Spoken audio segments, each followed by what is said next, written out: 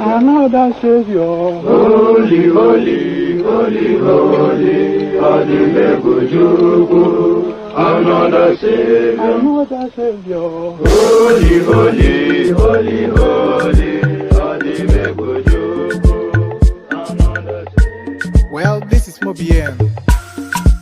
This is dedicated to the gallant heroes of the Nigerian Biafra War and IPO families all over the world.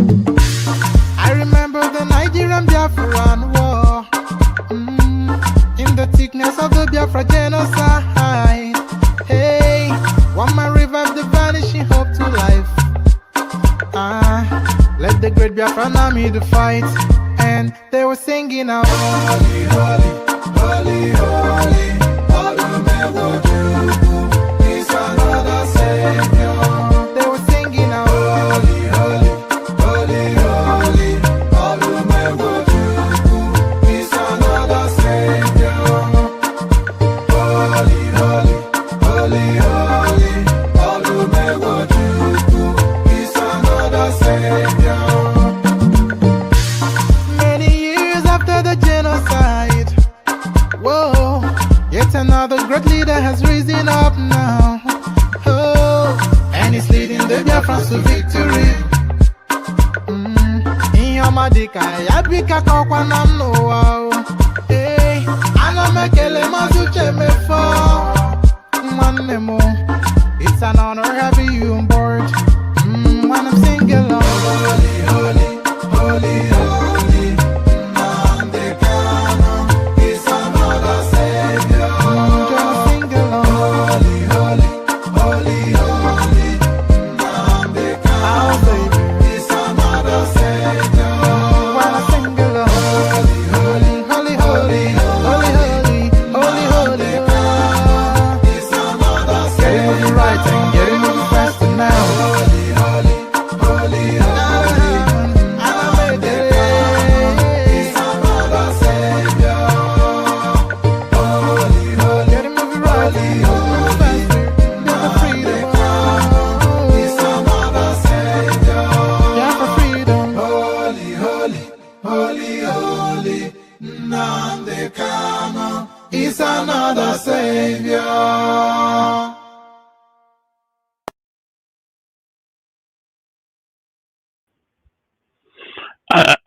Pardon me. And there it is right there. Let me remove that from the screen. So there it is right there. Holy, holy, holy. Nnamdi Kanu is their mother savior. So Nnamdi Kanu, their mother's savior. Let's get straight into it and start it off immediately. And by the way, we're going to be doing a big session on Nnamdi Kanu.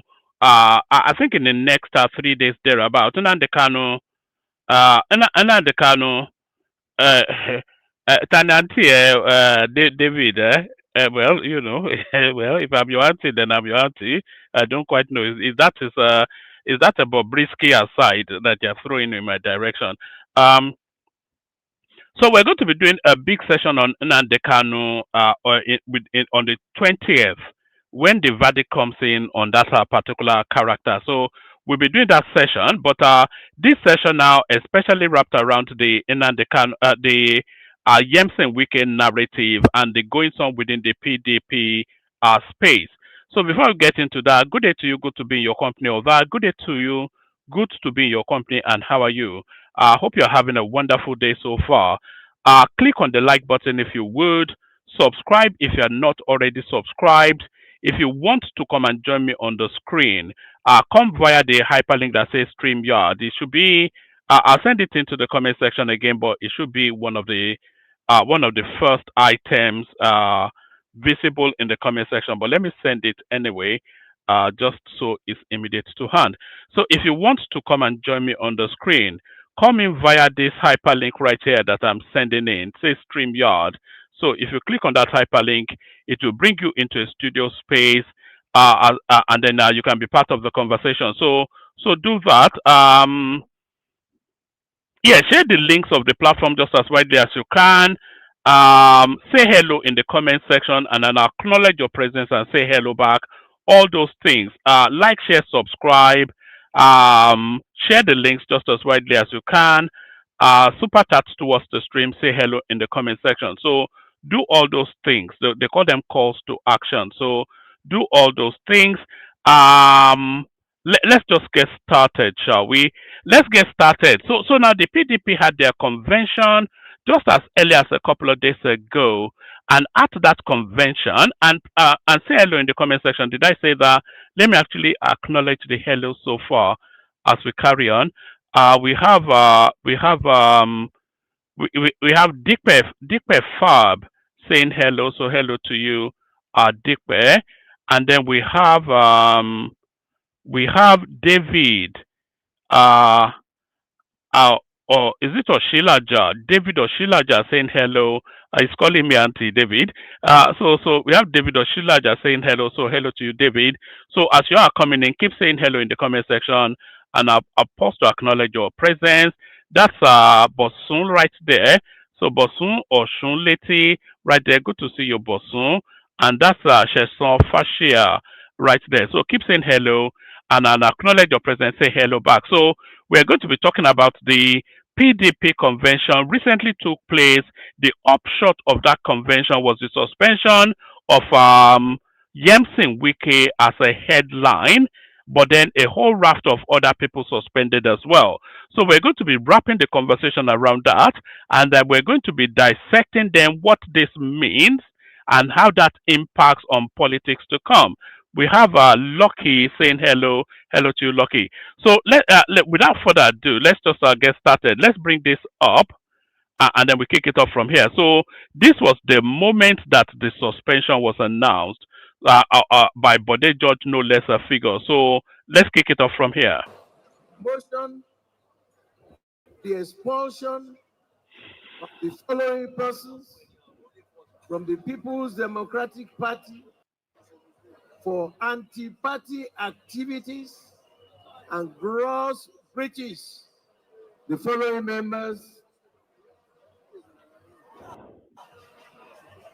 His Excellency Wike, His Excellency Ayo Fayoshe, Senator Samuel Anyang, Honorable Umar Batur, Adeyemi.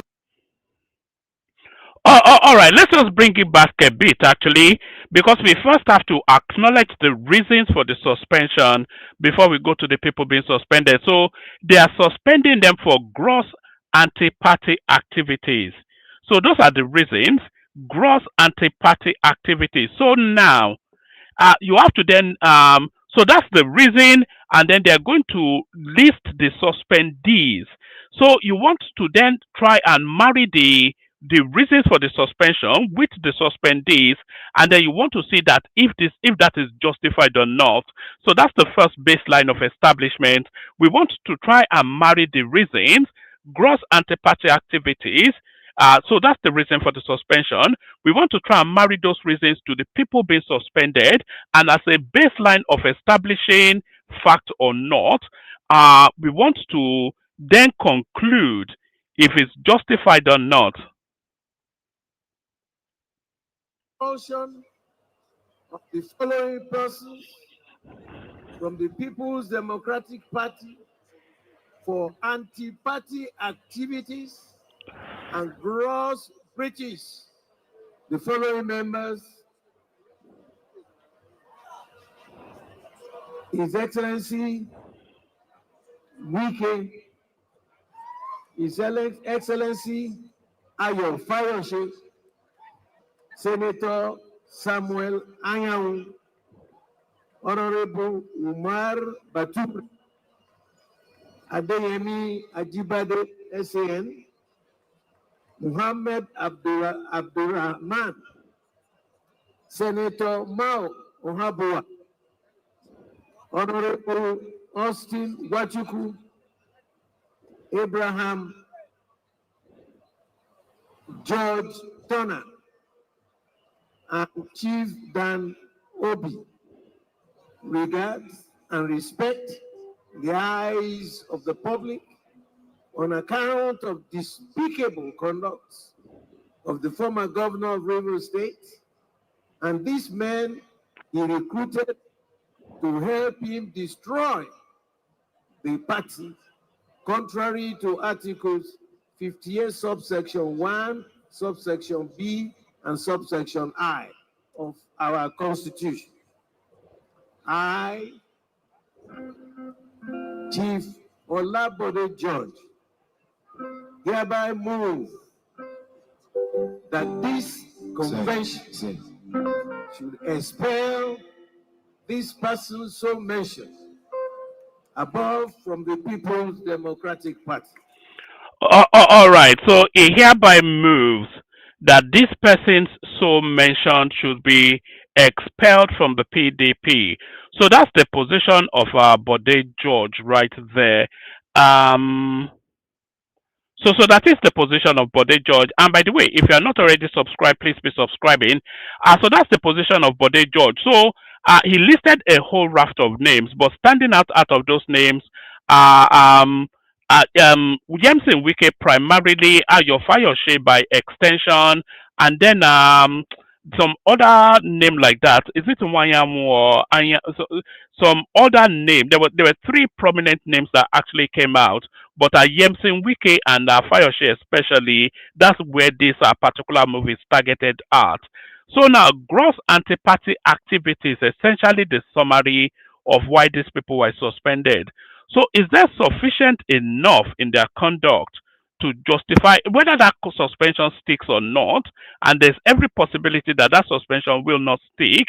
But is there sufficient enough in the activities of these people to justify that suspension based on the reasons given?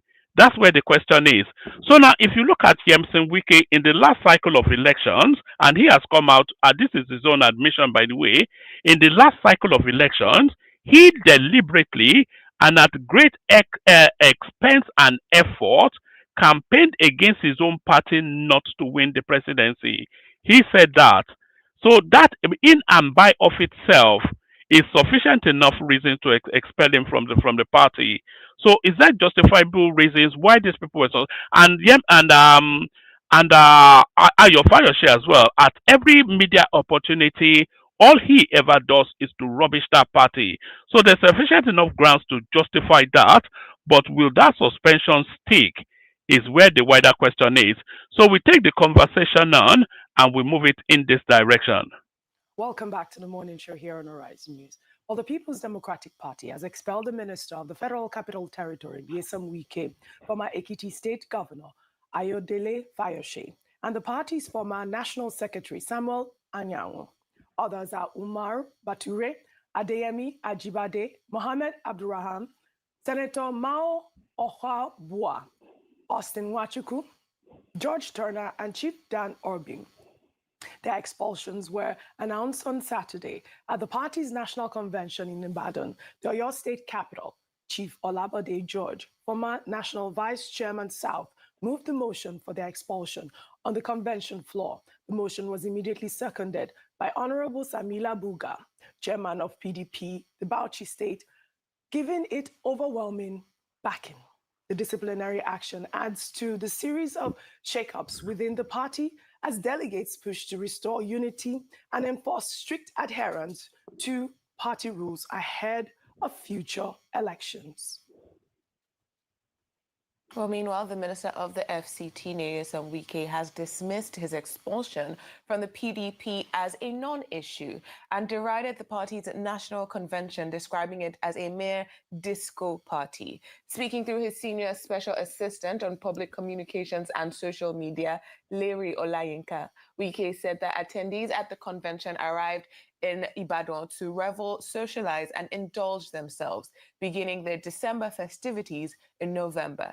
He said the event lacks seriousness, characterizing it as a mere disco party attended by individuals recovering from alcohol, adding that the intoxicated mood of the participants explains the nature of the statement emerging from the convention.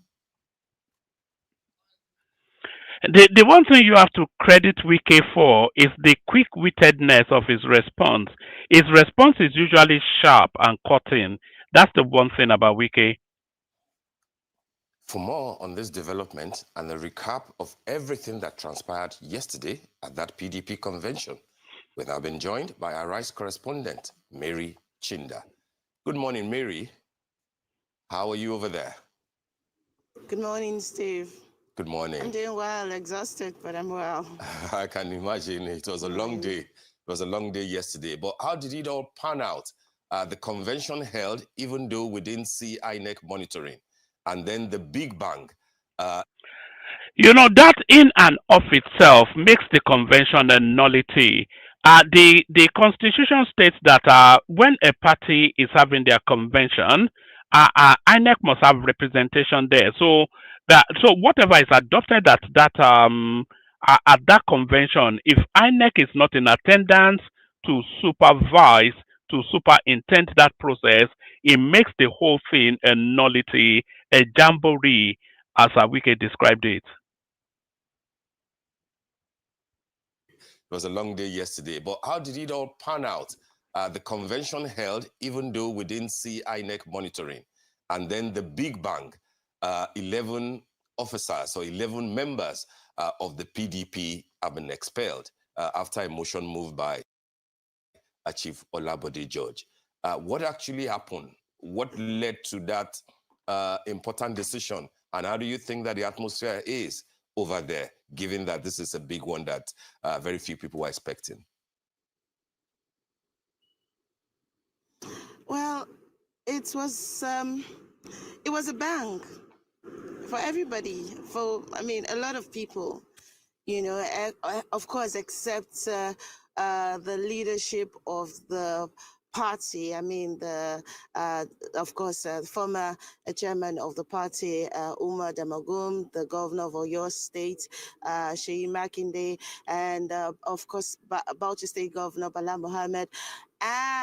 They were all in on it, including the governor of Zamfara State.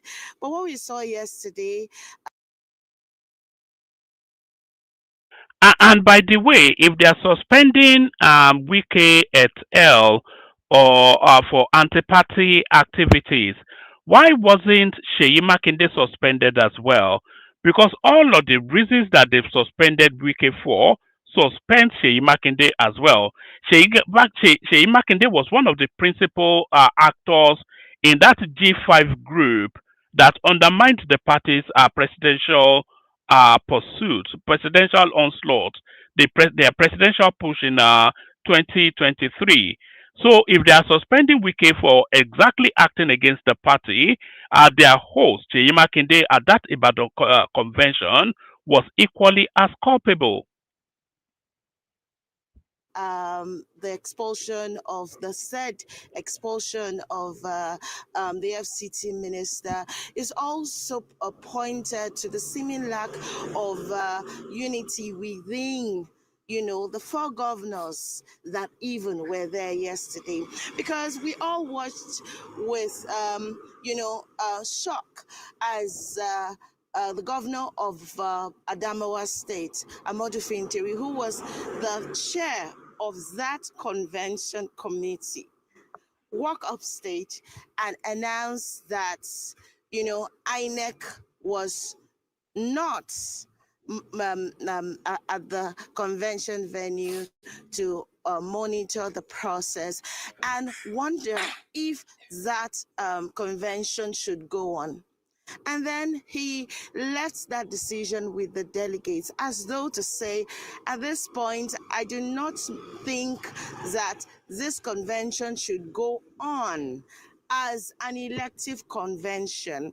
I guess those were moments when, between or amongst them, the governors, they were beginning to have some disunity, some rancor, and then after he said that, he went back to the VIP stand. And then moments later, PDP chieftain, Chief Olabode George, came up stage and moved the motion for the expulsion of the FCT minister, Barrister Nyesom Wike, the national secretary of the party, Senator Samuel Anyanwu, Chief Danobi, and others, national legal advisor George Turner, and others. Mostly, all of those in the Wike camp. And next thing, we notice that the chairman of the National Convention Organizing Committee had taken a walk from the convention, dissociating himself with the convention. And minutes later, we find the tweet. So you can see then just why Wike is describing it as just a drunken jamboree. Even within that convention, a lot of the senior actors were moving in terms of their body language to dissociate themselves from the decisions being made. So the whole thing is a farce from start to finish.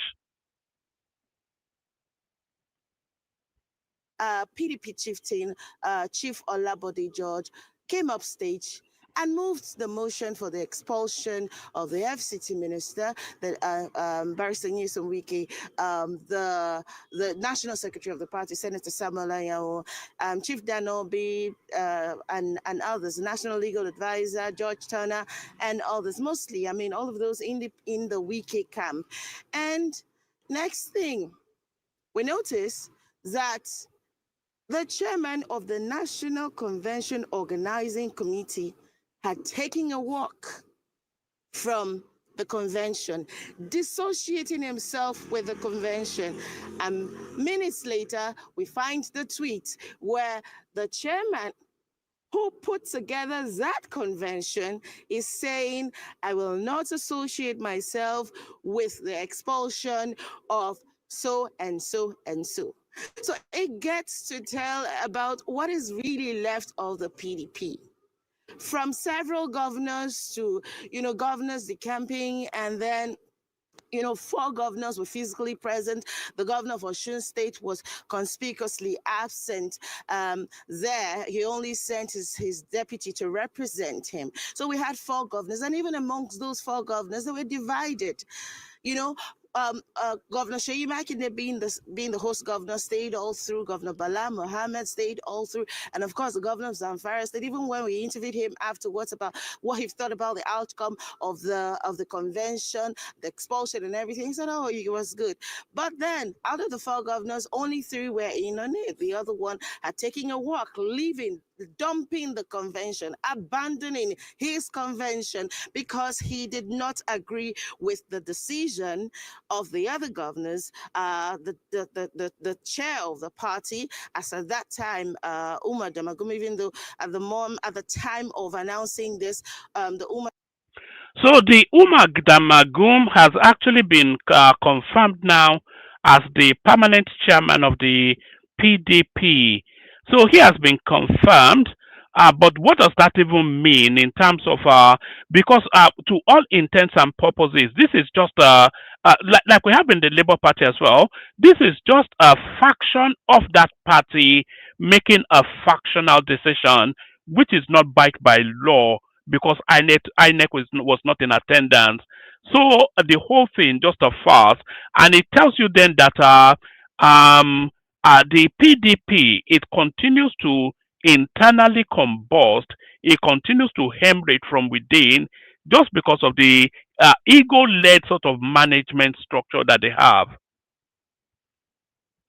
Damagum-led NWC had been dissolved, but he did not agree with the expulsion. And I hear that the FCT minister's aide has been, has dismissed it, saying that was a charade or a party or something. But the mood of most of the attendants yesterday, the delegates rather, at the point where INEC, they did not find INEC. Yeah. Was that of what exactly are we doing here? But of course, some of the delegates carried on with voting. I was almost made to believe that INEC was there. But myself and other journalists, we kept insisting, could he show us, could he show us, could he take us to INEC, could we just see proof that INEC was here? And, the party at those moments could not, point a finger to say, oh, this is INEC, they've come, they've, and all of that. So it was just what it was. Thank you very much, Mary. Now, let's ask some questions. Of course, the minister's aide has responded saying that making light of the convention yesterday. So, in your opinion, how important is this convention, particularly as half of the PDP governors that we currently have were present at the convention, and how significant is the Minister Nyesom Wike's expulsion from the PDP, particularly considering the G5 governors we had in last year's election, and the fact that Governor Seyi Makinde was a part of that.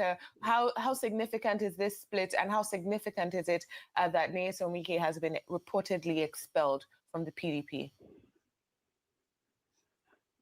Yeah, I wouldn't exactly want to share my opinion, but I'll share the pulse of political observers who spoke to us, at the convention and even over the phone, trying to analyze this yesterday. Yes, we know that in 2023 or before 2023, we had Governor Wike leading the G5 governors, where we had Governor Okezie Ikpeazu and Governor Seyi Makinde, Samuel Otom, and one other governor from Enugu State, Governor Ifeanyi Ugwuanyi. However, we see this expulsion is coming at a time when political observers are keenly expectant that the PDP maybe has a chance to put its house in order, come to the negotiation table with all aggrieved parties and see how they can agree on certain things just ahead of 2026. Because 2026 is the campaign year ahead of the 2027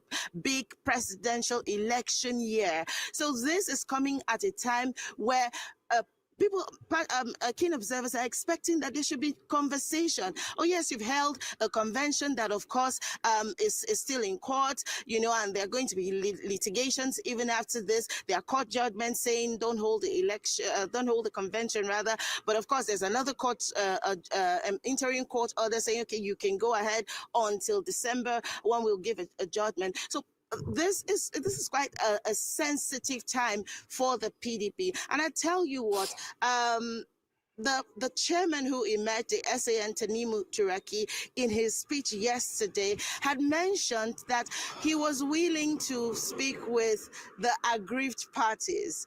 And then that left people wondering, which of the aggrieved parties are you speaking about? The aggrieved parties that have been expelled from the party, or what other factions are you willing, to speak to? But for him, He cannot speak to the aggrieved parties now if they are no longer members of the party. So, on what authority or what would be the basis of that conversation? You've expelled them to the party. You've expelled them from the party, which is to make them just removed from the party, and then you want to go and speak with them on the basis of what? To try and smoothen what out. They are no longer members of your party. So what will be the parameters of that conversation? What will be the subject matter when you've already? So it's just this usual back to front sort of thing that you see with the PDP. This is a big tax. According to all that he said in his opening speech, it was a big tax, and he's saying that the new NWC would be equal to the tax. I tell you what, again, and this was yesterday, most of the positions in the NWC were already zoned, right? And those zones had endorsed members, certain members. In fact, most of the members of that NWC. That entire election yesterday was just for two offices. The office of the national chairman, which of course is a big deal for the opposition party at this time, and the office of the deputy national organizing secretary. All right. That was what all of that convention was about. Hours of voting and all. And it was just for those two offices. All right, Mary Chinda, thank you for your coverage. I mean, I watched the convention a little bit, and it appeared to be a voice vote. There was people a resounding yes for Wike and the others, their expulsion. And like Adesua has mentioned, Wike has responded through his spokesperson. He said that the convention lacks seriousness. He also mentioned that, the party, describing it as a disco party attended by, and I quote, people recovering from alcohol. Now, we know that Wike's expulsion is particularly significant given his current position as FCT minister in President Tinubu's APC government. And I haven't heard what you said about the evidence that the party presented to support his expulsion, particularly. I know that Chief Bode George described Wike's conduct at in the PDP as despicable, quoting Section 40 of the Constitution. That's one question. The other is, do you know the story about Ayo Fayoshe's expulsion? Do you know the story behind it? I know he's been quite controversial, but a very prominent member of the PDP for years. What specifically led to this action against Fayoshe as well? I mean, it's not unconnected to the fact that Ayo Fayoshe is in the Wike camp. And he's been quite vocal about his stance on the PDP, and the fact that he just did not agree with, the Damagum-led NWC and the convention. I mean, it's the same thing with that of the national secretary of the party, who 2 weeks or 3 weeks before the convention was suspended, and then he and his faction too suspended the chairman of the party at that time, Umar Damagum, the national publicity secretary. It's all a game. It's all, it's all the infighting. The crisis is just deepening, within the party. For everyone who was expelled, who was in the Wike camp, it was basically because of their stance, the internal, or better still, what the party would describe as anti-party activities that is not unconnected to the Wike factor. All right, Mary Chinda, thank you for your reporting. Thank you very much indeed. We'll follow up on the story. All right, so let's pick up the analysis from our TVC. So let's move it on to here. Barrister, what's his name now? The EFCC boss. We wish you Godspeed. Barrister, what's his name now? The EFCC boss. Ola Olukoyede, we wish you well. Okay, then to our next story. Let's talk politics now. And by the way, the link is in the comment section. Anybody that wants to come in.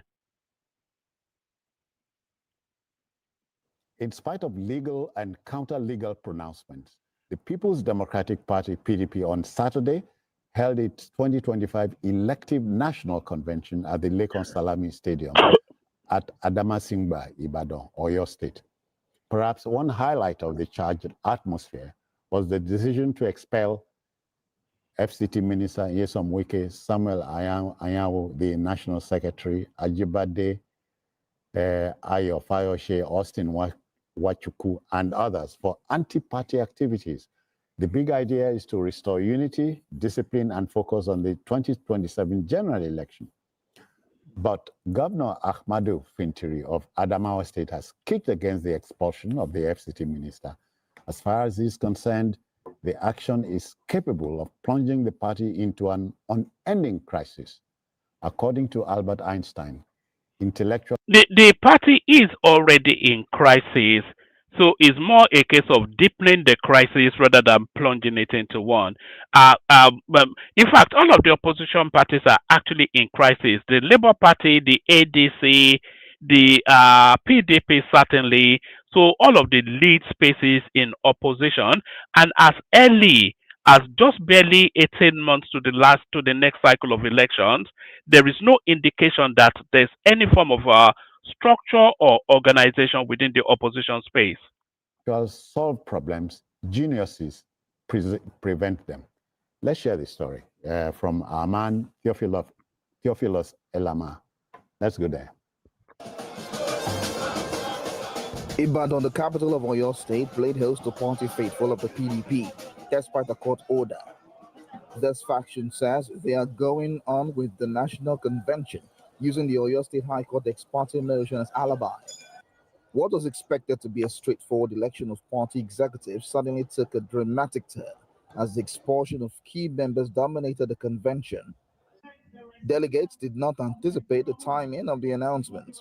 For journalists covering the event, information circulated rapidly, though many details remained unclear. Then came the defining moment. Party chieftain, but the delegates did not I never knew Natasha Akpoti was, of course, she's a member of the PDP, but there she is in presence at that convention. So that was Natasha Akpoti right there. anticipate the timing of the announcement. For journalists covering the event, information circulated rapidly, though many details remained unclear. Then came the defining moment. Party chieftain Bode George stepped forward and broke the news. The expulsion of the following persons from the People's Democratic Party for anti-party activities and gross breaches.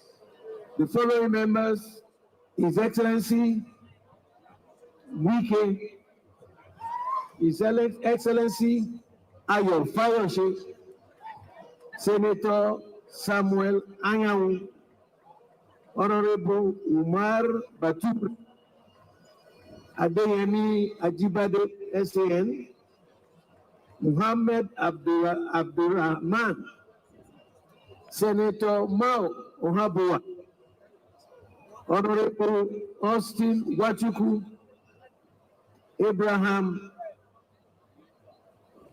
George Turner, and Chief Dan Obi. Regards and respect the eyes of the public on account of despicable conduct of the former governor of Rivers State and these men he recruited to help him destroy the party, contrary to Articles 58, subsection 1, subsection B, and subsection I of our Constitution. The declaration triggered mixed reactions among PDP governors, some startled, others unfazed. Before long, responses began to pour in. What we need is entrenched unity of purpose and better resolve and courage to soldier on beyond the election of our national officers. In the absence of INEC, and as contend with merits of litigation for and against this convention, as the chairman, NCOC, it is not within my prerogative to go on with this exercise. It is for the delegates to decide. In the case of Imo, So even the chairman of that particular convention is rejecting. You heard him. Is rejecting that motion to suspend all these leading members of that party.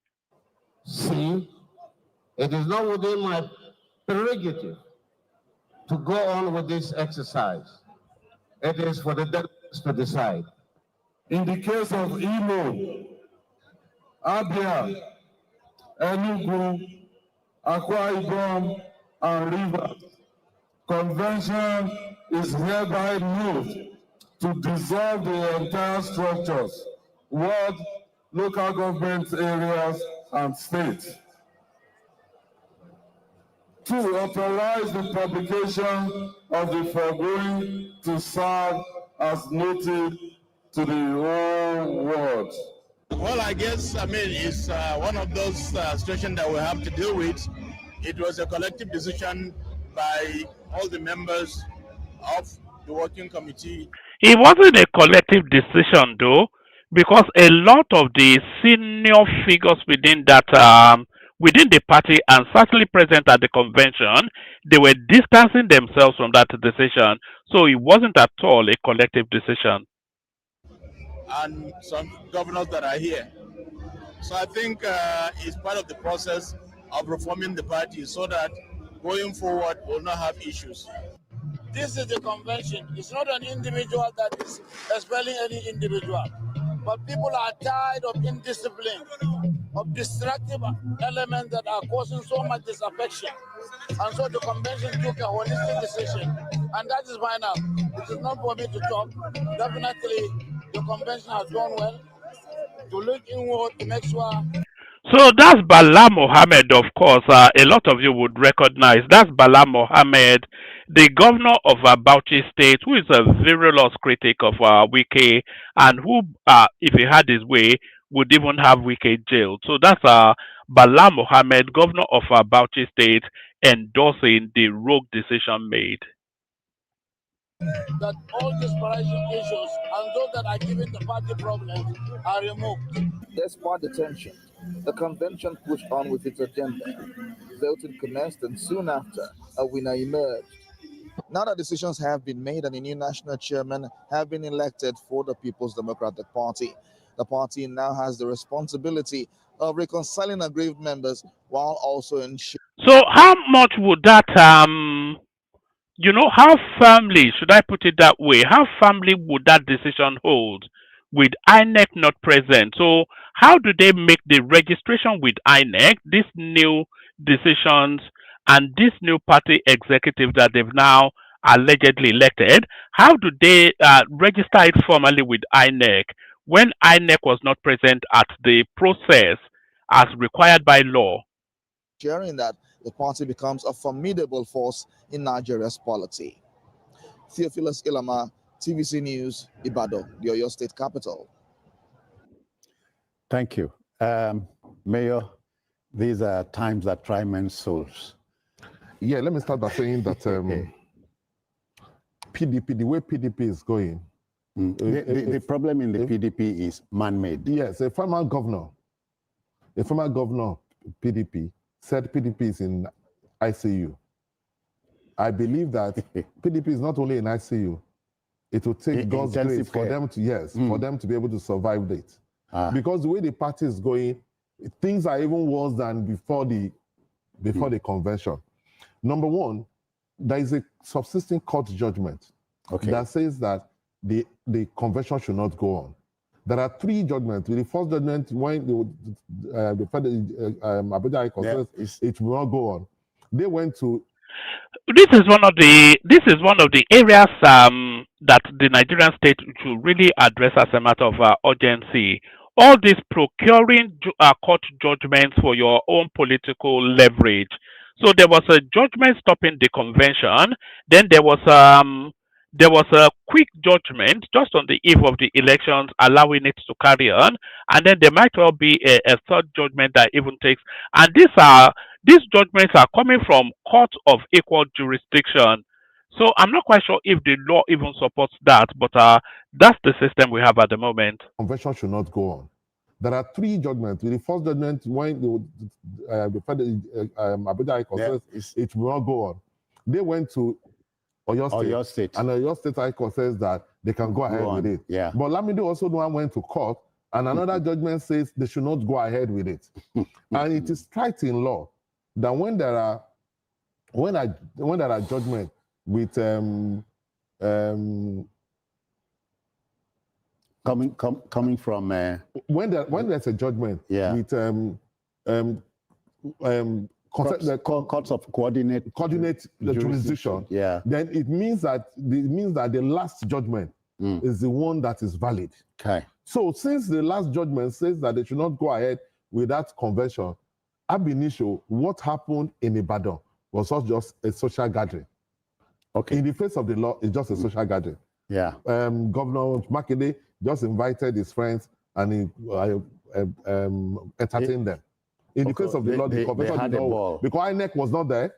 Yeah. Because they should not go ahead with it. So you cannot put something on nothing. So whatever decision was taken there is a nullity.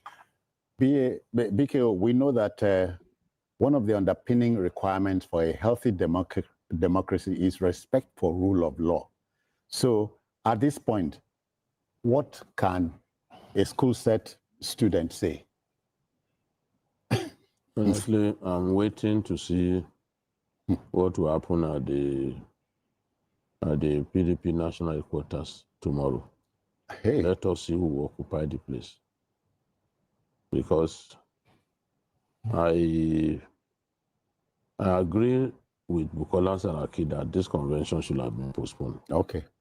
Yes, people like Governor Makinde wanted to ensure desperately that the convention went ahead so as to pull the rug from underneath the feet of people like Nyesom Wike, who did not want it to happen.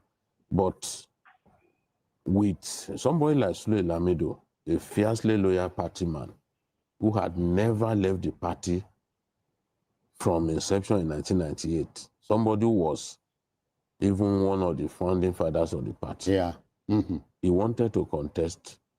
The party leadership barred him from contesting for chairman.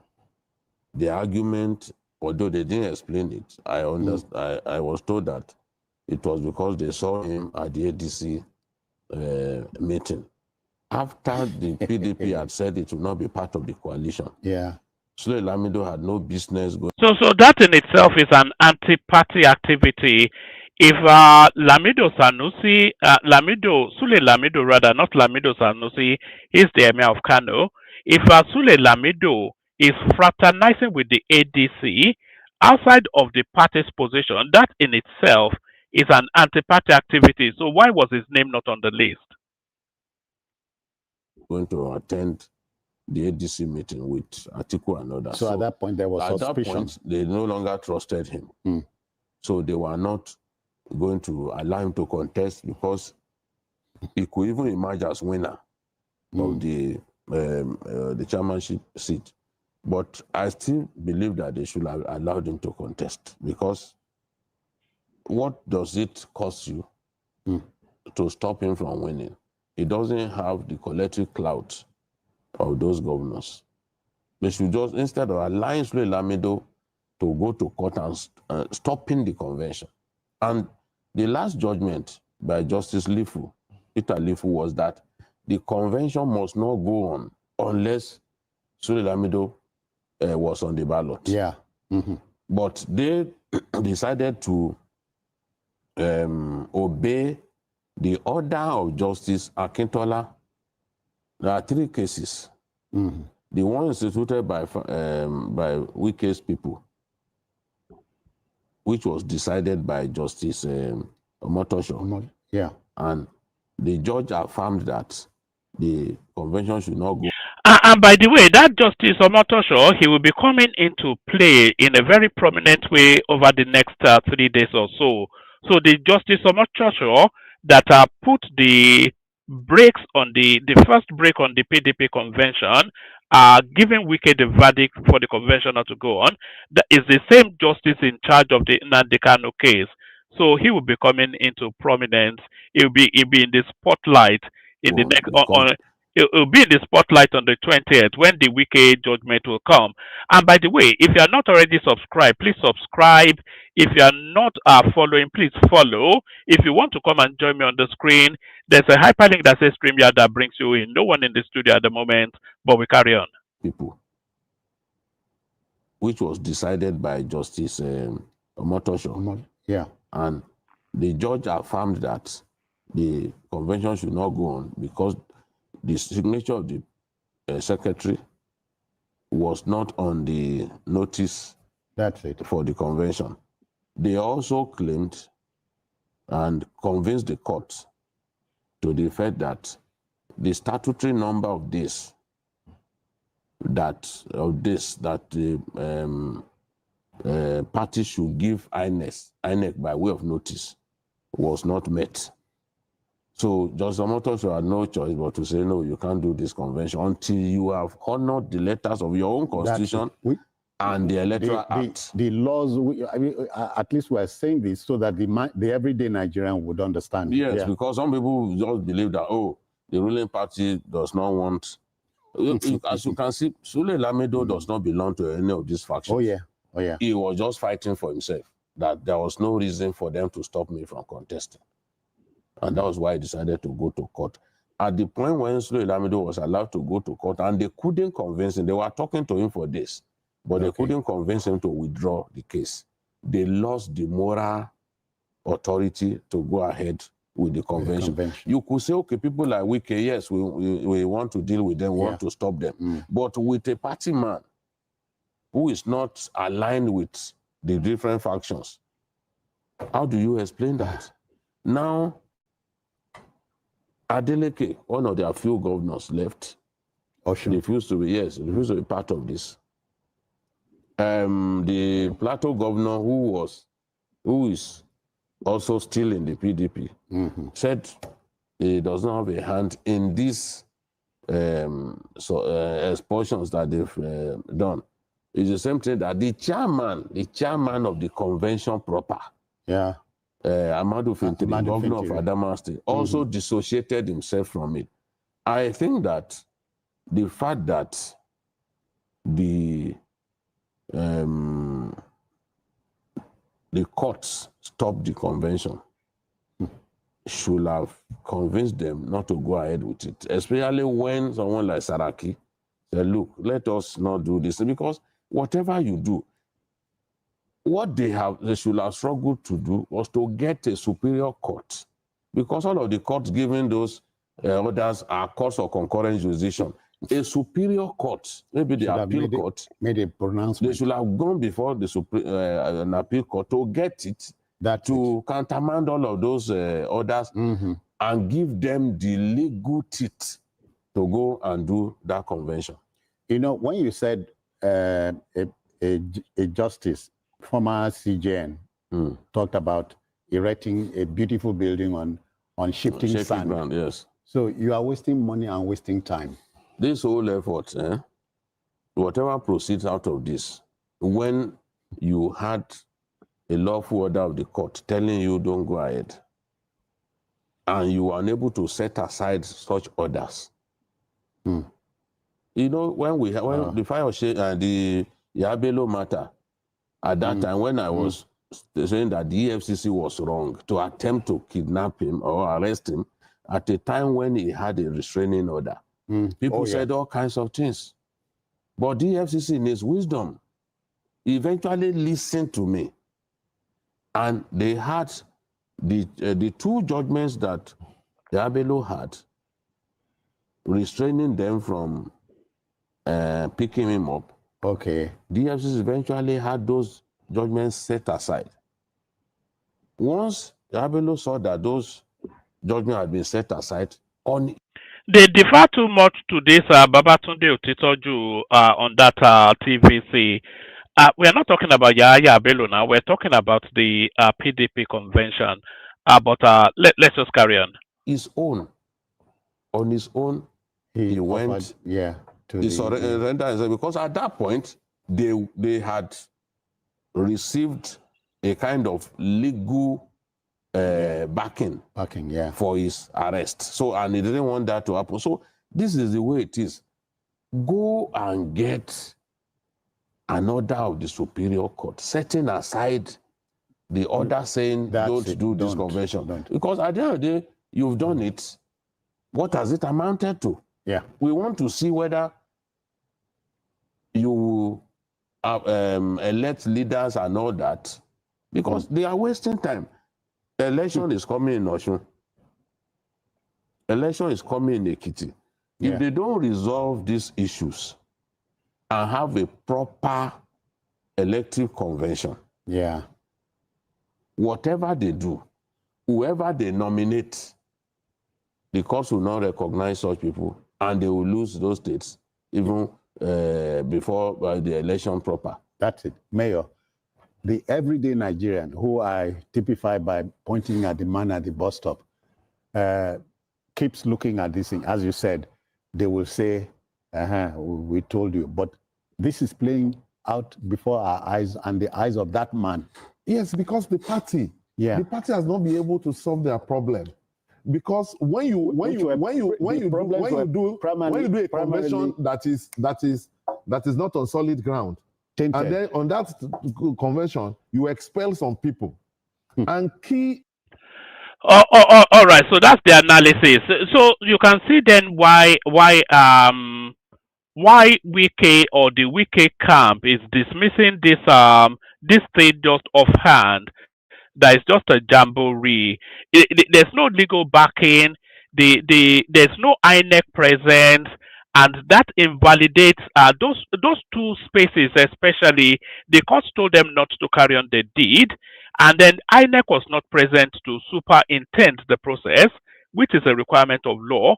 So those two spaces already invalidate anything that goes on there. So it becomes a nullity and just a jamboree, as Wike described.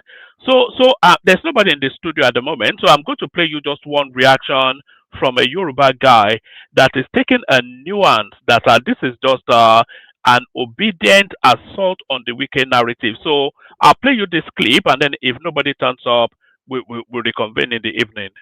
It is Southeasterners that started this rumor that Wike is grabbing people's land in Abuja. It is Southeasterners. All right, that actually speaks to a different space. There's one other storyline actually that I wanted us to bring forward. Is the narrative of that officer that affronted the Wike at the land dispute in Abuja. So apparently, allegedly, there was an attempt at his life. This is what's been alleged. It says FCT police officers clash with Lieutenant Jerima over cover plate number. So this guy now is in the eye of the storm and is very much being targeted. In a dramatic showdown, the FCT police command interrogated Lieutenant A.M. Yerima of the Nigerian Navy after observing that his vehicle number plate was deliberately covered. So, these are people that act impugnously outside of the law just because it's a Fulani man. If you that the law does not, and it's a military officer, if you that the law does not bind him. FCT police officers clash with Lieutenant Jerema over covered plate number. So, in a dramatic showdown, the FCT Police Command interrogated Lieutenant A.M. Yerima of the Nigerian Navy after observing that his vehicle number was deliberately covered.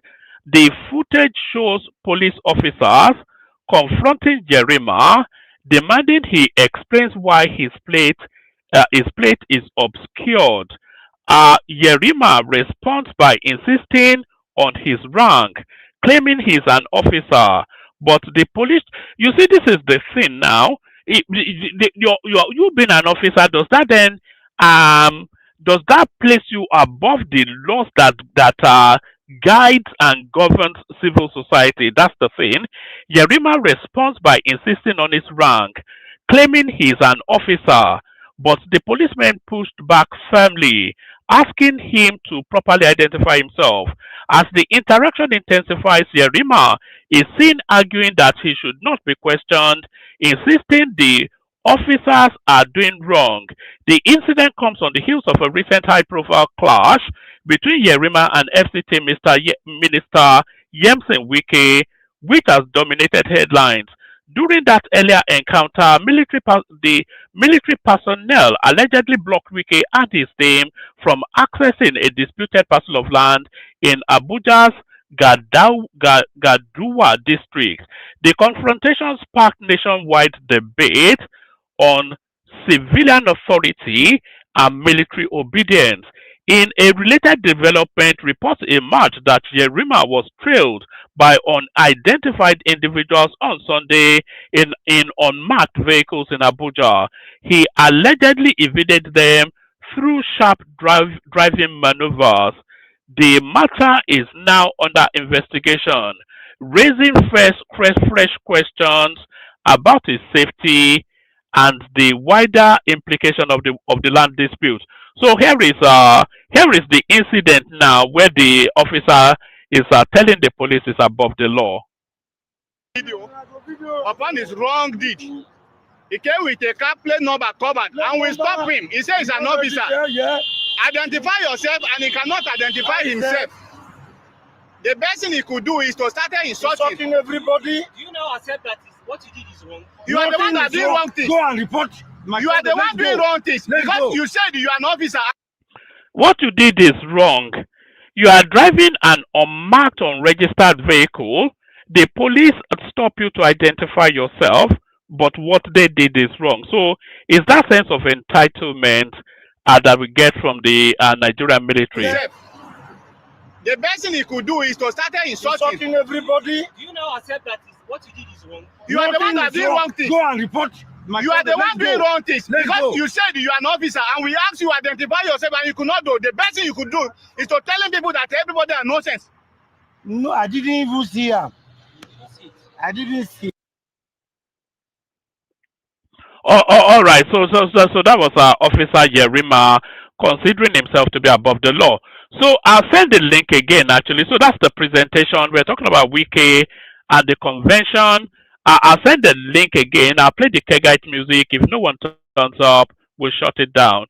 So we play the Kegite music. See if anybody turns up. Only water, where they see ma. Water, only water, where they see ma.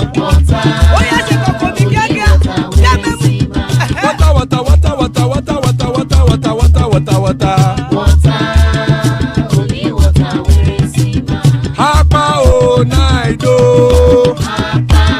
Hapa o naido. Hapa you don't come o.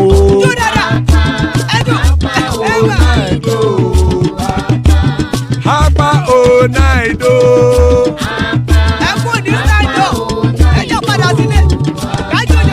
Oro keke elemu ye o. Ide shodi ya kekere elemu re o. Obi master kekere elemu re o. Chifu Failati kekere elemu re o. Eruku lele elemu de. Eruku lele ẹgbẹ́ ẹlẹ́mu dòde ojàre o. Eruku lele Ghana ti dé ẹgbẹ́ bọ́ọ̀dì o. Ọmọ ẹlẹ́yẹ ẹyẹ o ó dìle o. Olúyẹ̀lá ẹyẹ o ó dìle o. Petrosodana ẹyẹ o ó dìle o. Petrosodunke ẹyẹ rẹ̀ ó dìle o. Ẹlẹ́kọ̀ ọ̀run mú ìní o.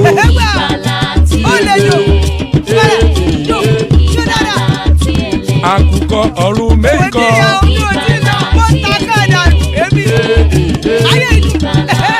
Ikú kò ní ríwà gbéṣe o.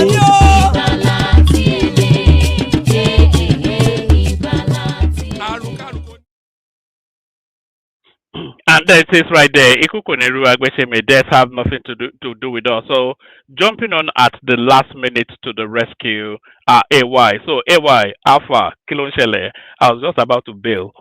Yeah, good morning, woman. Oh, I'm the only person here. Yeah, you're the only person here so far. I just heard you working for your Oga at the top. You are busy this morning, eh? Which Oga am I working for? You don't know your Oga at the top. But how am I working for the Oga? Is it Yerima or Wike? Is the same person? No, Tinubu is the same person. Wike, all of you are working for now to destroy PDP. That's what is going on. But is the PDP not destroying that's itself? What I really wanted to yeah, is the PDP not destroying itself?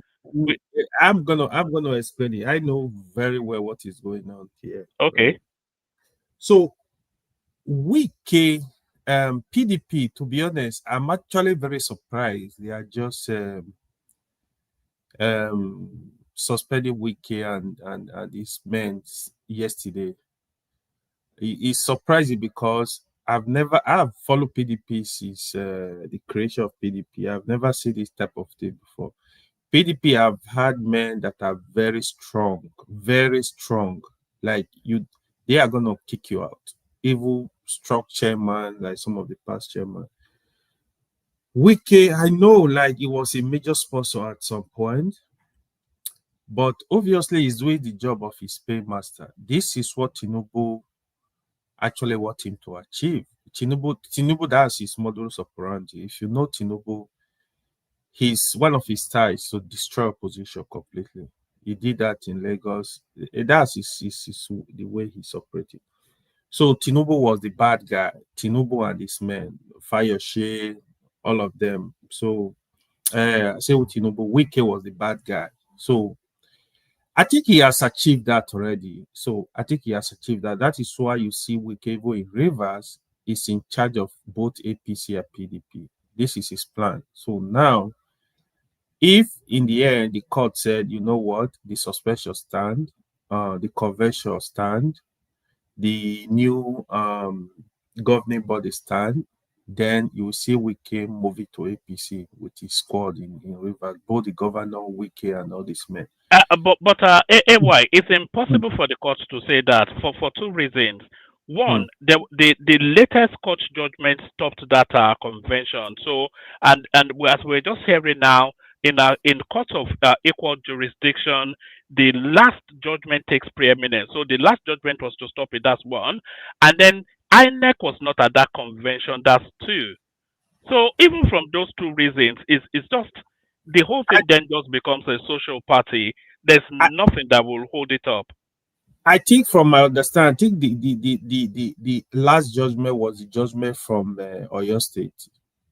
No, there was one after that from Sule Lamido, who wanted to be on the ballot to be the chairman of that. There was a judgment from Oyo State before that convention. Yes, there were three judgments. The first judgment was from the Wike camp to stop the convention, and then there was an Ibadan judgment that stood aside that judgment, and then in the last minute there was another third judgment from Sule Lamido, who wanted to contest to be chairman of that party, but because they said he was fraternizing with the ADC, they stopped him. So he got a judgment to stop that convention. So the last judgment stopped that convention. And as I said, INEC was not even there. Yeah, I know INEC, you're not there. So, but however, I call it PDP House of Commotion. So we are gonna see what is gonna happen. I know the court are still gonna come in. Let's wait. I know INEC, you're not there. I don't know how that will affect the convention. But I have a part of the agreement, like when they were negotiating, right, with Wike position was is if they want settlement, they must not produce a candidate for 2027. So obviously that's why I said, not only that, Wike is definitely working for Tinubu. He's working to destroy PDP and the opposition, really. But even the opposition also blame them because they are not ready. Because look at what they are doing. You cannot defeat a ruling party, not only a ruling party, a Tinubu ruling party, with the kind of behavior they are exhibiting. Because for you to even start a chance, all the opposition must come together. But as I see it now, Atiku is on one side, Peter Obi is on one side, the other factionalized PDP, they are on one side. So all of them must come together. I don't see that happening. It's sad, but I think if at all the court approve this convention, I think what PDP needs to do, it sincerely, I will forget about 2027. Yeah, you can just have a candidate. I know Sheyi Makinde want to be a presidential candidate. You can just have a candidate, but I would just go and strategically build the party for 2031, because 2027, obviously, you can't do anything except they can form some kind of alliance. I don't know what that alliance is going to look like, because I see Peter Obi is still going to stand in a party. I don't know what that party look like. Atiku is obviously going to be candidate of ADC, the way I'm seeing it, except there are other issues. It's really difficult for opposition at this point. I think they are impatient. They are not strategic. That's why people still give. Do you know why they are impatient? And let me agree with you first. I also agree that Wike should be suspended from that party. He should have been suspended a long time ago because Yep. he has held that party. He's held it to hostage pretty much since the last cycle of elections. But they have to do it properly. But the opposition space, you see, there's an element of desperation to opposition politics at the moment, because the main actors, this 2027 now is going to be the last window for the main actors in the opposition space. So 2027 is the last window for Atiku Abubakar. It's also the last window for Peter Obi because, of course, in 2031 power goes to the north, which then short will be out for what? That's 12 years. So that's his last week. So there's a lot of final opportunity politics playing out, and that's the desperation we're seeing. You are right. That is where it becomes very tricky, right? It's very tricky because I don't really see not supporting any fresh candidate from the south. You have to really convince them. I don't see them doing that. If I was just thinking of Yusuf Dati, if Yusuf Dati he really want to play politics, he want to be smart. He needs. If I were him, I'm gonna be building a structure towards 2031. Because that guy, I feel he understand the issues, speak to the issues. He might just be the candidate for 2031. You might have a change even in the north if he's able to galvanize by the mind of the northerner, the population, the talakawas, that's the common man on the street in the north. He will be another Buhari. And obviously, if he can come with a very strong message, obedient are gonna back him. So he is a candidate to watch in 2031 if he's ready to play the politics. You see, Yusuf that is going to be a candidate twice. He's going to be a candidate in 2027. He's going to be the Labour Party candidate He in should not 2020. contest. He will now. He has to test the waters now to test his strength and to. It's like apprenticeship sort of a thing. But if Peter Obi Yeah. is contesting, it's gonna be difficult. Yeah, but If Peter Obi will not be on the Labour Party candidate now. On the where Labour is he Party gonna ticket. be?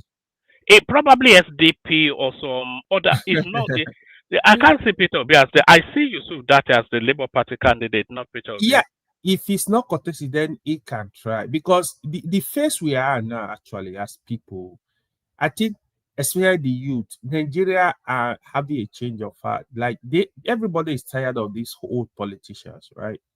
But if Yusuf that is strategies, he can learn from the school of Tinubu politics. Because one strength I see with Tinubu is very patient and strategic. Whatever you're gonna call him is good, but Tinubu is very patient and strategic. It's not. There are some level of luck when it comes to presidency, winning the presidential election, but I'm telling you, he's a good planner, he's strategic, he's patient. This is what is the strength of Tinubu. So I think that he can learn from that because I just want him to get ready for 2031. So he's able to kick out all these. But the other thing with that as well, you were saying he might well be a natural successor to Buhari. But the one thing about Dati is that it's too elite, it's too elitist. You know, it doesn't have. There's no connection between him and the Talakawas. It's not really. It's not really. It's not really. I don't think it's too elite. I think you don't might think that is too elite. No, it's not. It's not. So I could even say like it's too enlightened. It's too kind of educated. He needs to come down to the people. I will not call it elite. I don't think he is. So yeah, but it's still the same thing now. It's too educated. It's too posh. It's not relatable to the Talakawas. It's not relatable, and it doesn't know their language either. That is what I'm saying. So he needs to learn that language very fast right now. He needs to learn the language, because that is what the northern Talakawas, that's what they need actually. So they need somebody that is Buhari's strength as well. So the moment they see you as the bourgeoisie, or more, they don't care about you. They feel like you are not with them. So that's the game that is gonna play out. But 2027, unfortunately, like until we wait till early next year, I'm sorry for the opposition. I don't think they are ready. Even the obedient movement is running out of steam. Do you see that they no longer command the attention space now? The politics is getting tired of them. It's Just Peter the Obi now. yeah, It's Peter yeah. Obi. When you say that people, when people criticize Peter Obi genuinely, people think, oh, you hate Peter Obi. Peter Obi is not really a politician. Actually, he's an accidental politician. I would call him. He's not really a politician because if you watch 2023, his campaign was very religious and based on ethnic vibe. You know, not ethnic, but mostly the Southern vibe and the Christian part of the country. But if you can't win election in that way, it needs to tone that religious tone and come with a message. Although he come with a message, but on the other hand, you see, But it doesn't have it in him though, because Peter Obi has not stopped politicking since the last election. He's been it campaigning doesn't since. But look. he has not changed the tone of his politics. He's still very much in that religious ethnicity narrative. He has not expanded beyond religion and ethnicity. Nobody. I keep telling these people, nobody is gonna win election in Nigeria based on religion or based on ethnicity. It's gonna be a problem. People don't understand it. Yoruba tried it with Falaye, they lost against Obasanjo. So Yoruba people tried it. This is who we want. But Even the Northerners tried it 3 times with even the Buhari. Northerners tried it. And they tried lost. it. Yes. Exactly. Look at Abiola. Abiola, everybody love Abiola in the country. Even the Northerners refused to vote for their candidate. You know, it's Abiola. Do you get it? Look at Buhari. Buhari tried it 3 times. He thought he could win. They were deceiving him. Oh, yeah, he won. No, but until he came down to the south to form alliance, then he was able to win. So if you are coming with message, either you think you are Muslim or you are Christian, you want to play Muslim or Christian politics, it's failed already. Or you want to play tribal politics. Nigeria is very diverse. So you got to work with other groups. That's what will make you president, because Nigeria is people are very sensitive to this issue, because the moment they see you as a tribal bigot, it become a problem. Religious bigot become a problem, and we don't really need that. We need somebody that is free, that will respect people, that will protect people, irrespective of their religion, their tribe, whatever. That is what we need at this time, because the country honestly is too divided as we speak. So we need a better message that we somebody that is gonna be with the people. What's his name? Showore could have been that person, but Showore message, I think, is not resonating with the people. Sometimes he sounds like a distraction. I love Showore as a person, but I think, because I don't really believe Showore is corrupt. I think he understands the issues, he understands what is going on in the country, he understands the corruption, he understands a lot of underground things. But I wish you can have multiple Showore in every region that can, like mine, that can come together and rescue the country. Because at this point, that's what we need. So even it just like, let me just quickly comment on this. The video of that Yorima. These issues are not actually surprising to me. That is Nigeria. Nigerians, once they have opportunity, oh man, they will do whatever. They think they are above the law. So that Yerima, that is what is failing now. You can drive a car without a number. On the other hand, you look at the police, they are so corrupt, so dirty. That is the problem. It is a problem. You treat some people like king, like mini god, but you see people that don't have that opportunity, they don't have that power, they don't have who to call, then you are gonna bully and oppress them. That is what they do too. So the police are now, we need people to clean up all this mess. Trust me, police are going to stop you in Abuja now, in Lagos. If they know you are, is related to Tinubu, trust me, they're going to let you go no matter what. Oh, they know you can make a call to NSA. They are going to scare, they're going to run away. They know, oh, your father is one of top military guys. They're going to let you go, they're going to run away. But the oppression, we need a country that, irrespective, look at what happened in foreign country. You break the law, face the music.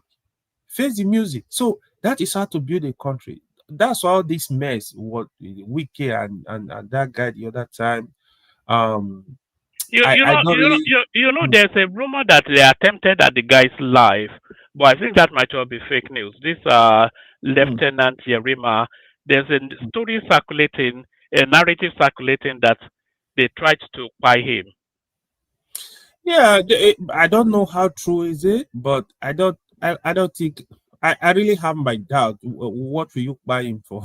I don't see any reason, but I think police should do their work, investigate and give Nigeria the report, but I really have my doubt. I have sufficient evidence to really comment on that. But in terms of rule of law in Nigeria, it is a mess. I just want this to get better. Evil people that the governors. Nigeria is just a funny place. Look at Obaseki, people we are just calling. Collected state money to establish company you want to be making money. States don't have a percentage of the businesses. Impunity is too much in Nigeria. Thank you. All right, brilliant, excellent. Well put by AAY, and thanks for rescuing the session. I was just about to bail out. Comrade Omoruyi with us as well.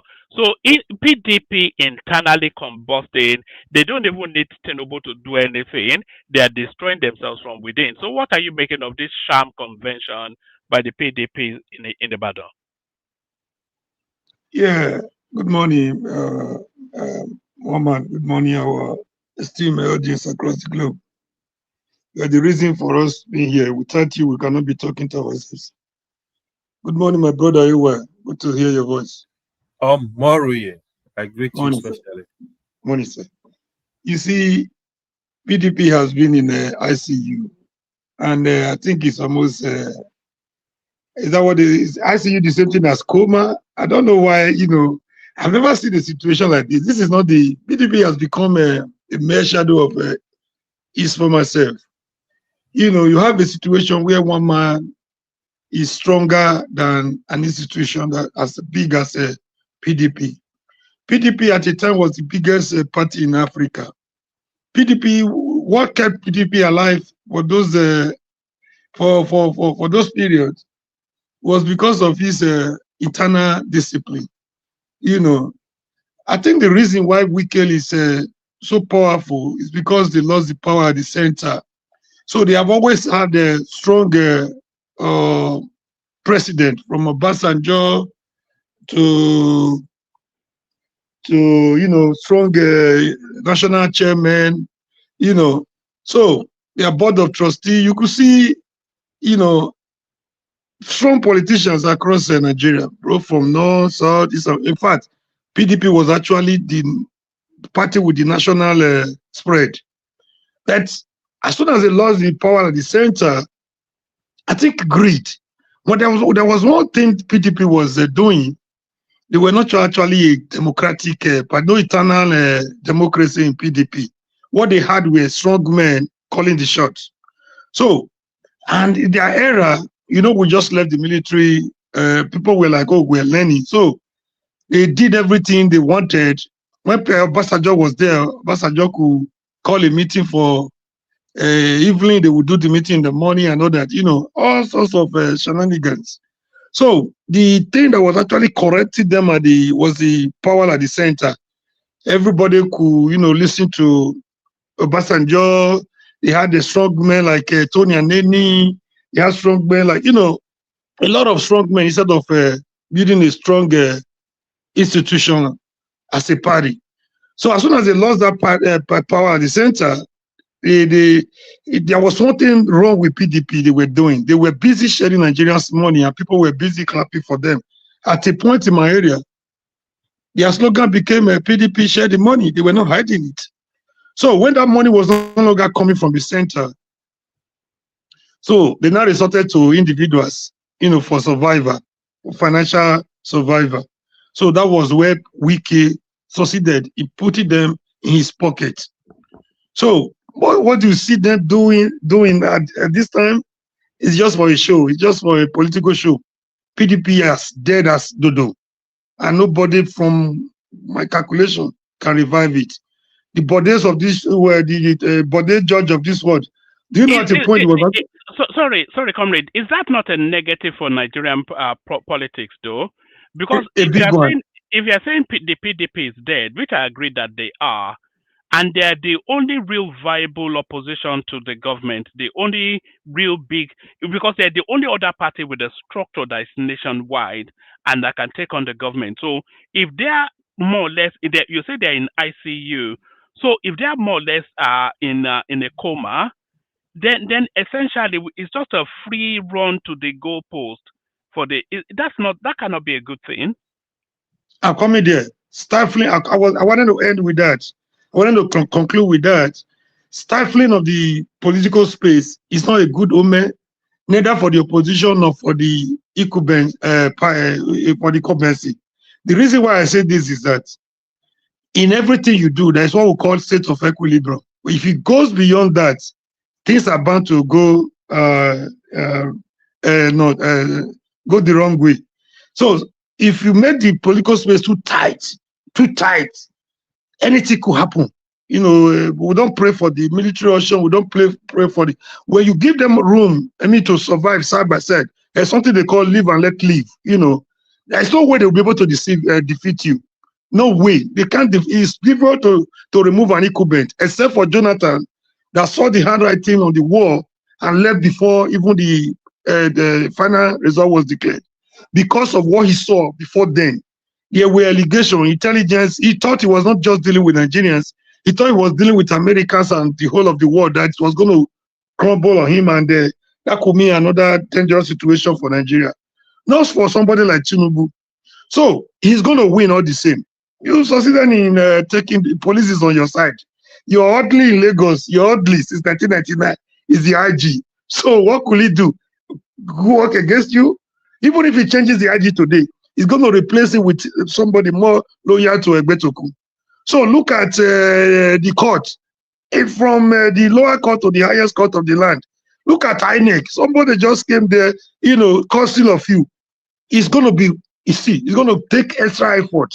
It's going to be more difficult for the head of a camel to pass through the eye of a needle than for somebody, an opposition, to come and remove the politician of Tinubu, except the unexpected or natural consequences, happens, So, telling the opposition that, I want them to die, I'm happy when I see them, dead, I think it's not a good pronouncement. And for the opposition, I don't think if he continue in this trajectory, the way he's going, and if he wins 2027, by 2031, everybody will have become a APC member. Go and mark to this date. If you continue, the only thing that slowed them down a little bit now is just this threat from this bully from America.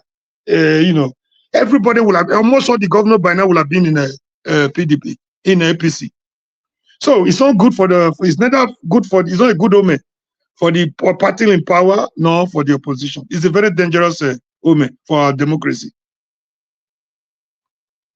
So, having said that, all right. Do you want to give us a flavor on Lieutenant Yerima, who tells us that he's above the law? That they stopped him in this is a guy that is in the eye of the storm at the moment, and is driving a car without a license plate. And then they stop him in Abuja. And then let me actually play you the clip. It's only 30 seconds. They stopped him in Abuja, and then he says, "Do you know who I am?" And he's doing all this. Video upon his wrong deed. He came with a car plate number covered, and we stop him. He says he's an officer. Identify yourself, and he cannot identify himself. The best thing he could do is to start insulting everybody. Do you now accept that what you did is wrong? You are the one that did wrong thing. Go and report You are the one doing wrong things because you said you are an officer and we asked you to identify yourself and you could not do. The best thing you could do is to telling people that everybody are nonsense. No, I didn't even see him. I didn't see. So that's Lieutenant Yerima, the one that was confronting Wike at the land dispute, being stopped by the police, a car unregistered, unlicensed plated, and then he's insisting that it's above the law. So what are you making of the entitlement of the military in Nigeria? Yeah, one man. I think that it looks scripted. You see the way it looks like a script. It looks like some people are. A lot of people have made a lot of videos out of. To trust Nigerians, right? They have done a lot of things, music, script. Trying to survive based on what has happened. This is a big distraction for. This is exactly what is killing our. They leave the object and pursue shadow, so they will look for the cheapest way to make their own money out of what has happened between Wike and Yerima. If you look at that video very well, it doesn't look real. They could not capture the face of Yerima, and the way all of them were talking simultaneously. They cannot talk in that situation like that if it were actually they were police. It looks like a script. It doesn't look real to me.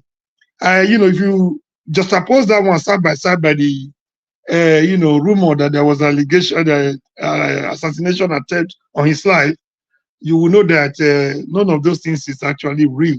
Why would they want to assassinate him in the first place?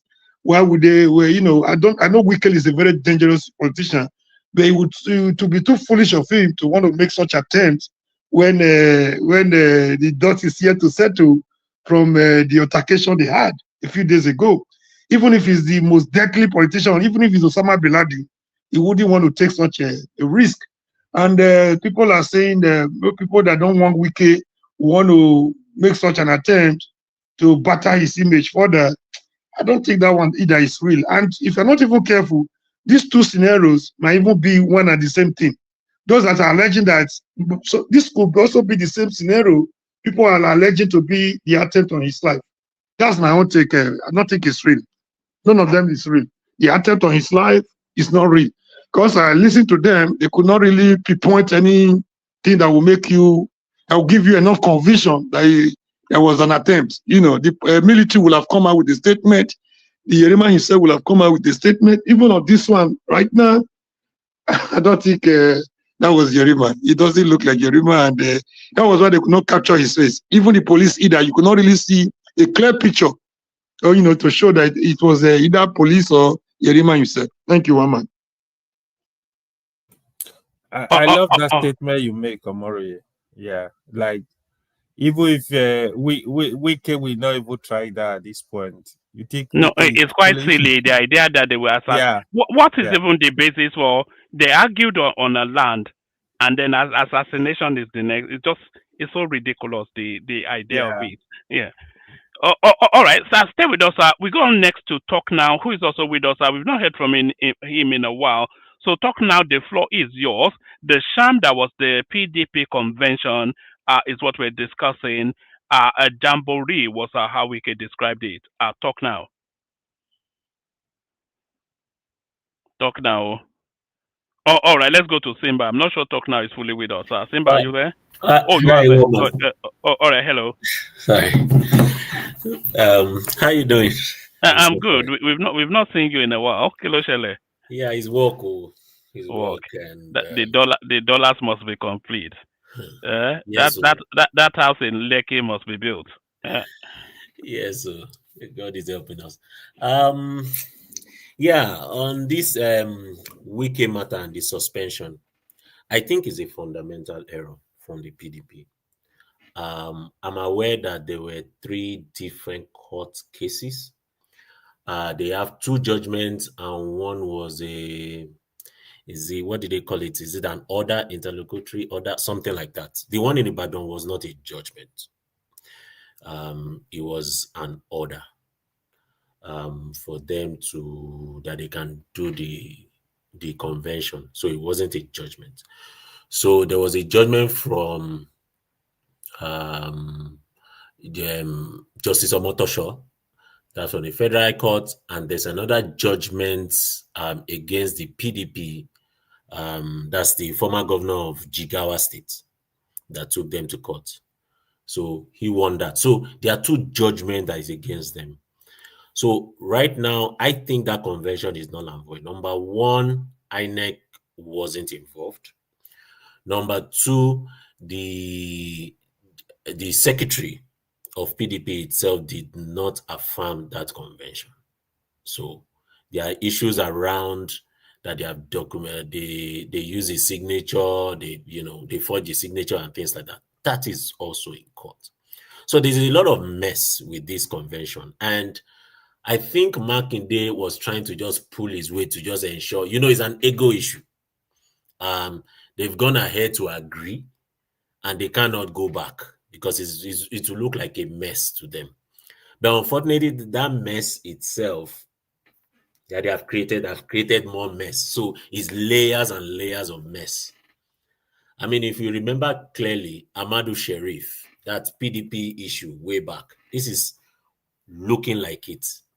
So what's going on is most of the senators and the House of Rep, they are all scared because there's no party. Every one of them that is in PDP, they are not even sure of anything. Anyone that contests under PDP, they are not sure of anything. So the truth is, that convention is just a charade. I don't think it's a convention, so to say, except the court. If they go to Court of Appeal and the court confirms that that convention is correct, then I guess that's where they will have a headway. At this point, any person. What are the likelihoods of that, though? With the court judgment stopping it and INEC not being present, what would be the argument that would legitimize it? I mean, for INEC, it's just an umpire. So whether they are there or not, if the court confirms it, it becomes a final position. So, but I don't, with all the evidences that is on ground at this point, I don't see that convention being the chairman, Turaki, being the chairman. And that convention is almost null and void. Almost. Because I know they would appeal it. And who knows? Nigerian courts, you never know. Their logo is a blind person holding a balance on one side. And, sorry, talk now. People are actually anticipating that the whole thing will actually play out as early as today. So they've allegedly elected a new chairman, and that new chairman now, early Monday morning, goes to take his seat at the PDP headquarters in Abuja. So will he be allowed into that building? It's as early as that, but carry on. Yeah, I doubt it. I doubt it. First of all, who is handling Abuja at the moment? That's Wike. So I'm not sure that would happen, Even the so-called suspension is null and void. When you can't build something on nothing, it doesn't exist as far as the law is at the moment. So I don't see the person going to Abuja. Maybe they will have to set up another place outside of Abuja. I don't see that happening. Wike is not a calm politician. He plays dirty and he also plays the law. That's one thing about Wike. There are politicians that plays the law and they are very, very balanced in their approach. Wike goes to the extreme. He plays the dirty and he plays the law. So that's I don't see that happening. I think PDP is tearing down itself bit by bit. And unfortunately, the likes of Makinde will not help. I don't think Makinde understands the details of what he's doing. I understand he's the one that funded the entire thing. But at some point, he's going to choke him. I'm not sure. And at some point, he will have to just let it be. Yeah. But how do you even justify suspending Wike for anti-party activities and not suspending Seyi Makinde? They did the exact and same thing, stopping the party from winning a presidential election. So Makinde was a member of the G5 now. So what suspends Wike but absolves Makinde? So the problem with PDP is, the G5 has been fractionalized. Let's leave the G5 was in 2023 election. So politics is not really played like that. They don't they are there, but they have not yet reorganized themselves again. So the G5 has been fractionalized. There's a Makinde factor. Makinde is interested in stepping into higher office. He wants to remain relevant. And you can't blame him. Most politicians will always want to be relevant. Otherwise, you are gone. If you are not screaming in one angle, you are gone. That's why you see an Amechi screaming and doing stuff. So you have to be relevant. Otherwise, you are toasted. It's as good as that. So Makinde wants to remain relevant. He wants to be there, but unfortunately, things are not playing out the way he wants. That's why he's trying to at least try and contest for the presidency just to remain relevant. He has to be there. Because after this is his last term. After this term, that's it. So he has to do what he needs to do. That's what he's just doing. And at the same time, he can't just back out and say they are not going to do it because everyone is looking up to him. Right now in PDP, every one of them is focused on Makinde because every other governor, they are either here or there. They are in between. They are just waiting for any slip and they will move to APC. That's a fact. They're already two lined up. Anyway, we know that the Adeleke, we know he's in the PDP in body but not in spirit. He's half gone, and then there's one. I think Fintiri as well. He's half gone as well. Yeah. If you look at the talent left in PDP, there's actually no talent. All you have is Bala Mohammed and Saraki, and there is nobody, and maybe a little bit Makinde. And these are not heavyweights now. You can say Saraki is a bit of a heavyweight, but they don't have those heavy punching politicians. Yeah. They don't have. There's no talent left in the PDP. But the issue with Saraki is he's already left PDP in spirit. I'll tell you why. So they set up a reconciliation committee. Adolphus Wabara, Saraki, and the likes. They are members of the BOT, right? So the members of the BOT had recommended that convention should not hold. Actually. So even Saraki is not with them. They are not, the only people that are really, really playing it now is maybe Makinde, maybe Bode George. And really, Bode George does not have a lot of gravitas within even his space in Lagos. So he's an elder statesman, that's not in doubt. But when it comes to political gravitas, to galvanize people to get election won, Bode George is not there. He's an ancient politician, but he's not there. So I think there's a lot of problem with the PDP. Can they salvage it? I think so. I think a lot of ego problem. Can they salvage it in time for 2027 is the question. No, I doubt it. Let them forget 2027. Just reorganize themselves and get things right. And a lot of time they say, oh, it's Tinubu. Within PDP itself, just imagine, South, chairman of PDP. They don't know who he is. Is it the guy from Edo State, that's Wike's person, or the other person they chose? So there's a lot of mess in the PDP. They don't even know who is who. So who is the legal advisor? They are not sure. Who is the secretary? Is either here or there. So is Damago still there? We don't know. So is the I think this convention confirmed Damagum as the chairman, the dito. I think that's what came out from the convention, that Damagum is now the chairman, substantive chairman. No, I think they chose a new chairman, Turaki. They have a Can I chip in something there? Yeah, go ahead.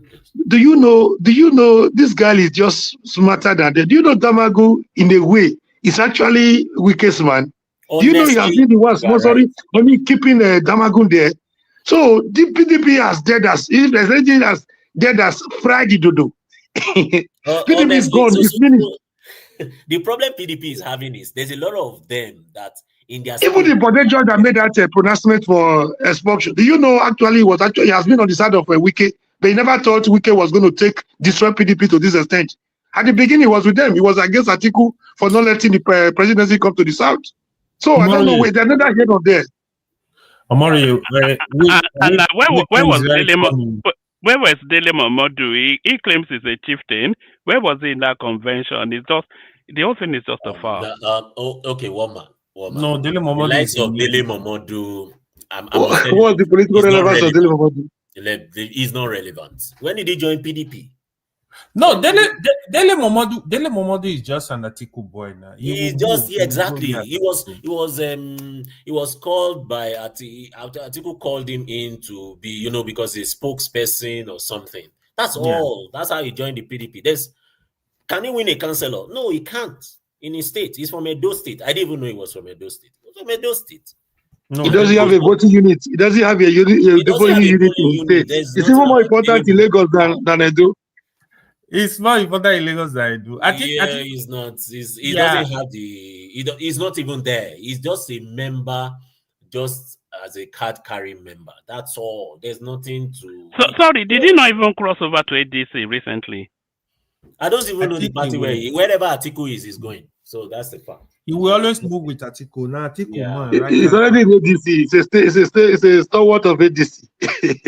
So anywhere Atiku goes, he's fine with it. So let's not even include Dele Momodu in the scheme of politicians that can make things done. Maybe it's popular, maybe in the eyes of the people, but when it comes to politics, no, he can't sponsor a councillor and the councillor will win. That's a fact. So the core politicians are, some of them are still in PDP, some of them are still there. There are some grassroots politicians that have not left yet because they are not sure of what's going on. A lot of them are just there on paper, but they don't know what's going on. So there's a mess. It's much more than what they see on TV, all those things they are saying. There's a mess, even at ward level. That I can tell you. Do you think PDP's survival it lies very much in forming an alliance? So they have to ally either with the Obedient Movement or the ADC or even a conglomeration of the three. Because with all of these parties standing individually, Tinubu will just sit back and drink champagne. So if they're ever going to punch this guy, then they have to pull their punches together. Do you think PDP can survive without forming an alliance? The truth is, the opposition we have today, okay, if at the national level, is still PDP. They have the people. Now, for PDP to survive this, they have to go back to status quo. Unfortunately, they have to align with Wike completely. Woman. That's just a fact. It's not a... Yeah. Woman, am I in the show, woman? You are now. We cannot hear you. We can answer you yourself. All right. Good afternoon. I purposely opened my camera. Good afternoon, everyone. I've been listening for a while. Woman, well done, sir. I've seen you everywhere. You're doing a good job. Thank you, my boss. Did you see me fighting? What's that show? Rest boy. That Agbajalingo. No, not Agbajalingo. So Rest boy. Soli? The lawyer. Soli? The lawyer. Soli? No, the lawyer. Sore guy. I forgot the newly. Deji? Did you see me fight? Okay, no, I didn't see that. Say this to me, please. I said I beat him to the ground completely. You know that. So I just beat him. I know. Was it bossy or wrestling match? No, it was a battle of wits. He's not clever and he's not articulate. On which platform? It was on TikTok. So okay. I beat him black and blue, but well done, my brother. Well done. I trust you now. Okay. See, let me say this quickly, sir. Please allow me to say this quickly. Okay. I won't take your time. Yeah, I've been listening to my brother that is giving his submission. Listen, you guys don't actually know what is happening. Yeah, PDP is buried. That's for fact. See, for them to make this decision shows that the people at the top that they play the politics, they don't know the kind of politics they're playing. They don't even know their right from the left. But the judge that make that pronouncement is part of G5. He's supporting Wike and the rest of them doing that. Oh, I think we lost him. Okay, can I continue? Yeah, carry on. And I wanted to speak on Yerima as well, and then we're going to Yeah. So on that Yerima issue, I want to draw a balance here. There are two extreme sides to this issue. And unfortunately, Nigeria just go with the bandwagon. I don't understand when we say you should respect a security person in that sense in a democracy. I don't get it. It doesn't happen in the Western world. When we want democracy, let's not be thinking of the military era. And I'll draw a balance here. Wike has his faults, but the military person that, not Yerima itself, but the person who ordered Yerima to stand in there, because you can't blame Yerima for a lot of things. They work with the last order. That's the way military works. If they give him an order, he has to carry out an order, right? One man. Can I? I Sorry, think I'm back. let me just. Yeah, no. Let's talk now. Carry on, and then Okay, I'm okay. not sure. I'm not sure Simba is ready. So Yeah. you may come after him. Carry on. Okay, sir. Yeah. Okay, sir. So Wike, to an extent, Wike did his job because prior to that time, I think some of the workers of the FCT ministry some of them were beaten. They had chased them away from that place from carrying out their duties. It is normal. And I don't think, sometimes we make ministers look like megalomaniacs. Look, he has to be on ground. He went there like a normal minister would do. But the only problem I have with him is the way he carried himself. That was unnecessary. He didn't need to call that guy a fool. That was not needed. What he was doing his job. That's right. Yeah, but when they call that guy a fool, do you think the response? Because if you are looking at Wike in terms of his status within the society, you can say it's the equivalent of a general. The minister of the FCT, if you were to give him a military rank, you certainly rank him 4 or 5 steps above that officer. So should he be backing back? His hand We goes in don't his have pocket. One man. Let's not give him all those things. It's just a civil servant with limited time. That's what a minister is. No, it doesn't matter, my brother. It doesn't matter. Please, let me speak to this. Yeah, just hold. He's just someone that is being given a responsibility to manage the FCT. Because it's democracy, right? He was appointed to carry out the duty because the president could be the person doing that work itself. So you need ministers because you need to delegate some of the functions, right? So you give him that function to manage FCT. That's what it is. And he's going there to do his job. In line with the law, what Wike went to do there is not against the law. Let's get that right first. The error that I see there is the way he spoke. You don't need to call someone a fool. That was the extreme. If he had gone there, put up a position, and if there's no headway there are legal rules, legal processes he's supposed to take. There's the IGP of police. He has a commissioner under him. So he has processes, and Nigerians need to follow processes and procedure. It's okay for you to go there to see live and direct what had happened. Then you go through the normal protocol. That's okay. You can even get a court order stopping them, sealing the place. You can do that. Those are processes. The problem we have in Nigeria is sometimes we want to create news out of. That's not a big deal. What Wike is doing and what every other state governor does, what other commissioner does in their states, it's not different. So yeah, I think he went to the extreme at that point. But if we talk about with respect to his function, he's just performing his function. But he went to the extreme. Now, talking about the Yerima person, what he did, following military rule, he has not done anything wrong. Let's just be sick. He's following. He did, my brother. Don't mislead people. Okay, what exactly did he do? Go to the constitution and read the military this thing or other law. Okay. Let me explain something to you. Hold on, please, my brother. It's not meant to go against any civilian rules. He has gone against that rule. He's supposed to be expelled. Let's get something right. Okay. Go and read it now. In fact, I'm going to dig out. Can you hold on now? If a commander gives an order for you to stay in a particular position, he has not told you to kill. Now, where I see the fault is the people that were beating the civil servants. That's against the law.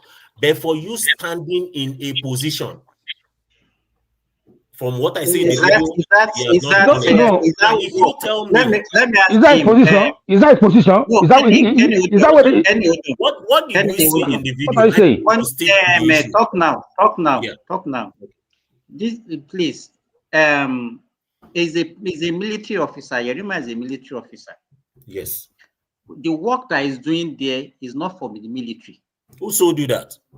He got the order from the military. He got the order from the military superior. How does military work? The order came from the military superior. His boss. Now, Kenny, wait now. Hold on. What Simba is saying is, it's not a military instruction. It's a private instruction. It wasn't there acting on behalf of the military. It was acting on it was not on a military assignment. It was on a civilian assignment, acting on the instructions of a superior officer. That's where we miss it. It's even acting on the instructions of a private citizen, because the person who instructed him is retired. Okay, let me give you Once a soldier is always a soldier. In the military, how things work. Don't say nonsense. What's the soldier? What nonsense is that? Hold on. Yes, The back to fact talk that now. a military general is retired. There are some function. Well, I won't say function. There are some military rules that are followed even when you are retired. Okay, so what happens is this: they will give you maybe an orderly or someone that would be working by your own instruction, but the person also reports to a commander, and the person also reports to you as a retired general. That's how it works. It's kind of tripartite in a way. Now, if you are already guiding that person that is a retired general, what is your role? Hold on now. He's working by an instruction, based on an instruction that was given to him by a retired general. That retired general can still give instruction. If anyone is in military, can come to this place and come and tell me that retired general can still give. In fact, when there's that retired general, you are wrong. Are you a military person? You are wrong, my brother. Don't. You are wrong. Oh my You are wrong. God. What are you saying? Gentlemen, one voice. Woman, sir, please, sir. See, hold on, Kenny. Don't let this fly. Hold on, Kenny. If he doesn't allow, Are you shut up, you? No, hold on. If he doesn't allow the interjection, then he will only get. Do you want to take Kenny's interjection, because I don't think he's accepting what you're saying. Okay, let him speak. Yeah. Go ahead. Okay. Now, my question is, you're saying it's always saying one soldier that it gets instruction from a retired person. You see, let's see. I'm going to dig this out. Let's go by law. What is his function when they appoint him to that person? What is the function they ask him to do? They ask him to protect the person, not a virgin land. Hold on. Let me hold on now. Hold on, please. They assign him to protect a human being, right? Because he serves Nigeria and the person is property and his household. Can you let me speak? What's the problem? They assign him because he serves Nigeria, he serves his nation, so they give him protection, personal protection to protect him because of his job, right? Now this person has become civilian, no more in the military, regardless of how many years he served. Okay. Now now the person that already retired, has no more in service, now send his guard, someone that's supposed to protect your life, to go and fight for a land. And you're not saying that he was supervising supervising. Now this hold on, Simba. The only person that can give instruction is the president of Nigeria. The chief of army force is the only one that can give that command. He's the only one. And as well, Baba Tinubu, they don't give me command to go and fight and become an elder boy to guard the land. What are we saying? fellow Nigeria, before Ogbeni, who is a lawyer, speak, let me just say. Ogbeni is not here. Is Ogbeni here? Ogbeni said, let me make a case. All right. Sorry, hold on, Ola. Ola, I'm going to bill, but please try and maintain an orderly sort of something. It's an impassioned conversation, which we welcome, but let it not cascade into something or the other. Our talk now gets to round up after you, Ola, and then we move it to Simba, and then we move it round. Gentlemen, all right, I'll see you in a bit. Sir, please let Ogbeni give us the law. The law that guides the military. Ogbeni will give us the law, but I want to make it. You see, the way I see the situation is this. Yes, that man was attached to the general, and I don't believe that a retired general is a civilian. You understand? He is still just he's a veteran. You understand? So he's a civilian, my brother. It's not more service. I say I don't believe. That's not true. I say I don't believe that the retired general is a civilian, whether we like it or not. He has military training. He can bear arm. So the training. Okay. Hold on. Let me ask you this question. A retired principal in school, is he no, a retired principal or a retired lecturer? Is he a lecturer? There are two different things, my brother. What do you mean? I don't know services. There are two different things. About no services. What are you saying? Hold on. It's not a matter. They don't serve their time and retire. What are you saying? It's an opinion. Just hold on. It's an opinion. A retired principal is still an educator, so his training will never leave him. So whether we like it or not, a retired principal and someone that was never trained to educate people, they are not the same. No, in that regard. Not in that regard. Don't twist it. Kenny doesn't even let someone contribute.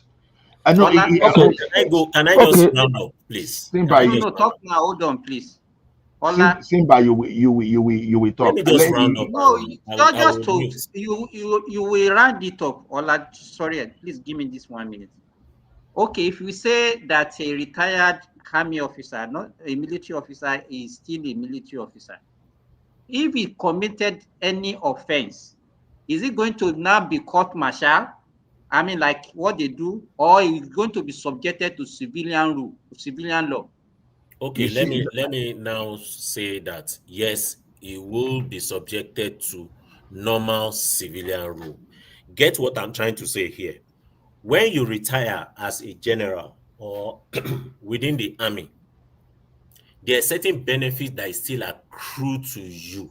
We understand that benefit. Now, you get that point. Now, with those benefits, it automatically, even at war, you can still be called back. That's why certain things are still accrued to you. Exactly. Do we get that? So let me now explain to you why Yerima is not at fault, but the retired general is the one at fault. You guys didn't allow me to just finish. It's not about Yerima. Yerima, they're not going to do anything to Yerima because he was following an order. It's not an order for him to kill. It's for an order to protect the property. He was also a victim in that circumstance. Where he will be faulty, where he will be seen as faulty, is where he has beaten, which I did not say in the video, where he has beaten civil servants of the FCT. That's what I'm saying. I'm talking, but you need to balance these things. Wike has his fault. If Yerima literally ordered people to beat civil servants, he's at fault. If he didn't, he's not at fault. The person who is at fault is the person that gives that order. That is the retired person and the commandant that he's reporting to. That's the way military. Simba, now like this, you never let me even give my opinion finish. Maybe someone they land now. Now, what I was even saying the other time was this. You understand? He was attached to the general. You understand? He gave command, correct. But the question is this: the way I see it, that guy was stopping implementation, enforcement by the civil authority. And the question is this: you have a plan that you have a designated authority to maintain the plan of FCT. Now, the person, you are seeing the violation in the plan, and they were trying to enforce, the civil authority was trying to enforce, but were used to stop the civil authority, you understand, from performing their duty. I see that as something that is it's just like an anarchy. That's the way I see it. So if the retired general had ordered Yerima to go and pie person because he must obey order, you understand, to go and pie just a normal civilian, will he go ahead and pie the person and will be here saying that he is just obeying order? So we have to look at the technicality. That's why I Okay, say I okay. want to make a guess before I will allow Ogbeni, who is a lawyer, who is an expert. Sorry, can Just I to say the this? topic. Even if you are in the military, if you are given an order to do something illegal and you kill, you can be court-martialed, you will be dealt with. So that one is not an issue of, when it comes to things like that. That one is pretty straightforward. Not to even talk of a retired person giving an order. I think I think we our should get that psyche thing. has So been what I'm bastard. telling us is this: that Just let me say officer. this. Talk now. Can I speak? Just let me say this. I think No, our you say psyche has something. Let been me just bastard. round up and leave. You have Okay, your time. random. So Okay. what I'm saying is this: the issue is clear. Wike has his fault, the way he has carried himself, but when it comes to law, doing his work, he did what he was supposed to do. But the extreme was the way he spoke to that officer. You don't talk to someone like that, not even a civilian, whether a civilian or a military person, you don't call him a fool. That's absolutely unacceptable. That's given. Now, the officer Yerima, based on the video I watched, I think he conducted himself fairly okay. He got an order, but the person who owns that property itself, who has violated the law, would answer that question. That is given. That's how it will work. And I don't see the issue really with that Yerima person based on the video I watched, except if truly That's issue. it's the civilian people that came to do their work Thank there. you. Talk now. That was wrong. Thank you. That's Okay. issue. That's So, issue with that guy. Sorry, Let me Ola read that. Kenny, you've spoken. Ogbeni. I've not spoken. I wait for my time. Why are you jumping to Ogbeniola? No, because we want to make a matter of legal Ogbeni is here, opinion he's on not this matter. leaving. Whatever we say, he will cap it up. So let us talk. So yeah, go ahead and talk. Okay, give us time. Time everybody. This is not time for us to be on longevity. So you are also a moderator now. So, but I want every moderator to conduct themselves. So that it's only when they don't conduct themselves that I will be reminding you. Let me start by saying I think our psyche has been bastardized over the time. That we still see retired military officers as if they are still in active service. God bless you. Once a military officer retires, you lose your active military status. That is, you lose it completely. You become a pure civilian. You are just a civilian.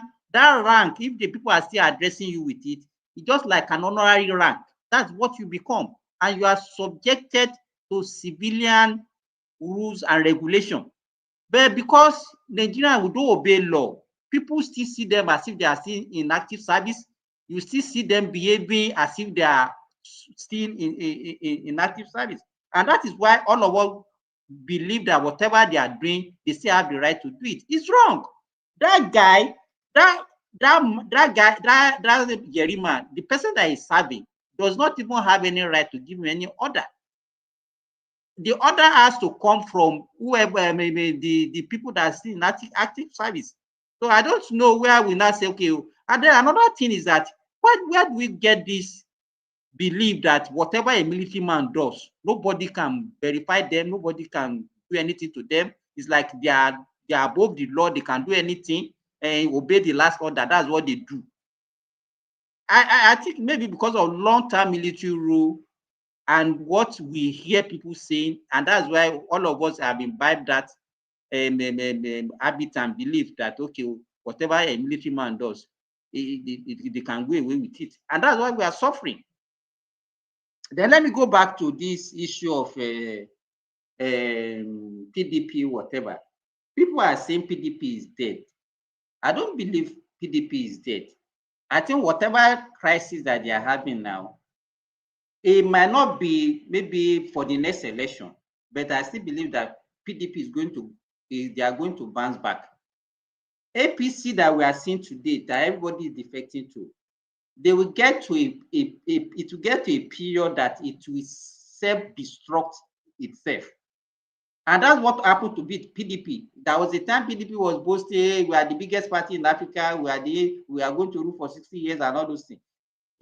That is APC today, the way everybody defecting there, after a while, they will get, because all of them, they will be fighting that some of them will not be defecting back to PDP and other parties. So PDP is not going to die. But for 2027, we might say, okay, they might not be able to achieve much in 2027. Then come to the convention. Albany is here. I think what they used to say is that once there is a court order, especially if you have a court of, they used to call it is it, Albany, borrow me the language now. If you have two courts that have the same level of competency. Coordinate jurisdiction. And I think what they also say that whenever the last court order is actually the one that suffices. So I don't know whether these PDP people, the Makinde and his cohort, they are not aware of what laws, because I think they will have lawyers among them. Why they now went ahead to actually have that convention, and they should know that whatever they do in that convention is not actually going to work. It's not actually going to be, and it's the same mistake they have made earlier on that is making people to defect away from their party. They are now getting themselves more engrossed in that same mistake. So to me, I don't know what actually the future for them in the next, maybe towards the next election for PDP. Because now, if anybody that want to contest under that party, who is going to now sign their form? Because even the National Working Committee, like the one that this our old Baba in Lagos actually was heading. Actually, there is also another faction. I think there is one man they call Abraman or something like that. They actually did not even supported the convention. So the whole thing is just a mess. But what we have to look at what would be the way out? I think I'm asking Ogbeni this question. What would be the way out for the PDP, and what would be the future of what does it portend for PDP in the future election? Because if they continue this way, it's going to take them time for them to recover from. But I still believe that PDP is not dead. They are going to recover, but probably after 2027 election. Yeah, can I say something before Benny coming, please? Ola? Okay. Ben, please permit me, please. Okay, go ahead. Just for 1 minute. I just want to say something based on what my brother just finished. Quickly. See what will happen here. Wike and his team, they already have their own team. They're going to suspend them again as well. That's what happened. Wike is like they will form a new PDP or something like that. So they already divide the PDP into two. And my question is, more governors is going to leave PDP. The only person that will leave left in that party is going to be only Makinde. That will be left in that party for them. Because who is going to sign the ticket for them? And most of them have ambition. You understand? So, and for Yerima is very, very wrong. He has no right to tell Wike that I'm not stupid. I'm stupid. He's supposed to stand still, discipline, and say yes, sir, yes, sir, yes, sir. Not be disgracing. After he disgracing uniform, anybody that says the guy performed very well, he behaved himself. He didn't behave himself. Actually, he's a useless boy. Hold on. So what Wike said, you are a fool. He's supposed to say yes, sir. Right? Yes. So yes, he's supposed to yes, sir. As a uniform person. Bro, I beg. Yes. So if I tell you I'm fool now, if we can tell you please don't make it rowdy. Please don't make it rowdy. I beg, shut up, man. What's wrong with you? Okay. What am I talking about? guys, let us hear from a legal perspective to it. Ogbeni, are you there, please? I'm here.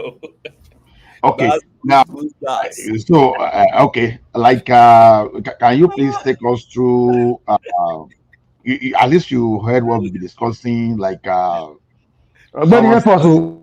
I've discussed it hold here on before. now. Now I discussed it here before, and after that, I tried to go to the Armed Forces site and read a bit, and Armed Forces pensioner hat also to read and try to educate myself. And I think it's a bit dicey. So let me start by this.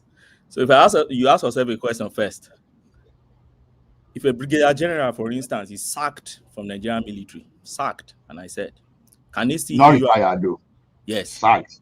for instance. Can the man still issue an order? Can he still order a military officer, and the military officer would respond to his order? Keep that. Now, assuming you have a brigadier general who has deserted, not sacked this time around, deserted from the military, can the man still give Can the man still give an order? Keep that in your pocket. Then last one, a military officer now who gloriously or meritoriously retired from the military, can he give an order? 3 questions. Now, the reason why the military, and I heard somebody saying when the military leaves, then the person should not even be addressed with his rank again. I don't think so. The law says he holds his rank for life because he worked to earn that rank and then he owns it for life. Okay. So he remains the general who he will always remain till he died.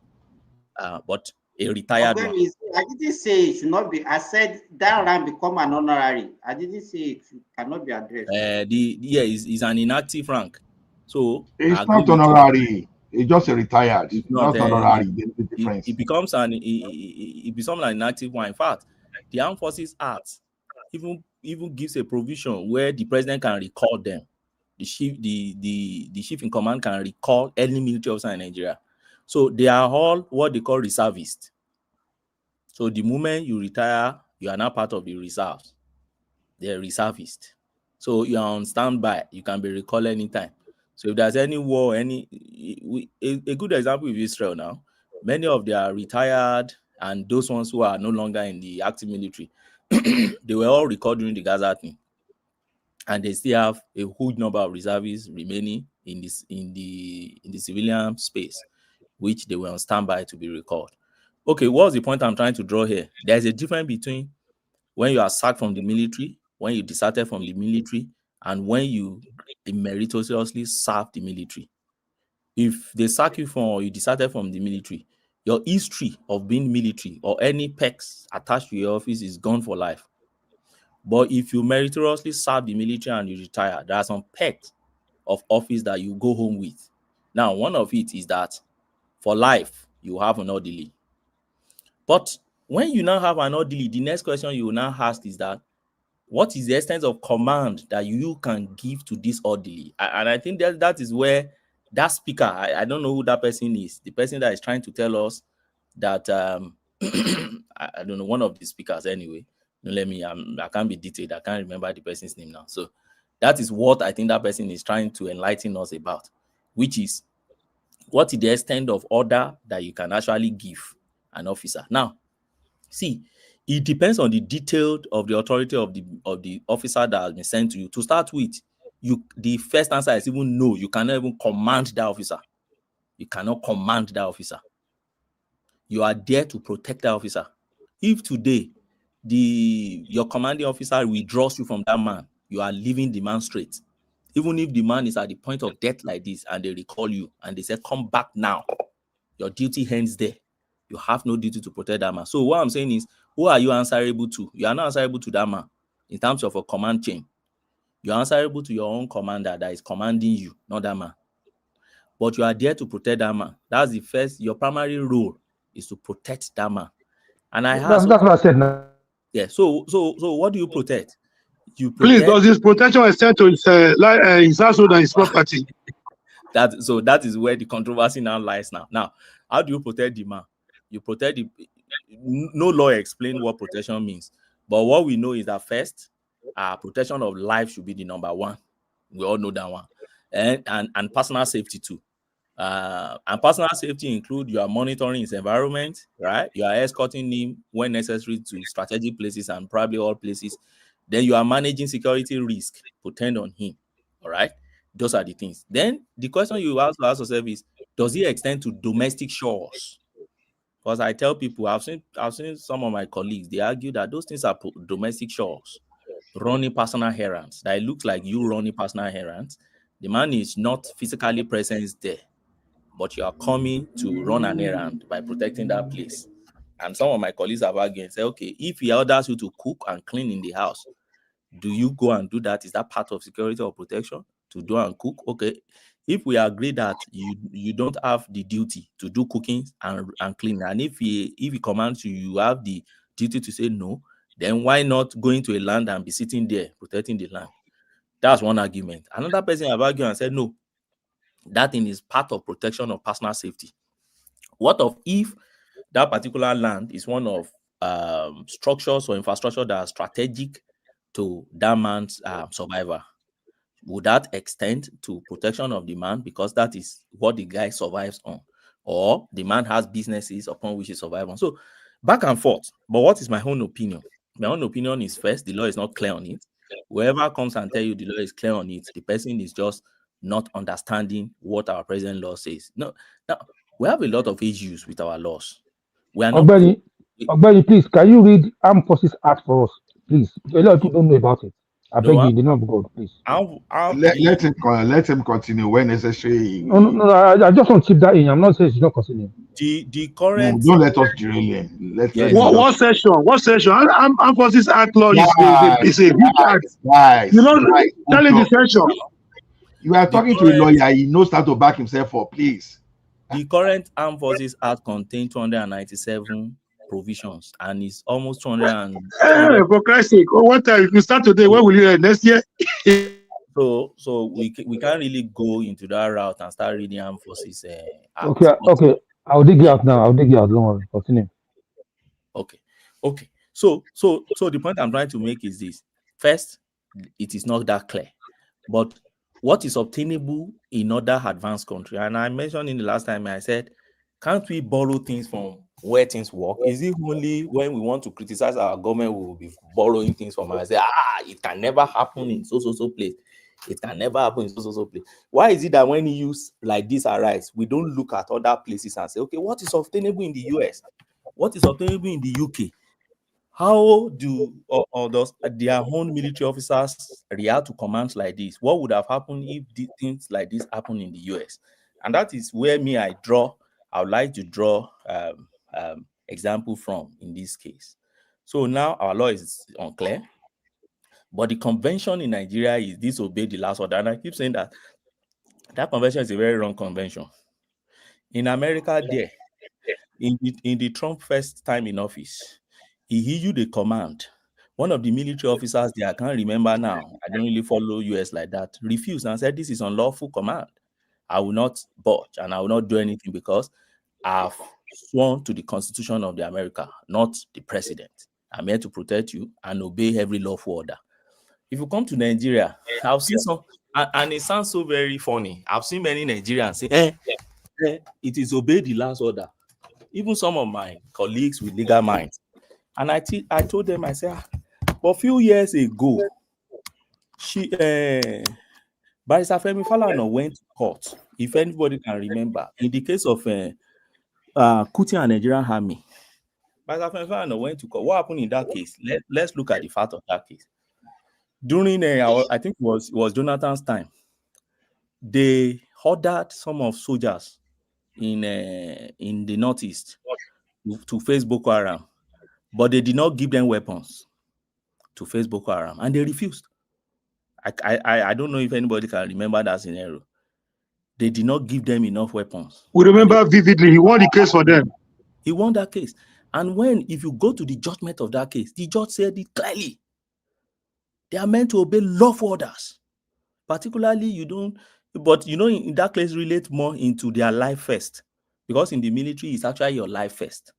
Because it is the soldier who is alive that can come back to fight the next time.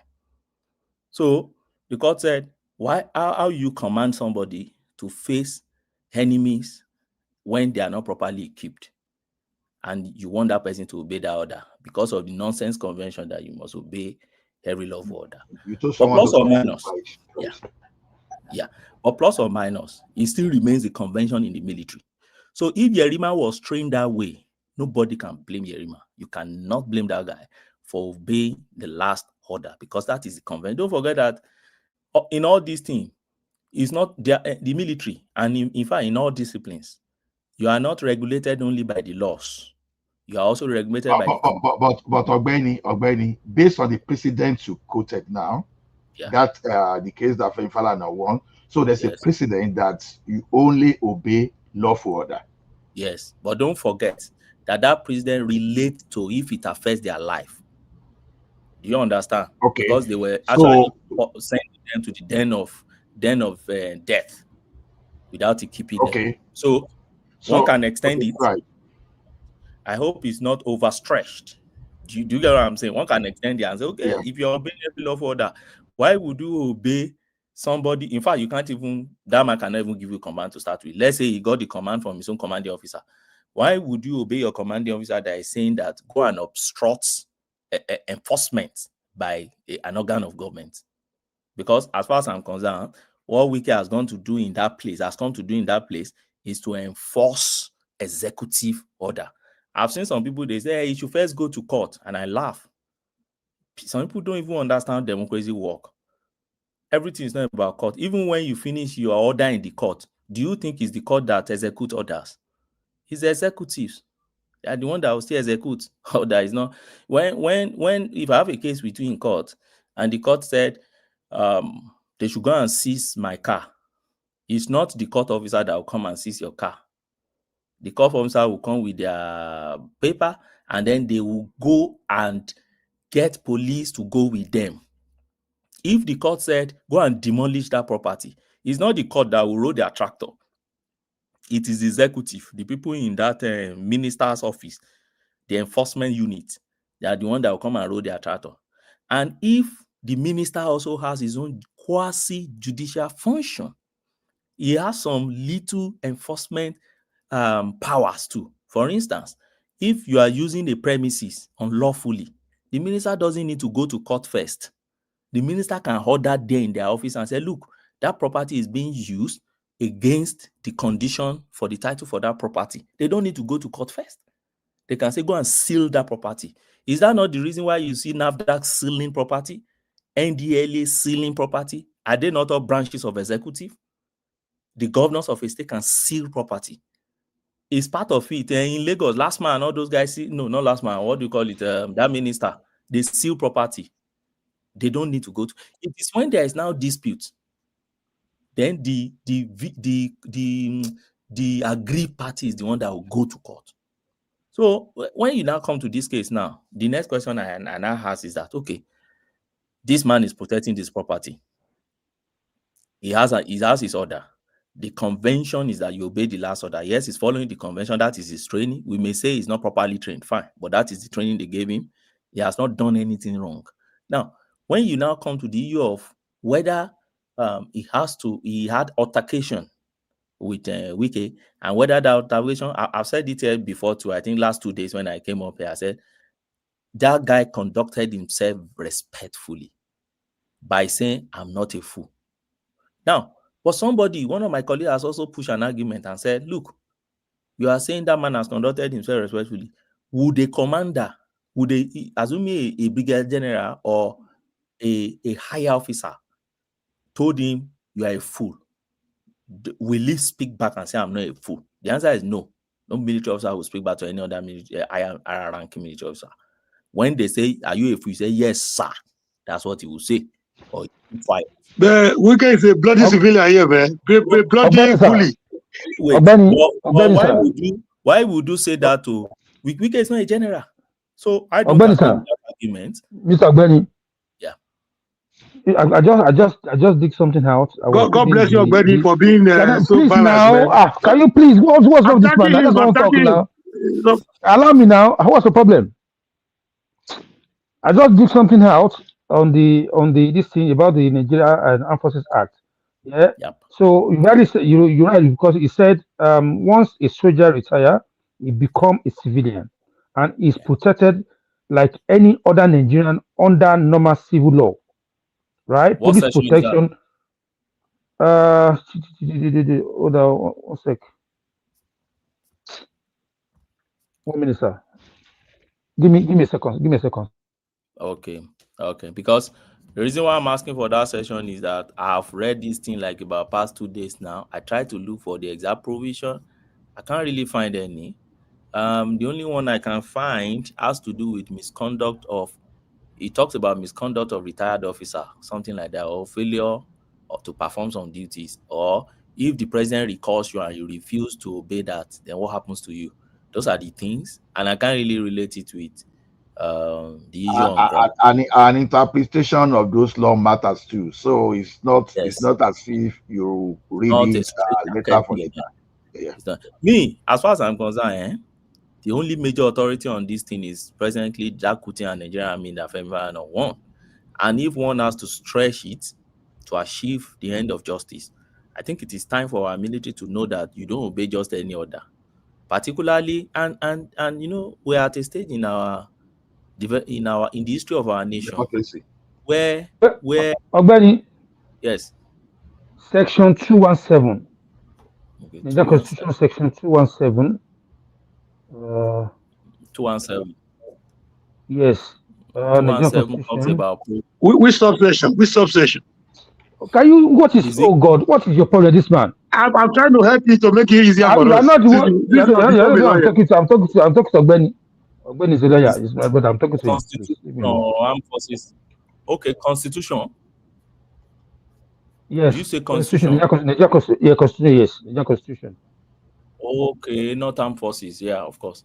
Okay, No. Yeah, Nigerian Constitution. Okay, Yes. that's good. So Nigerian Constitution. That one. So that doesn't change my.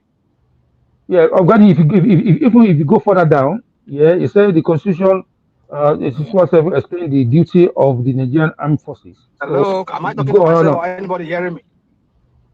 Can you hold on, please, sir? We are learning from Ogbeni. Hold on. Rational mind. Let me finish my this with my brother. Let me finish now. Don't cut me off. Let me finish. Wait. Don't cut me off. My brother, wait now. Okay, I'll keep quiet. I'm wanting Ogbeni to alert me or something. I'm asking because you are cutting me off. But continue, no problem. Now I can't find what piece. You're welcome, sir. It's been a while. No, it's been rational mind. You may continue with your question, please. Oh, it's rational mind. Yeah. Rational mind. It's been a long while. Uncle. I can't hear him again. But Thank God we see us on rational mind among us. I've checked this 217. I'm not sure the constitution you are reading. It's not in 217. 217 tells us about establishment and composition of armed forces of Nigeria. And then it tells us about command and operational use. 218, 219, establishment of a body to ensure federal character in the armed forces. And that's all. Then 220 is the compulsory military service, and that's the one I'm talking about. They can recall reservists. Even Ogbeni, nobody needed to tell us that once you are not in service, you are not a regular military officer. You are not. Saying once you are once you retire that you are not a soldier is totally different, because you have to see military as a way of your life. Because I don't know whether there's something of course soldiering. You understand? In fact, so you can. In fact, I know a convention that say you can even still be court martial. You can be court martial as long as you are still collecting military pension, and that is why when you see them in the society, Ogbeni is 217 to 220. The one is Constitution section 217 to 220. Explain the duty of the Nigerian Armed Forces. So I'm still reading on my tablet now. Oh, it's not. It doesn't contain. It doesn't cover retired military officers. It just tell you. But that's what they say. I cannot put my camera. I wonder whether it will have it, because Constitution doesn't go that specific. That's why I was surprised too. Constitution will not go that specific. Constitution will deal with the general thing like chain of command and operation, so that can vest power in commander in chief, and then stipulate what happens if commander in chief is no more. Those things, those are what constitution deals with. But when it comes to specific operational thing, constitution is Armed Forces Act that will deal with those things. And that's why I'm saying that there is, in terms of this issue, there's a kind of lacuna, there is a kind of gap within our Armed Forces Act. And, generally, we have not been proactive, particularly with the making of our laws. We don't reform our laws on time. We are reactionary. We react to what happened. Like this thing now, they may now go back now and start amending. We don't get feedback and then try to improve our laws on it. Those are the problems we have with our laws. But sometimes I don't blame us, because if we don't even operate the laws as we should be operating it, who will be giving you feedback? Military, all this wise, they've been seizing properties. I have a personal experience with them. With this one is even police, not even military, and some of the politicians in my state. They collected my land, almost 90-something hectares. We're still in court, but they put military zone on it. Keep off. What can I do? There's nothing I can do than to be fighting them in the law court. And they have money. They can adjourn to they can appeal to any level, because they have money and they are military guys.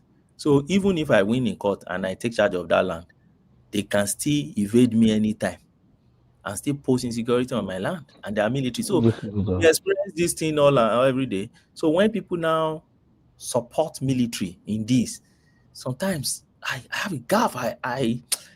It keeps me asking this question: what exactly do we really even want as Nigerians? What exactly do we really want? Do we really want development for that country?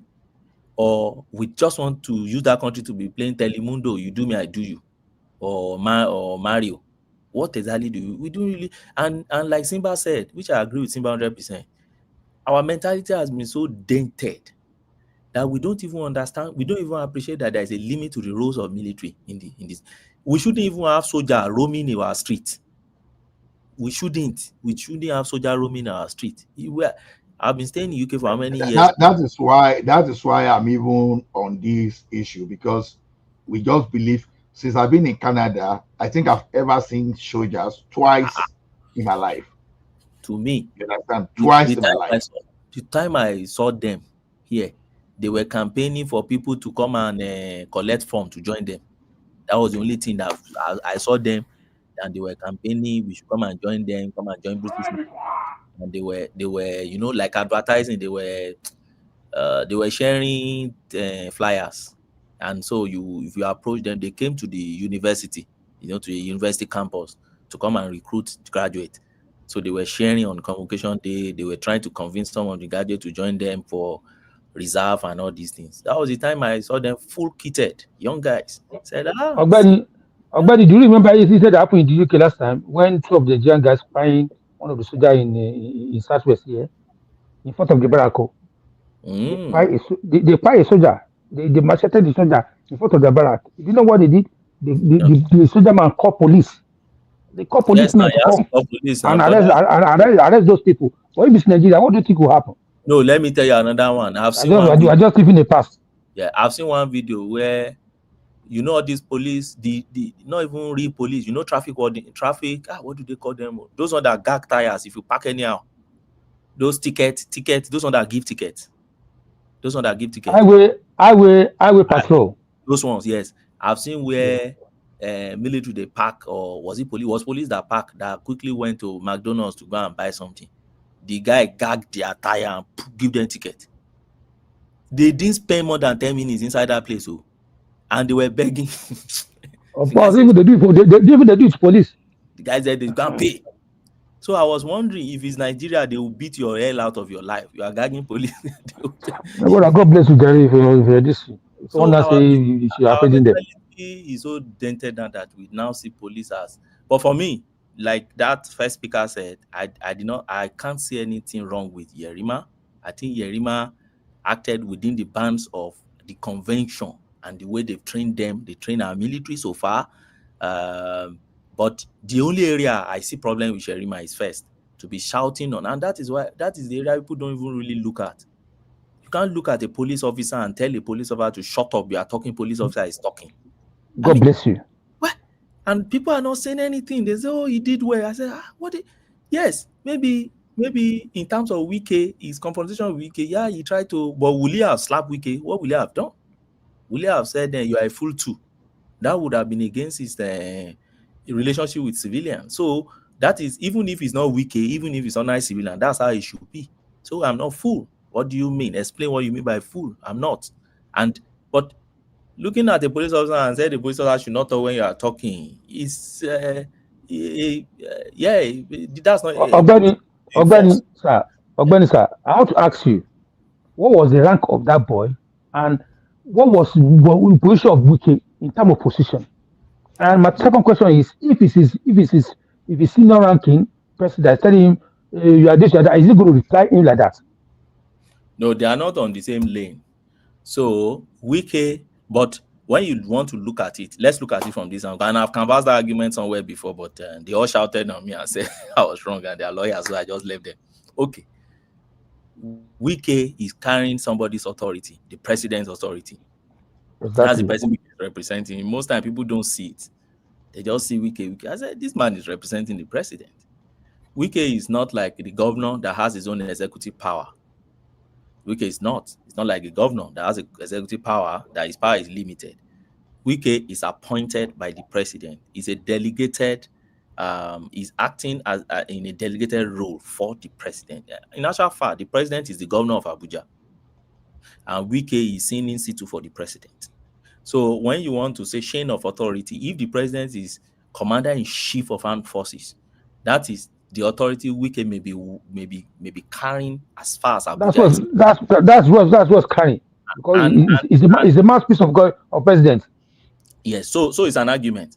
But some of my colleagues have argued and said no, and their belief is that the military function of the president is not part of the president. Is the commander-in-chief. He is the president and commander-in-chief. The one he can delegate is the presidency part, which is the executive function, that he cannot delegate the military part. And I agree with the argument too. It sounds academic, but I think it's a perfect argument.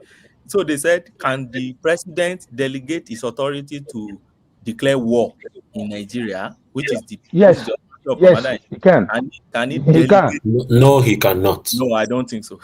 Okay. Let me ask this question for you to know he has right. If Nigeria want to go to war with anybody, who's going to sign it? Can military go to war by themselves? No, it's the president, because he's the commander-in-chief. Exactly. So what are we saying? So what and the house had to ratify it. The house must ratify it. Get what we are saying. Even before the constitution says, even before the house ratify it, it can command and move them immediately. Is the ratification it will go immediately back. Yes. Not command them immediately. Not approval. It's ratification. But my point is this. Get my point. My point is this. Ogbeni, Ogbeni, I think the question Kenny is asking. Yes. Okay, the president now is the number one man in Nigeria, right? He is. Yes, he is. We have the number 2, we have number 3, we have number 4, we have in numbers like that. Yes. If you want to rank the position of a minister, that is the question is asking. Which rank are you going to give to a minister? You generally we always rank minister in the position of governors. That's where we rank them. They are below governor. No. Minister of FCT, we always rank them, and that is why FCT minister is like a governor. Yes, because you see minister of FCT in state council meeting where you won't find other minister because he's administering FCT, and you see him also in FEC. So in most times, but he doesn't attend governor's forum. You see, so the thing is, he's here, he's not there, he's there. So generally, and he control local council as well. He control local council as well in Abuja. Of course, he has local council under himself. He has budgets on his own. Although he's under this government now, they've given him status of like. Okay, somebody is raising an issue. Can you look at it that way in the comment section? Minister of Defense. Yes. Can he command the service chief? Minister of Defense. He is their minister now. Yes, he has no command in terms of military operation. He cannot, but he can command them in terms of the administrative operation. He can't. He can just give instruction to the service chief. You know, there are two things. Let's get this clear. So when you are the president of the country, There are some countries where their president is not their commander-in-chief of armed forces. They separate the offices. But in Nigeria, we fuse the office together because of the experience we've been having in the past. So the president will not command, another person will be saying something somewhere. So we fuse them together in our own constitution. Like what happened in 1964 now, when Yes. the Prime Minister and the President. Prime Minister, yes. When Prime Minister was EU in his own command, you understand. So it was when we wanted, it was when we wanted, Maybe now they let this man the answer question finish now. I want to, because I already know they come here all the time. I want to use that opportunity to ask him my own question. But he hasn't even answered the question. You are throwing another one. So you are okay. I'm going to continue. You don't go today. All right, greeting everybody. Can you give me a time to answer a question, please? Yes, yeah, you can ask. Just hold on. Let him finish this question. Everybody, one question at a time, please. So let me just land this one. Sorry. So there are some countries in the world where the commander-in-chief of armed forces is not the same as the president. But we adopted that one. We borrowed it from abroad anyway, not us. There's nothing really original to us much in Nigeria law. So we borrowed it, but we borrowed because of our experience of all these coup and all those things. And then Tafawa Balewa time, he will command, then they will just be doing their own things like that. So because of that, we now have the two together. But don't forget that the two, they maintain different lanes, even though we put them in one man. As the president, his own area, he has the executive powers. If you go to the constitution, you see the executive power clearly stipulated there. And the first provision you see there say the executive power of the federation is vested in the president, Federal Republic of Nigeria. Executive power is not part of military power. So if you now come down, that is when you now see that the military power, that is the commander-in-chief or is now vested again in that same man. So he has double functions. And one of the functions as commander-in-chief is that when you have all your generals, you have it to the top of all the general field marshal, everything, the person on top of it, pata, is that president. So when it comes to the military issue, is the one that will command and say, okay, I move you guys, so yeah, move. Okay, we are declaring war in this part of the country. We want to move, just like what they wanted to do in Niger, that use that guy, that David Udein, expose them and all those things. So he has the power to do that. And so it's just like Attorney General too. And I've said it before here. A Minister of Justice and Attorney General, they're not the same functions, but we fuse it in a man. And that is why you see some of them, they play politics and they still want to be professional. And it's a bit difficult for them to separate the two. But there are some countries where their Minister of Justice is not the same as Attorney General. I think India is an example. So the Attorney General is purely professional. The minister is politics. All right. So that's my take. So Kenny, you may ask your question now. No, Kenny first. Kenny first. No. I don't forget. Let them continue. I remember later. Let them continue because you don't make me forget. You may continue comparable facts. You may continue with your question. All right. Greeting. Good morning. Good afternoon, everybody.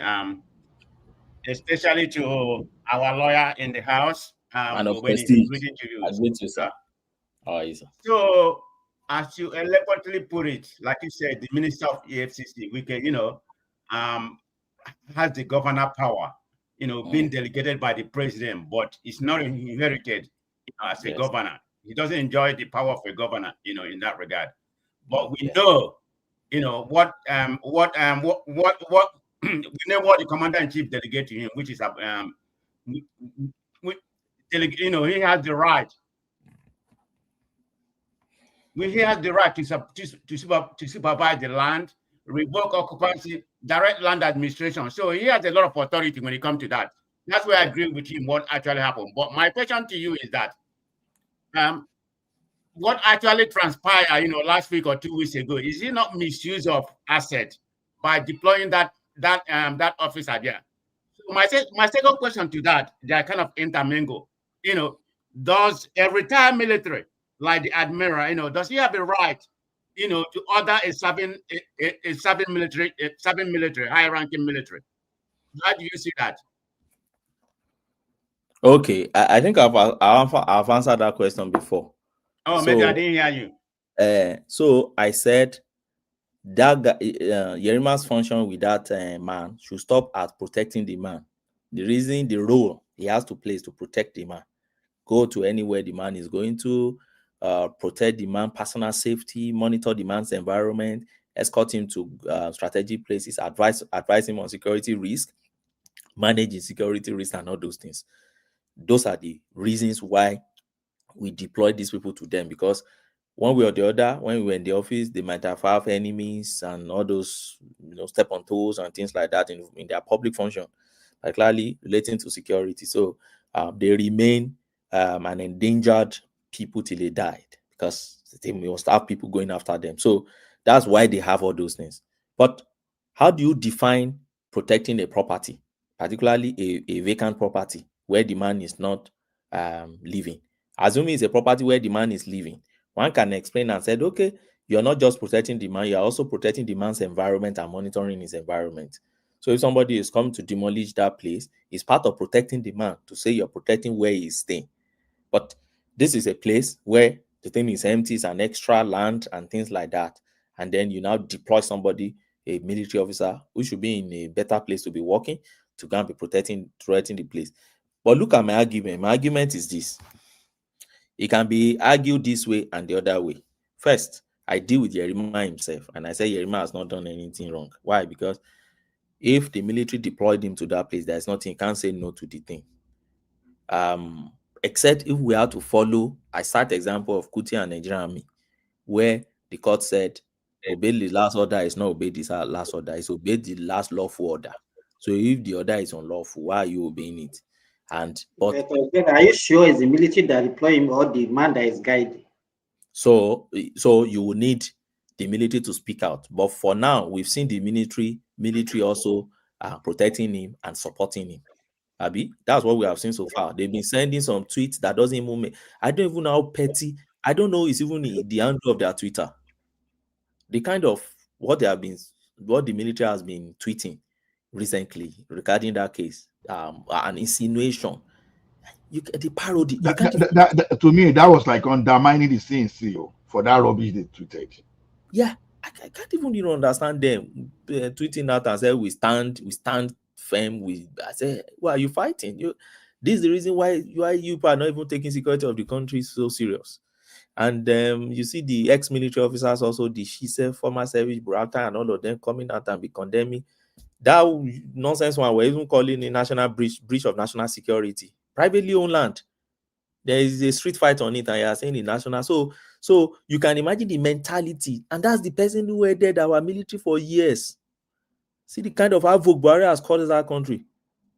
That's the kind of person that left military and you made an ambassador. See his mentality.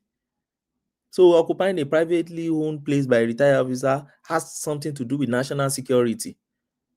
And that's the kind of person that there are brilliant officers under you. How can such brilliant officer even function? When you would think that it may be correct, but it's unfortunate that we don't have the like of Abacha, because maybe he would have explained. Because was he trying to plan a coup? Because I don't know national security. Because of this thing. And then Erabo is also coming out to all of them coming out. It was being political. Don't forget Burata is the current campaign manager for Amechi. So he was being political with that statement. So my issue is this. Why is this still so see my issue? So we should differentiate between Burata, a politician, and then Burata, a former service chief. But you are the one who is reasonable enough to do that justification of that differentiation, because an average Nigerian, all they want to hear is Burata spoke, and particularly because they don't like Wike, then everything Burata says is golden. You know what I'm saying? Yeah. That's the problem. So, man of prestige, back to your question. Deploying that guy. Let me ask you this. What right a retired officer has no commanding authority? Why would they use that soldier? Is it not misuse of Nigeria asset? A high-ranking captain in that regard. Why would they use him, for that kind of duty? Is that lawful? Yes, and I think I've answered that. So my point is this: he's commanding officer will be held responsible. Don't forget that man is not his commanding officer. That retirement is not the commanding officer. We know that the convention in Nigeria, which they are used to, very battered and unfortunate one, is that they command them. Have we not seen the one that is carrying one of the celebrities' bag around? Police officer carrying somebody's bag. We've seen the one they slapped before, right? We've seen a lot with all these people now, the way they treat all these people. We've seen a lot of them. The one with my Oga back then. We'll see to tonight. And they want to be going is the one that will go and buy corn. In fact, it's the one they sent to go and buy food. You go and buy food and bring it to his office. And that's a military officer. Why? Because you are guarding a politician. Okay. So we've been seeing them. So when you now talk about being using them unlawfully, yes, that's all, and I think that's what is happening also too here. But who do you blame? You can't blame Yerima himself. That's where I'm going. You can't go and blame his commanding officer. You can't even blame the private man, because that's what all of them have been doing. So he retired to know the rule. So we go and blame the system itself. We go and blame the service chiefs themselves, and we blame our system that we are not proactive enough. We only react. Don't be surprised tomorrow now. The Tinubus and other will now sponsor one bit to go and amend Armed Forces Act to correct this thing, and then what happened? Another issue will happen again. We're not proactive. We can't sit down and say, okay, this law, even though we have not experienced this, but this is the gap in this law. Let's fill it up. Even when it gets to national assembly, we'll be playing politics with it. We play ethnicity, we play religion, we have people that are not just ready. That's the way I see it. Because if we are really ready, how can people be praising military on this issue? You're praising military for what? Same military that has been oppressing you over years. You are praising them because you don't like a man. It's okay. The man will leave office one day now. And I've seen some NGOs too. I don't know if you know, some NGOs also have joined the thing. Some NGO, they said they petition UK, EU, US, and one other space like that, they should sanction Wike. Some of them should cease his visa not to come, that is undermining Nigerian democracy. And I say, well, no problem. It's part of our issues. When we were calling US to come and attend to our domestic affairs, and Trump reacted, say we are where we are still here. So we continue to see it until we are ready. Well, that's my point. Thank you. Thank you, everyone.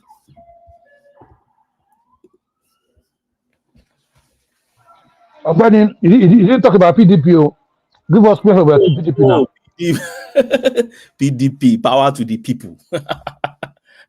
I actually want PDP. Now I listened to somebody who said Tinubu said he want he loved them dying or something like that. I've forgotten what he said in the National Assembly. I don't say anything wrong in that. Tinubu is a politician. So if I see my enemy die, why not? So every politician wants it. Presently in UK, the reigning politician now is Nigel Farage.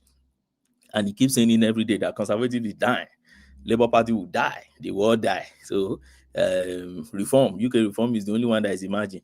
And we can see how it's emerging too, truly. Most of the local government elections swipe everything from them. And then they are warming up in the next 3 years, I think now, 2029. They are warming up for another general election. And there's every possibility that it's going to sweep the thing.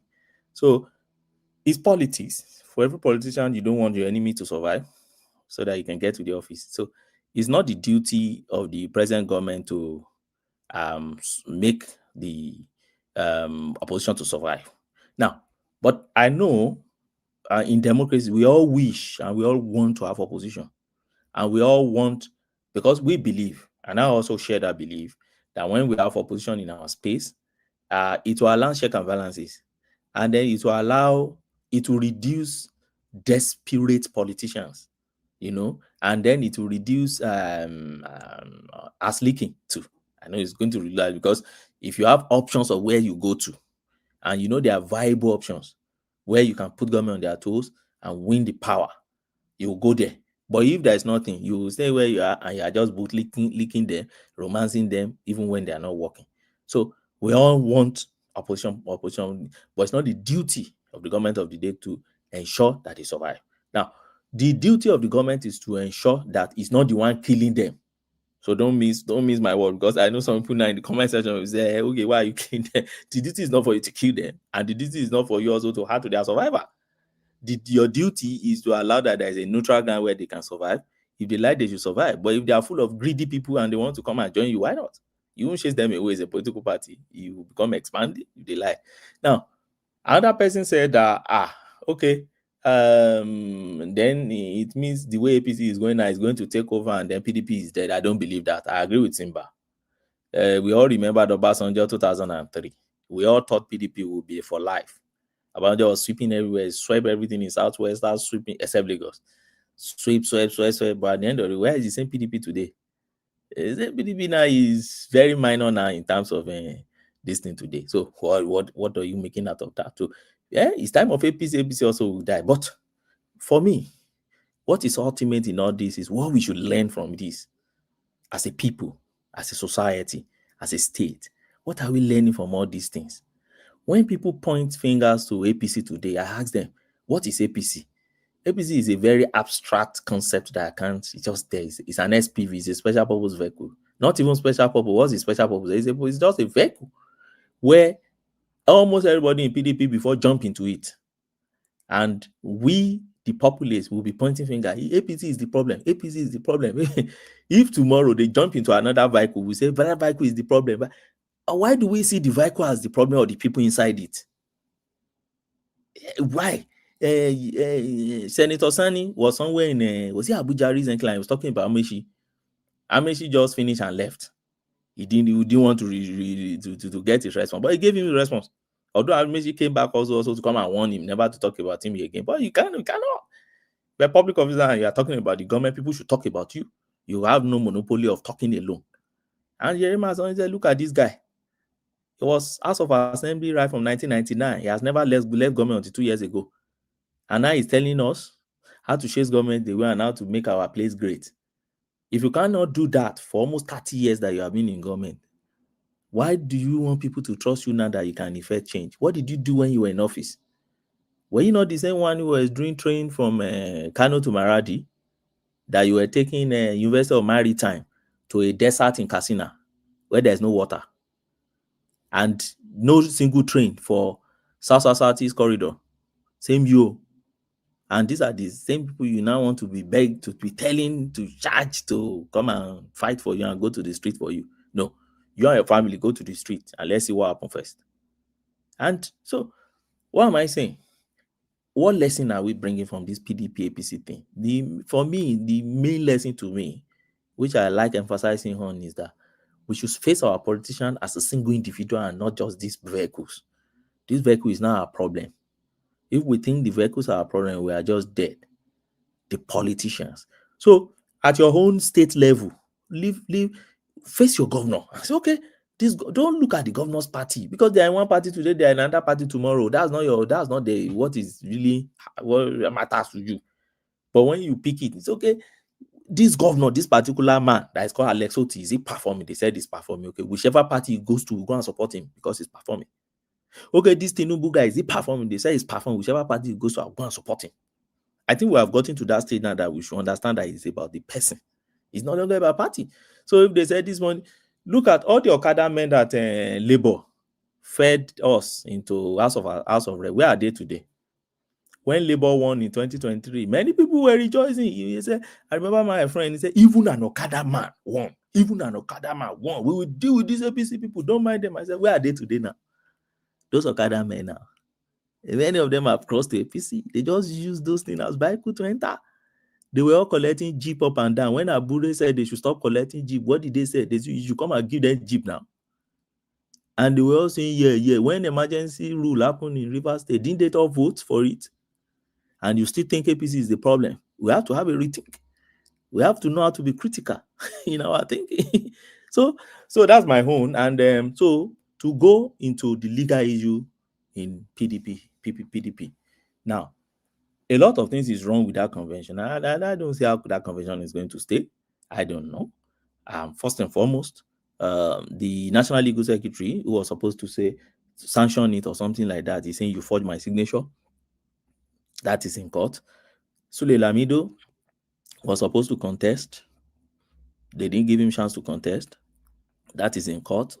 He has gotten an order. All the order that you see that is flying all around, they are all interlocutory and interim order. So they will all lapse in the next few days. They will all lapse, and the EU will become, let's go back to court on the substantive matter. So I saw what Makinde has done. So what Makinde has simply done is that, don't worry, all those other will lapse. Let them go to court and start fighting whether we should act against the other. And I can tell you, the highest penalty you get from acting against order is just court contempt. The court will not nullify what you did when that order was invalid. It's very difficult. I've not seen, you rarely see it in Nigeria for public interest. They will say, okay, let's leave what has been done. Let's go to the substance. So if at the end of the day we find that they were not supposed to do this thing, then we nullify it. So it's a long journey for them. Another anomaly in what they have done is I learned that about 17 states did not appear, or only 17 states came, or something like that. So if you're doing that kind of convention and you find about 70 states don't appear, it's a major issue for you, because you have more enemies, you have more people to come and challenge, you have state level to come and challenge that convention. Third one about the convention, apart from Sam Lamido and all those guys, is that INEC did not witness it. And if we go back to the case of Lado and CPC, the court has said it clearly. You need INEC to be invited, but it's not mandatory they must be there. But the law says it is mandatory that they must be invited. So whether they invited INEC or not, I don't know. But I don't see them inviting INEC, and INEC will not be present there. In fact, in the case of Lado, the court say even if it states INEC that it's there, it's not still valid. The INEC that must be national INEC. Because in Lado, I think state INEC attended one, then national attended the other one. They said no, the one that national attended, that is a valid one. So they have a lot of issue on their hands. But if you ask me, are they dead? I don't think PDP is dead. I don't think so. They will bounce back, or they collapse into another party to bounce back as an opposition. But for 2027, it's getting clearer for Tinubu. I can say that 100 times again. It's getting clearer. But like politicians will always tell us, a day in politics, they said, is like 100 years. And something can still happen within a day, which may change things that have been happening for years. So let's continue to see. But ultimately, I think we should just keep learning lessons from this. We should deal with personality rather than political party. All these parties are just nothing. They don't exist anywhere. There are people occupying them. Thank you, everyone. So, Obeni. Thank you, Ogbeni. Okay, you still have a question, because I want to move to another person. Yeah. So I'm trying to get the final opinion from Obeni. So in your final analysis, you think this banishment of Wike is more of symbolic, broader contest, the power struggle within the PDP? This cannot be validated by INEC, even if the court pronounced that what they did was valid. No, so I see what is happening in Labour is what will continue to happen now in a PDP. Now you have two factions now. It's getting clearer now that there are two major versions. The Wike faction and then the Makinde's version. So the Wike version will hold their what do you call it now? Hold their side, and they will keep saying nobody has suspended them because the convention where they were purportedly suspended was illegal. So they will still be claiming they are members of PDP. If I assure all of them will be claiming so. You will see. I don't know if they started jumping to mainstream media now. You start seeing them saying they have not been. Just like you have Nanadi and Abure now. Abure is still shaman, and Nanadi too is shaman of Labour. So it will now rest. It will get to a state. And the dangerous thing is that the policy in our court now is that they don't even like attending to all these political issues. They will tell them it's an internal affairs of the party. That was what they told them in Labour. Now it's an internal affairs of the party. Go back to your party, go and resolve it. So at the end of the day, if a faction, okay, imagine those 17 states now that did not appear, and let's say they are pro-Wike now. So it means that you're going to have executives in 17 states for a faction, and you have the rest for another faction. So how do you coordinate yourself to be a viable opposition or to contest in the next election? You see the way they are killing PDP demand. So I don't know what Makinde want to make of this Congress, and I don't know why exactly they can't even really unite. But all I know is that Wike. Ogbeni, did you know what your former governor Sefayo said? What did he say? He was doing birthday now. He said the dead don't expect the living. But Benny, let me do. This is my own. What did my uncle say? Oh, what did my uncle say? Oh, Simba. But he said nobody. that he said the dead don't expel the living. But my own conspiracy theory, Benny. Wait, my sorry, conspiracy theory. before you say your theory, sorry. I Yeah. don't know why one man, I don't know why one man will have this program without celebrating Fayoshe's 60th birthday. That's unfair. That's unfair. Whenever one man is here and I'm not here, please somebody should help me tell him that Fayoshe deserves. Yes, I was going to mention that 65th birthday. Fayoshe Even deserves Obasanjo was 2 there. minutes on this platform. Fayoshe deserves 2 minutes. There are many Ekiti people here now, and we love Fayoshe. I'm telling you, we just have to. I will type it there. Happy birthday, Governor Fayoshe. I will type it there because we just have to. Thank you. In fact, Obasanjo was even there. You could imagine. Obasanjo Fayoshe major enemy now. They've reunited. Obasanjo gave Fayoshe water yesterday, but he gave him. But my own conspiracy theory is, Ogbeni. Yeah. Something tells me in my mind that Wike and Seyi Makinde, if you believe they are fighting, they are not fighting. I'll give you the coldest Zobo drink I don't believe it now. in Walmart. So I believe what they are doing is all these guys, they are just performing, and then at the appropriate time, you see all these governors. The governor moved one from Plateau State, the one from Adamawa State. All of them at the appropriate time, they will do the needful, and then they will move to APC, and then Seyi Makinde himself in 2027, right? So I believe Seyi Makinde and Wike, they are still playing their 2023 angle with PDP, but in a different version now. That is what they are doing. At the end of the day, I think somebody like Sule, that's why they are not trying to allow Sule Lamido to contest, to come in. So it's still an offshoot of their 2023 game that this PDPO, they are not going to allow anyone that will be so strong, right, to be on the ballot on PDP. So because you know how Wike fights, if Wike is fighting you and he really want to fight you, is he doing the same thing with Seyi Makinde? No, he leaves Seyi Makinde to do his own thing. He's doing his own parallel thing. At the end of the day, you will see this thing. At the end of that, this is because Seyi Makinde himself is part of I think he's still part of the G25, and this is my own theory anyway, and I just believe Wike and Seyi Makinde, first of all, they are not fighting, in my opinion. Number two, it's just everything they are doing now is just a smoke screen. Suspending Wike, Fayoshe, all of that. Fayoshe was celebrating. So everything they are just playing politics. Okay, look at what Fayoshe did in Ekiti State. Why do you think Isaac Fayoshe, his younger brother, is on a daily basis? Very critical of his brother. Eh? Very critical of his brother, but I can understand why. Yeah, because he is mad. You know, one of the Fayoshe's younger brother he had an aspiration under PDP. He wanted to contest under PDP, but Fayoshe did not support his own younger brother. Instead of supporting his own younger brother, he supported Bao for his second term. And this Isaac has been so mad about that because Isaac naturally believes that, okay, since your younger brother is trying to be governor, right? Naturally, you should be able to support him. But Fayoshe is not stupid. He understands politics, that the guy will just waste his money. You cannot you cannot run under PDP with the current situation going on. You are going to cause problems for Fayoshe, and I'm not going to be a part of that. Particularly when all ex-governors in Ekiti State, they are for Bao.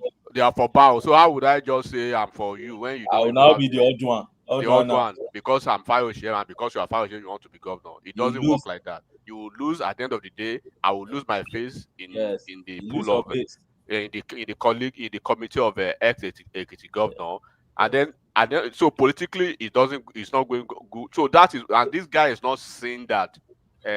Isaac is not seeing that, and you know Isaac he has created this mockery of I'm in between, I'm a neutral person, right? To some certain sector of the social media. So he needs to continue to push his own thing. So, but that's why Fauci is not even answering him. At the end of the day, he's not now my brother. You be guy, just as it be. So that's what is happening. Okay, look at in Anambra State. PDP almost had no candidate. At the end of the day, what was their number? I think they had less than how many? Maybe less than 100,000 votes, right? PDP in Anambra State. So anyone who is stupid enough will not really want to do what Isaac was expecting Fauci to do in Ekiti. So that's just my own angle to Wike and Marking. They are just still playing their game, but in a different way. 2023 game. So should be today. Today they've gone to inaugurate ADC building in Abuja. The ADC building they've gone to inaugurate. Atiku wasn't there. Obi wasn't there. Obi is all over the place looking for polling unit in Spain, in England, in UK, all over the place. Instead of you to stay at home and try to build a structure with Atiku and see how you guys can form a coalition, be a VP to Atiku or whatever. It's a very difficult thing for Obi now. It's a very difficult thing.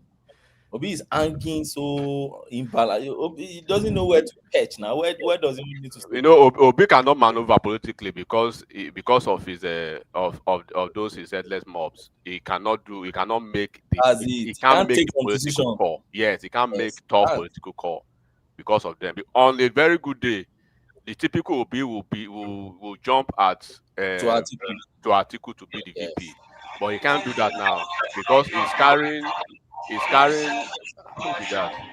He's carrying the IPOP people, he's carrying the obedient people, he's carrying the entire Igbo race, presidential aspiration on his back. So it's very difficult for him. There's somebody is making noise there. So it's very difficult for him to make. That's why he's running all over the place, trying to. He said after the election in Anambra State, he will make his decision and make everything open. After the election, today he will be in Spain, tomorrow he will be in the Republic of Ireland, tomorrow he will be in America, as if they are polling units or voting. It's a difficult one for him. If he says I'm not contesting against those obedient guy, will finish his career. But he needs to. But Ogbeni, that is where leadership comes in. You need to come out and set the pace, set the tone, and. Obi is not a leader now. Somebody is a leader that should have that one now. Well, of course we know that, but they don't want to hear that he's not a leader. A leader should stand on something. You are not standing on anything. You are tergiversating, right? Here and there, you are prevaricating. Where do you stand? Do you want to join Atiku? ADC has been there. You are not joining ADC. You are not in Labour Party. They chased you out of Labour Party. You cannot go back to Abga. Soludo is ready to mash you to to the ground. Soludo said we left his polling unit for him to win. At the end of the day, APC won that polling unit. Waiting won't do with this Obi now. So we left your polling unit for you to just win. We don't even want drag am. Just win them. Still, APC can't collect your polling unit, and you dey all over the place. Now one woman go collect that, Now one woman go collect her now. So at the end of the day, they will be saying Tinubu is. So how is APC the problem? Because you cannot continue to say APC is the problem because we need a very solid opposition in Nigeria. It's not even in America here. We have Democrats and we have Republican. Whenever Democrat is in power, Republican is putting their feet to the fire. Yes. And then vice versa. But in Nigeria now, things are going so easy. Look at Anambra State. Soludo almost had no opposition. No. Almost the same thing is going to happen in Ekiti State. Bao is having almost zero opposition. Free ride. In Ekiti State. It's free ride now. It's free ride for Bao now. He has he has structure of all the other parties. All the other Soludo didn't have any opposition because he's in bed with Tinubu now. Everybody knows that. Okay, where is your position then? Are these people stupid? What are the why are we not having opposition? We're not as long as they are aligned with APC even Soludo himself. APC controls Soludo. Bro, you are not understanding. Does APC also controls Alex Oti? Do they control do they control Obi? Well, that claims that Alex Oti is already planning on the next level, the next elections, whether he's going to jump to APC or not now. Ogbeni Alex Oti na Tinubu's man. Forget that. But no, you don't understand me. See, Soludo na Tinubu's man, but Soludo no be pro. Soludo is not taking it easy with APC in his domain. No. Who? He's not. Let me just put it like this: Soludo and Alex Oti is doing the same thing Wike is doing. You are not getting my point, Ogbeni. My point is now, okay, let's even assume that Soludo and Oti, right? I know Oti has been Tinubu's party for a very long time. The same thing with this Soludo. Don't forget, before even Soludo became CBN governor, right? Yes. Most of these guys, they have relationship with Tinubu, including Peter Mba from Anambra State. And then Wike himself, they think Wike just knew Tinubu in 2023. Wike knew Tinubu over 15 years ago. Yeah, he was even telling Tinubu at the time that they should, he was telling Tinubu to run at a point if it was telling Tinubu. So they know, but now we are saying Atiku is there, right? Obi is there. Why are we not having that opposition? Why? Why is okay? Look at, like I just give you an example. Look at what happened in Anambra State. Soludo beat them silly. We are going to see another silly beating in Ekiti State very soon. Then where is the opposition party? What is Atiku doing? What is Obi doing? What are these? Are they just going to rely on propaganda and be?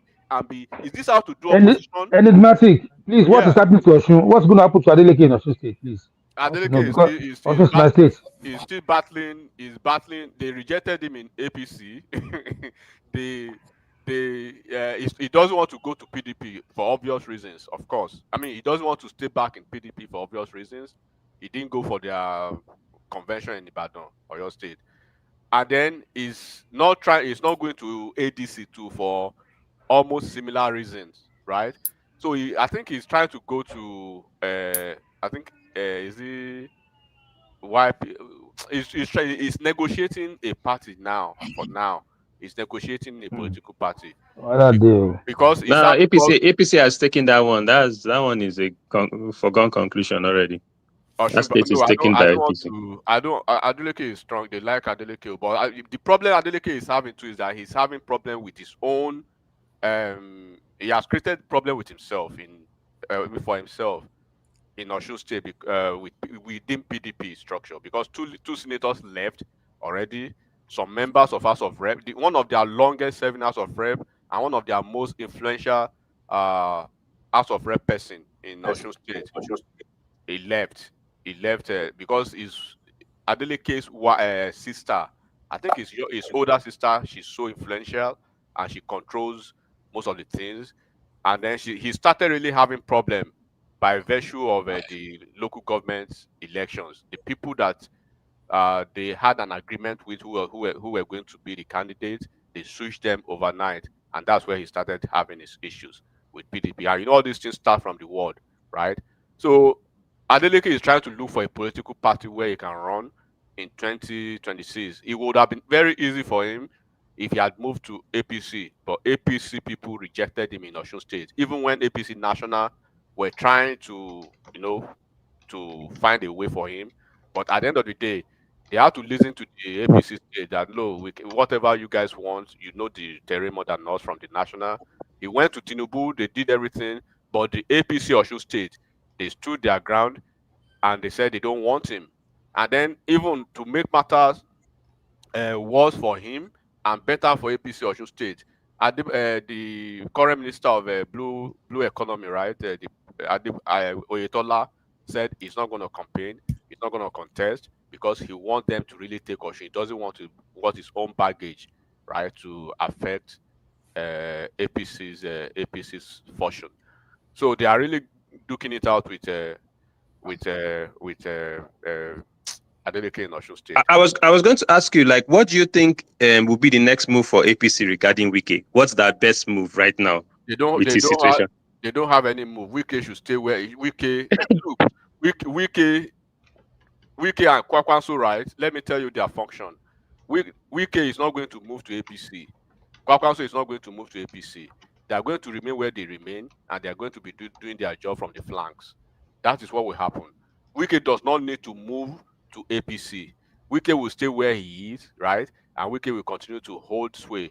Don't forget, the Wike's region, South, they are playing an angle already, right? Beyond the 2027 politics, the South they are playing the angle of VP in 2031. They are playing the angle of continuing to maintain the Senate presidency in 2027. They are playing the angle of consolidating their I think, let's use the Nigerian language, right? Quote and unquote, very juicy cabinet portfolios. Wike is the FCT minister, the de facto governor.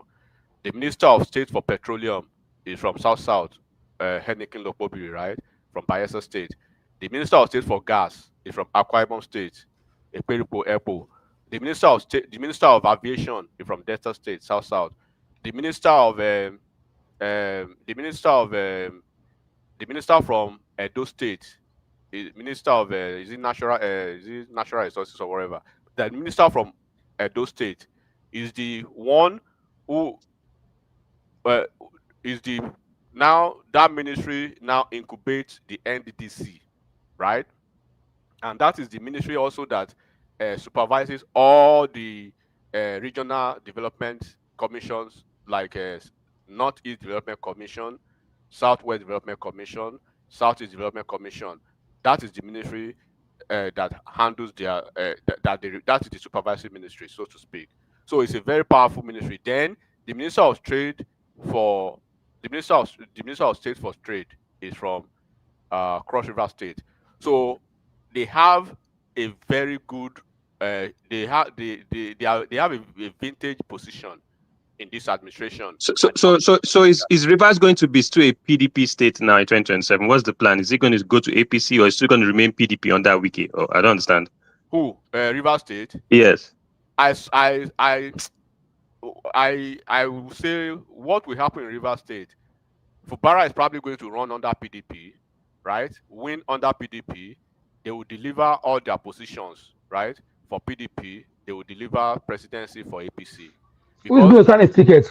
Who's going to stand for that ticket if you don't know that PDP? The ticket is going to be for if I don't know what deal Wike is having with Fubara. If Fubara is going to be to stand for re-election, automatically it's going to be.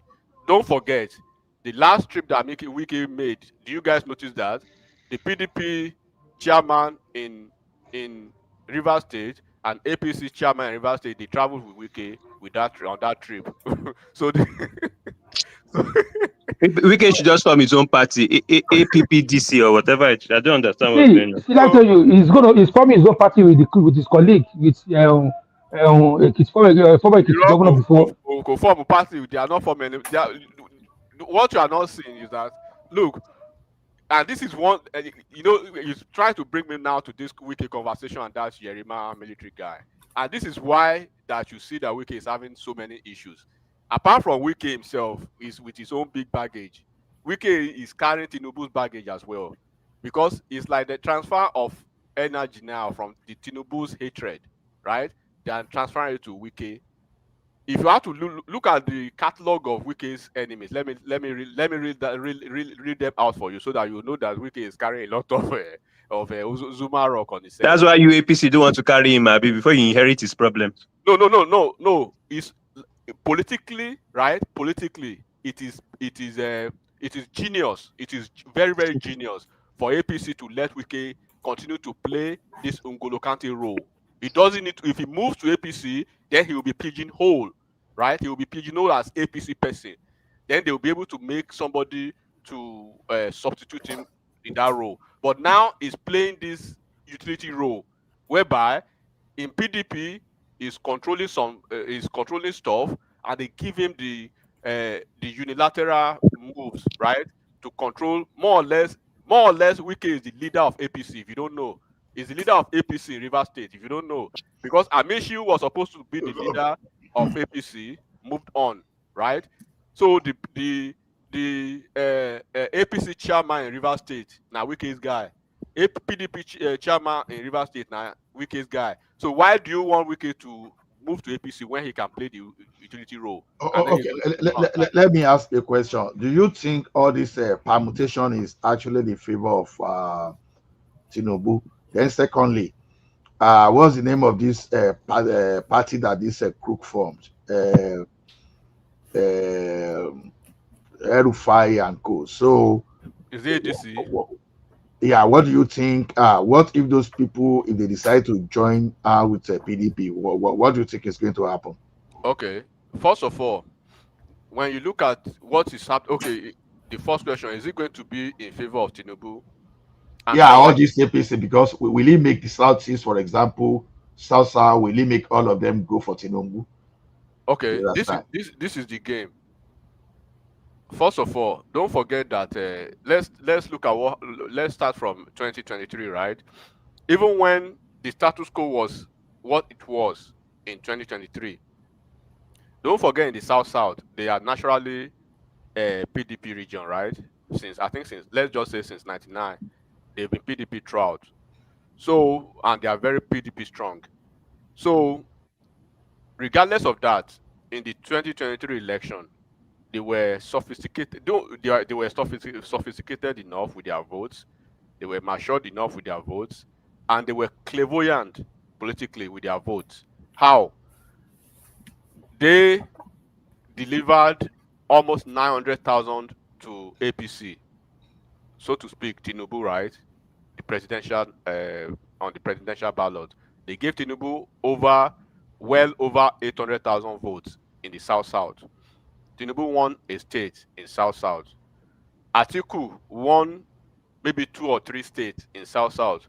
Obi won maybe 1 or 2 states in South. No, Obi won Delta State and Edo State too. Tinubu won Rivers. Atiku won Cross River, right? I think he won Akwa Ibom, and I think he won. So if Atiku had won, right, South would have been safe with Atiku. If Obi had won, South would have been safe with Obi. Tinubu won. South, they are very safe with Atiku, with Tinubu. That's why you see all these high-profile portfolio cabinet positions for them. And then, now let's go to the numbers again. Regardless of how entrenched they were as PDP region, right, they did not put their numbers in one basket. They gave Tinubu almost 900,000 votes, and they were able to negotiate with that number. Don't forget, South, their closest neighbor, right? Their closest neighbor, they gave Tinubu total of 127,000 plus, 127,000 plus in the presidential election.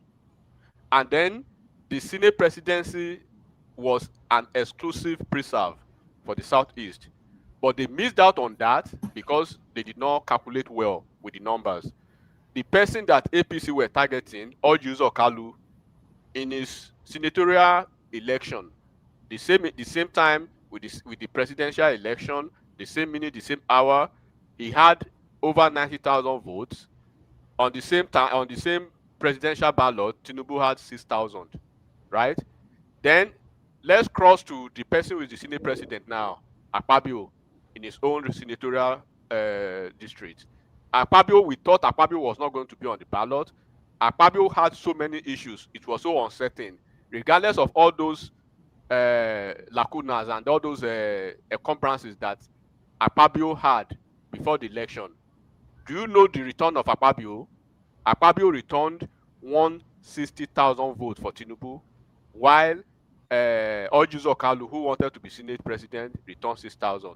160,000, right, to 6,000. So immediately those numbers came out. Then what happened?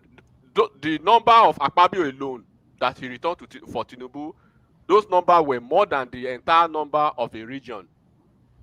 A senatorial district number more than an entire region who wanted to be Senate president.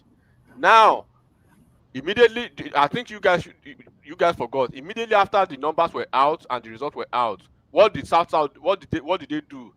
They came out with a unified campaign, right? That's when you saw Kazim Afebua, Oshomole himself when he was senator elect, right? Senator Jaribe when he was senator elect, even under PDP, and a lot of senator elects from South, they started going to TV stations to give interview and championing the cause of they deserve the Senate presidency because of the numbers they gave Tinubu and APC, regardless of the fact that their region was PDP region. And because of the number that Akpabio returned, that Akpabio is the most senior returning senator from the South, they nominate Akpabio as the Senate president from the South. In the same vein, we had a lot of people here, right? They were talking down, they were throwing all Jews of Carlo under the bus that he was a thief because Obi was on the because they all put their focus on Obi. Eventually, what happened? They played the biggest political game. They took the Senate presidency. Look at their cabinet positions now. So now, do you think it is by coincidence or it is just political random thought that the entire South they are collapsing under APC? And why do you think suddenly, right, that even politicians they are avoiding PDP that has been the echelon of political choice for the South? Would you think that any South politician will remain in PDP with the leaking roof or whatever is happening now? So it was easy for them to easily move to APC.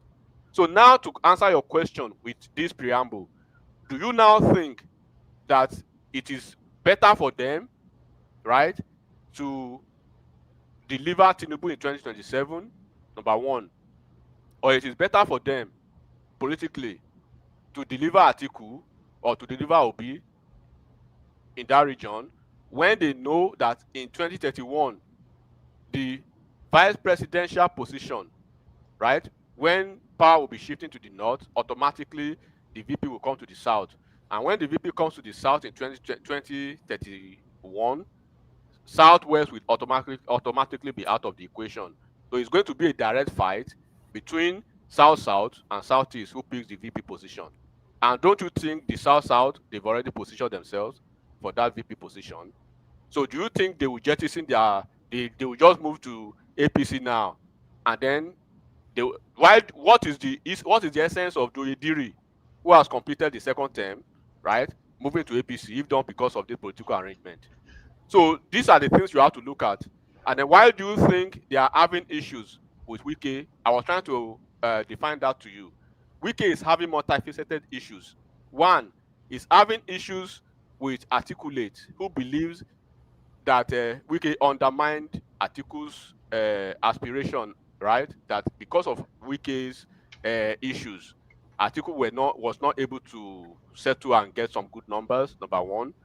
Wike is having issues, right, with some northerners in ABJ who believe that FCT ministerial position is the birthright of the north.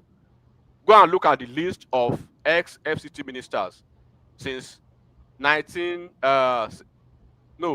since Jeremiah Husseini time. He's been northerner, but nothing but northerner. The only person who has been non-northerner so far has been Nyesom Wike. Not just a non-northerner, a Christian, right, from the south, not even southwest, a Christian from the south. Number one. Number two, all the years of the northern people occupying the FCT ministerial position, they've allocated a lot of land. If you know ABJ very well, Baba,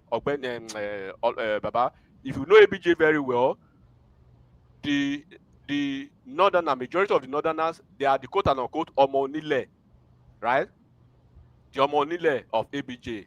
They've cornered a lot of land. They've allocated a lot of land to themselves. And it's not their land, though. It's the Gwari and the Ngede that owns that place. So you don't even understand the politics. So if you've had issues of land in ABJ, you understand what Wike is going through. So Wike is having issues, number two, with those people who believes, who the hell are you? A non-Muslim, a Christian, from not even Southwest, from South, FCT minister, our birthright. So the hegemonic entitlement, right? They are really mad about that. Number two. Number three, Wike is having issues with obedience. Who believe Wike did not work for Peter Obi, and I don't know why they are believing that Wike will work, because he said it categorically. He said it open in the open. I am not going to. Said even when Obi was telling him, take the governor, give me the presidency, Wike told him no, right? I will give you the best treatment in Rivers State. I will ensure you are well, welcome you well and everything. That's the best I can do. But that presidency, I'm not making a deal with you. So they believe Obi, the obedient people, they are mad with Wike because he did not support Peter Obi, and eventually Peter Obi lost Rivers State. Number three, those are the number three enemy. Number four enemy, the IPOP people.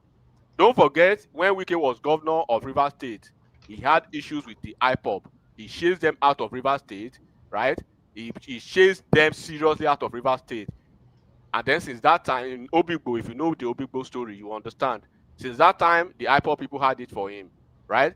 Then the Wike's political enemies too, that he has had, he said he has wounded them politically. He will continue to wound them. Wike has injured a lot of politicians. Part of them is Amechi.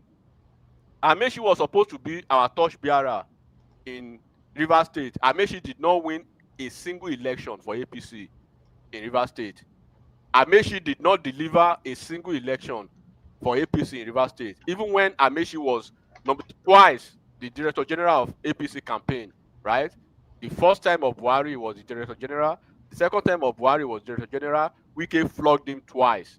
And then we even lost an entire election because of Amechi. Do not forget, I think it was his first term or second term of Wike that they disqualified all APC candidates from governor to House of Rep to everything in Rivers State. Then look at the number of politicians that Wike has politically injured. So look at the multifaceted enemies that Wike is carrying the baggage on his back. So you cannot expect them to wish Wike well. So, and then on top of that, right, Wike is carrying the transfer of aggression of Tinubu's hatred on his head. And then to cap it all, Wike is seen as the person who is delivering, who is delivering the death warrant, right, of PDP to Tinubu. Because why? They expect that Wike will move to APC. Wike, in a smart sense, knows that he had some numbers. Don't forget, this article that we are talking about, he has moved in and out of PDP four times, 4 different times. Bukola Saraki, Dino Melaye,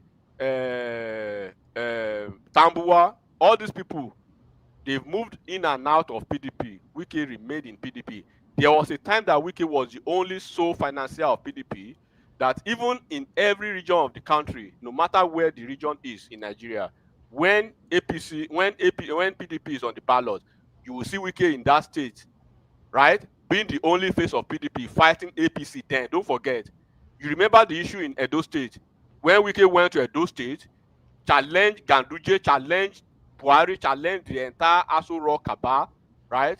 To ensure that the what's his name? This ex-governor, Obaseki, was re-elected. The same thing happened in other states of the federation when Wike was the only face of PDP fighting APC. This same Wike, until the twilight years of Buhari's administration, he was a pain in the ass of Buhari for almost 7 years plus, until some months before Buhari left, when they became friends, right? So Wike has been there for PDP. Can you say the same thing of other people who are crying about Wike now?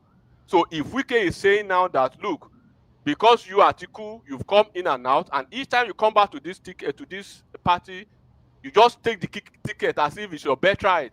And now the last time, you are not going to, you want to take the chairmanship of the party to the north, you want to take the presidency of the party to the north, give us one. You say, they give us one. So now that is part of it. So why would you not think that why do you think they will wish Wike well? particularly when Wike is a staunch ally, right? And unflinching supporter of Tinubu that they wanted out of power. Do you think they will wish him well? So all these individuals who are talking about Wike today, do you think they are talking about Wike because Wike is Wike, or because of their primordial sentiment against Wike? Now let's look at what the attitude of the military guy. First of all, I don't blame the military guy, because the guy is a pawn in the game of all these things that I explained to you. And don't forget the military people too. Their ego is being bruised seriously now in ABJ. Coming from the failed coup, even though we heard it was a rumor, they are still smarting from that. The same Buratai, who was the longest serving chief of army defense staff in the country, under which Nigeria had most of the highest budget to the defense. They couldn't tame, they couldn't nip the insecurity of Nigeria in the bud. None of them. All those shameless ex-military officers, for years, they couldn't nip in the bud the insecurity issues of Nigeria. But all of a sudden, they found their voice because of a politician, because of a single person, only Wike. They came out and they were tweeting nonsense. They were writing nonsense, right? Do you think they are happy because they've been rendered almost useless? Don't forget, in the past, military were given even the reign of power in democratic process. In the history of the military, they never believed they will have a president who will select a national security advisor who is not affiliated to the military. So Tinubu selected an NSA who was a policeman, right? There is no, go and look at Tinubu's cabinet. You are not going to see ex-military thing or ex-military that in the entire cabinet. In the MDAs, you will not see ex-military that, ex-military this in the entire cabinet. In the MDAs, none. So they are not having the political patronage that they used to have. And on top of that, Wike is in Abuja reassessing the land applications through all these ex-generals. So they are not happy with that, number two. Then number three, it is a shame if you live in, we always want to say, a sane climb, right? If you have served in the military, I don't know of other countries, but if you serve in the US military, first of all, I want to ask anybody, I know in America, once you are done with your military service, right, that you become a veteran and you are honorably discharged out of the military, right? You have some benefits, medical to your family, to your kids, forced refusal of job, federal level jobs, a lot of things. If you apply for jobs, you'll be pushed to the front line. If you are a veteran, if you are trying to board a plane at the airport with your military veteran identity, you'll be the first person to board the plane. So a lot of those privileges that you enjoy as ex-military person. But as ex-military person in America, you not have nobody is going to assign you any actively serving or even a reservist serving military person to guide you, to be around you, to do anything. You will not have any power of authority or anything to order an active military person in America to say, you go and I send you to. In fact, it is an anathema. It is delusory, right? It is an insult. It is quite shameful that a commissioned officer of the military was reduced to Megad to go and guide a plot of land for a retired personnel. So let's bring it to America here. I'm sure that some people who live in America are here. Do you ever think it will happen in America that a retired is like me now? I've done my service in the US Army. Then you are expecting me to command a serving military person or order a serving military person, right, to go and stay in my house and guide my house. Not just a serving military person, no, a commissioned officer, a second lieutenant or a captain, to go and mount mount in my plot of land or in my house to guard my house when you are supposed to be in the barracks doing the job of the military? In America here, the policeman will arrest a military officer. When you drive on the road, right, in my uniform, police, they will stop me. They will need to identify you. You will give them your ID card. They will say, oh, thanks for your service. But they are doing their job. But it is only in Nigeria that we see all these anomalies, and some people, they will come, they will want to cherry pick because they do not like the face of somebody. And when we talk about same word, they will say why Nigeria cannot be. Does Nigeria look like a country to you where things work accurately well? That person should have been arrested on that same because already. Why? Okay, where do we even get to the point where a retired person is ordering an active person? Where does it happen in the world? I'm asking again, if you live in America, and I'm giving myself as an example now, and I believe there are some people who have served in the US military, do you think even the moment you are done, even in any job in America, the moment you are done, you retire from that job or you quit the job, the moment you walk out of the door, that is the end of you on that job. The only thing that will precede you from that job is your pension, your allowances, your bonuses, and everything that is accrued to you. Every other thing, you do not have any other right, even to that building again. Let alone you still being able to stay in the comfort of your home as what? To order an active military person in the US to say, go and stay in my house and mount. I mean, this is a shame of a country. We need to see what is happening and demarcate and differentiate between the hatred, right, of a person of Wike and the institution of government that is being ridiculed. We are talking of the Nigerian military, a commissioned officer on a plot of land who should be in the Navy, a naval officer who shouldn't have any business in that regard, is being ordered by a retired military person. The moment you do not have clearance again, the moment they take your military card, right, and the moment you put everything down, you are done. You are done. Have you seen any FBI person who put the bag down, the gun down, the weapon down, and everything is still ordering an active FBI or an active military? It does not happen. It is only in Nigeria we accept all these anomalies. And I like that you already even spoke about it. Some people have been political because they are only speaking to the Wike issue. Now let's talk even about Wike. Have you forgotten that Wike is the governor of FCT? The de facto governor of FCT. Would Yerima have done the same thing? Is it not in the same Nigeria that a governor, right, Fashola, ordered a colonel, a more senior colleague, a more senior officer than Yerima? He ordered him to be arrested on the spot. If Yerima had done that to maybe Governor Alex Oti in Abia State, right, or Governor Zulum in Borno State, or any state in Nigeria, apart from FCT now, because it is not defined that Wike is a governor, in a state that it is defined that there is a governor, do you think that would have happened?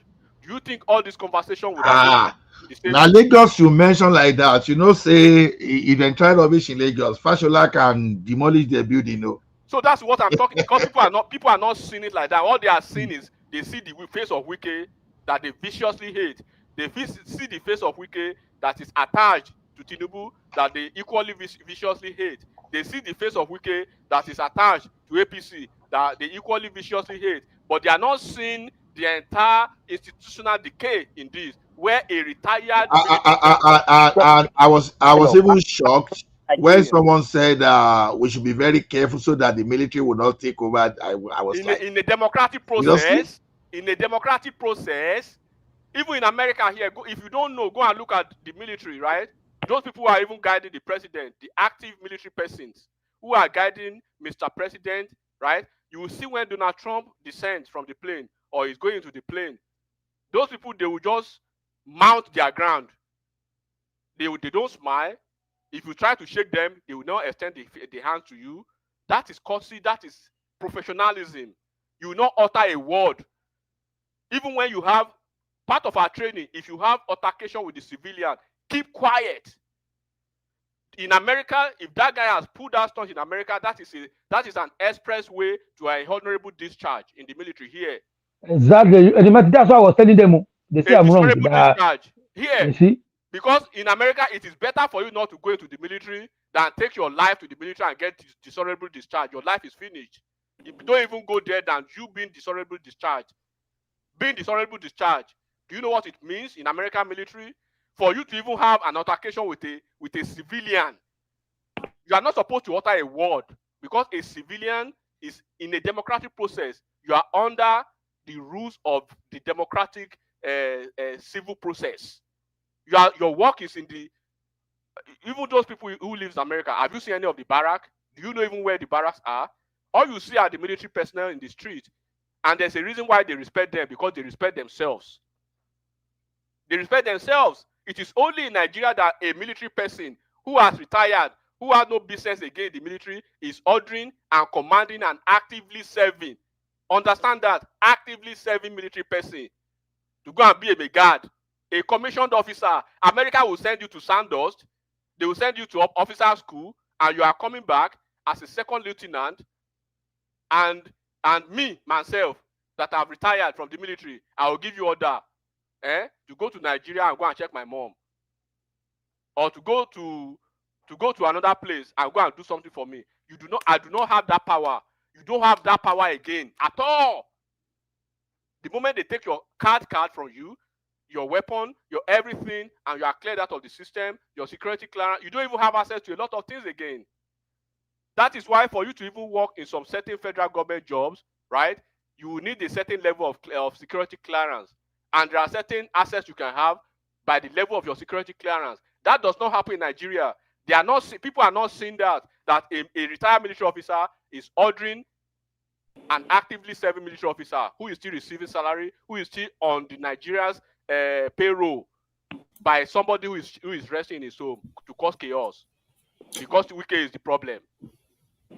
I mean, let's be serious for once. And people who want to prevaricate about these issues, they will call themselves activists. They will call themselves comrades, but they can't even demonstrate. They can't even differentiate between criminal. I don't give a shit. Between silliness and then hatred. I mean, this is a decay of an institution. Well, let me ask you a question. Can I ask you a question? Yeah, my brother, this is. I mean, you know why I'm mad? I'm mad because. Okay. Enigmatic. AY want to ask a question. Yeah, please go ahead. Oh, it's Enigmatic that is talking, right? Yeah. I understand your point very well, right? I also listened to the lawyer guy that was talking earlier before I two of them are lawyers, so you know. So yeah, they are both right, but here is my own pain in all this issue. Let's assume the person was not a military man. Let's say it's a bloody civilian like me. I'm the owner of that land. Here is the problem. Even if I go to court will give me like we prevent the FCT from taking over that land or demolishing my property. They don't obey the court order. That is where I get peace myself. So that is why Nigeria, when you have some level of power like the military do, they now feel, okay, even if I go to court, they are not going to obey it. Let me just take the law into my hands. So what do you have to say about this kind of stuff? Okay.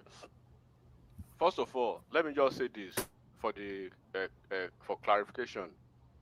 If I was in Wike's shoes, what would I have done differently? Let me just start with that first. What I would have done is, what I am very aware, and I know for a fact that Wike is very, very close to the chief of staff to Mr. President Femi Gbajabiamila. They are very close friends, and Wike, he has friends in high places, but you cannot quantify the frustration of somebody who is supposed to be the de facto governor. I want people to start looking at that too. Beyond looking at Wike as just ordinary Wike, they should start looking at Wike, number one, as a de facto governor of an entire state of FCT. That you've tried to have had audience and then sent your senior at director level, right? 3 different times, they've been humiliated in the same scene. yes, the frustration could be handled in different ways. But if I were in Wike's shoe, I would have still done the same thing that Wike did by going to that site just to obtain two things. My officer, well done, no. Please, on whose order are you here? You understand? On whose order and authority are you here? I need to know I want for clarification. I'll get the name. I'll get the name of the officer that is the same Yerima. I will get the order, whoever made such order or make such authorization for him to be there. I've clarified that. And please, do you have any identification that substantiates your claim to this land or whoever sent you? Right, something that shows that whoever sent you is the owner of this land. If you cannot provide that, I'll notify that. Then I'll order my whoever is the director in charge of that, maybe in the ministry, maybe the director of lands or whatever. I'll let him understand. With immediate effect, I need to have a closed session. What would I do in the closed session? I'll request, because I already understand what is happening. I'll call because from what we heard, they said there is an investigation that is going on. Don't forget two Wike's colleagues in the Ministry of Defense, the two ministers, Badaru, right, Minister of Defense, and the Minister of Defense for State, Matali. They throw their colleague under the bus too. They throw Wike under the bus. And this is why I'm telling those people are Northerners too. Probably they even had issues. So a lot of things going on, my brother. First of all, I want to clear something for you, right, before I get to your answer. So that is where I will go back to my office. I will call Chief of Staff to the President, Femi Gbajabiamila. Please, I have a naughty KNOTTY. I have a naughty situation in my hands. This is the issue. This is the issue. I want you to schedule a meeting where I'll be able to lay this to Mr. President, and then so that things can be cleared out. I'll do that, and I'll seek an open audience with the Chief of Staff where we'll be able to plan and see how to get things done. Because obviously, right? Obviously, that Yerima was not sent there in error. It wasn't sent there randomly. That attitude that he put up was not just another attitude. It was something that was basically. So I would say that Wike walked into the trap. So I would have handled that differently. That is me, and why I'm different from Wike. Then number two, on the issue, don't forget every land issues. They are civil matters, right?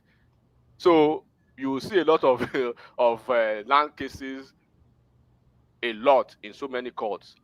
So for the minister of the FCT, who is the de facto governor, because I will start ringing this to everybody's ears now, who is the de facto governor of FCT, to have made his presence felt on that place. Now, switch the board now.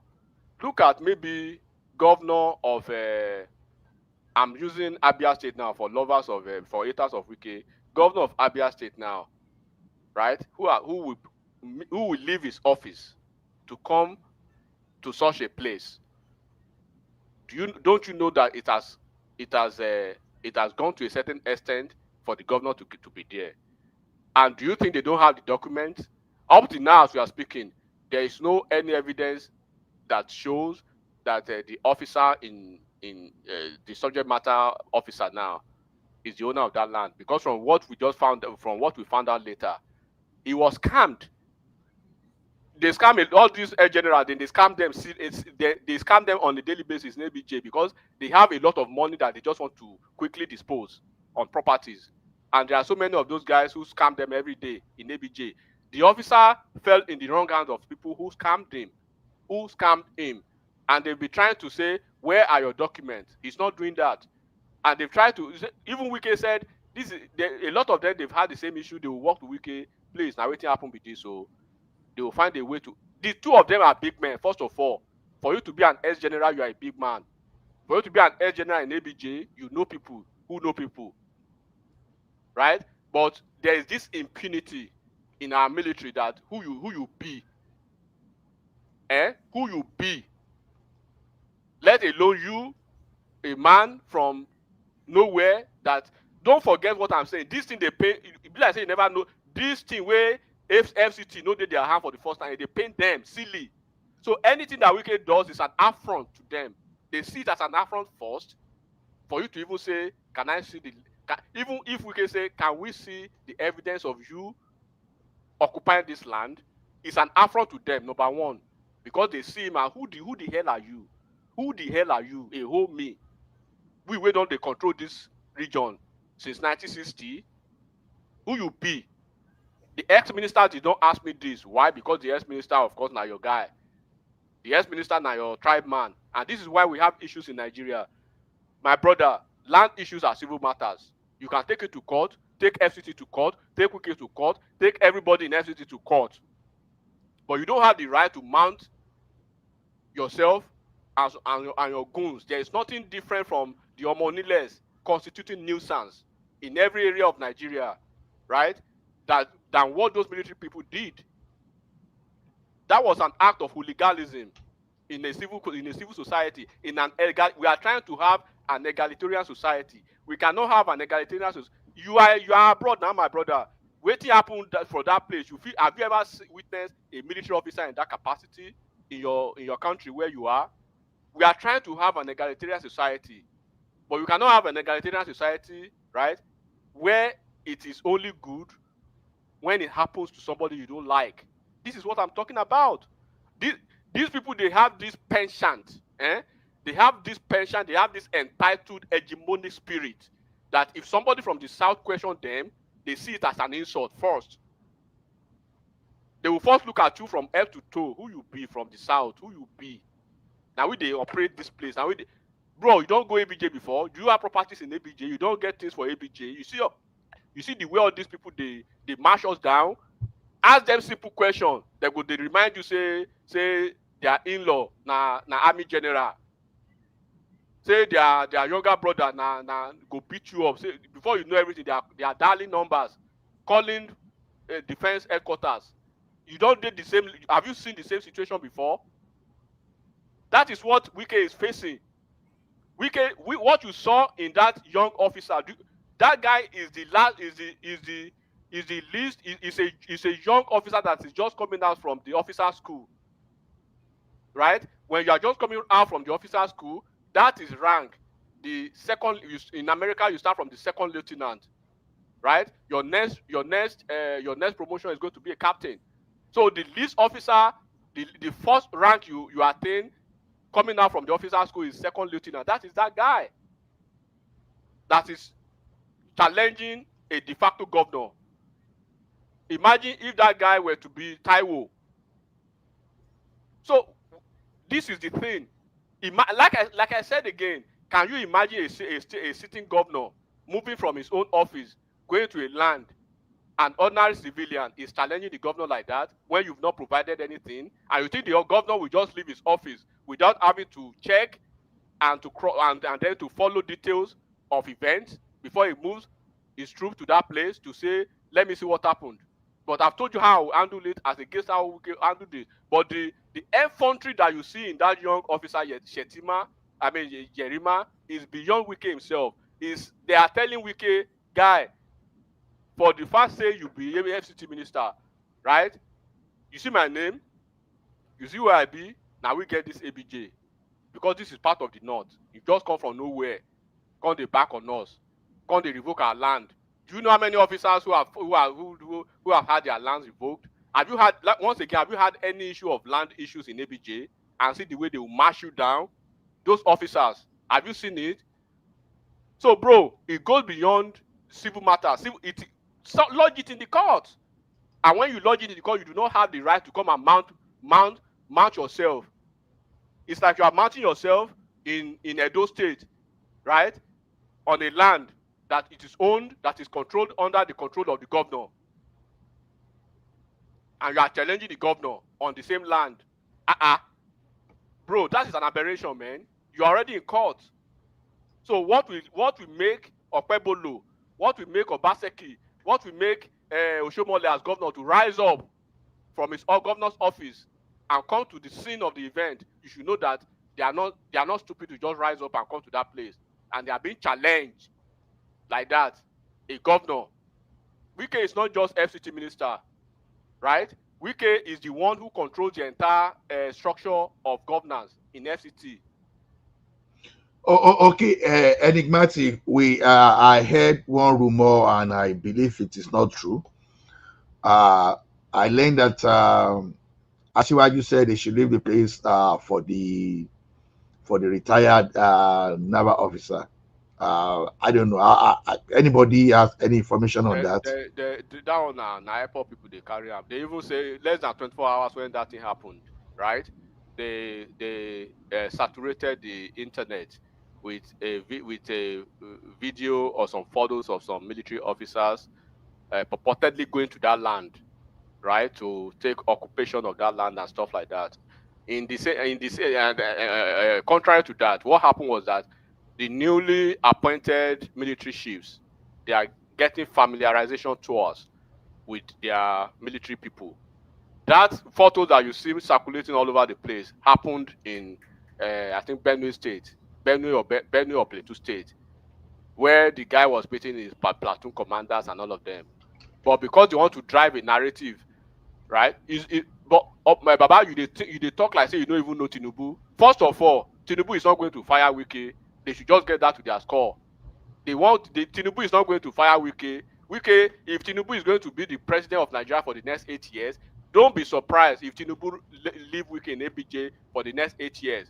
Because out of the ministers of Wike, look, we're laughing we waiting I talk. Now Ogba will they take care of Ogba. There are so many Ogba in ABJ that they are so entitled that they now then get ABJ.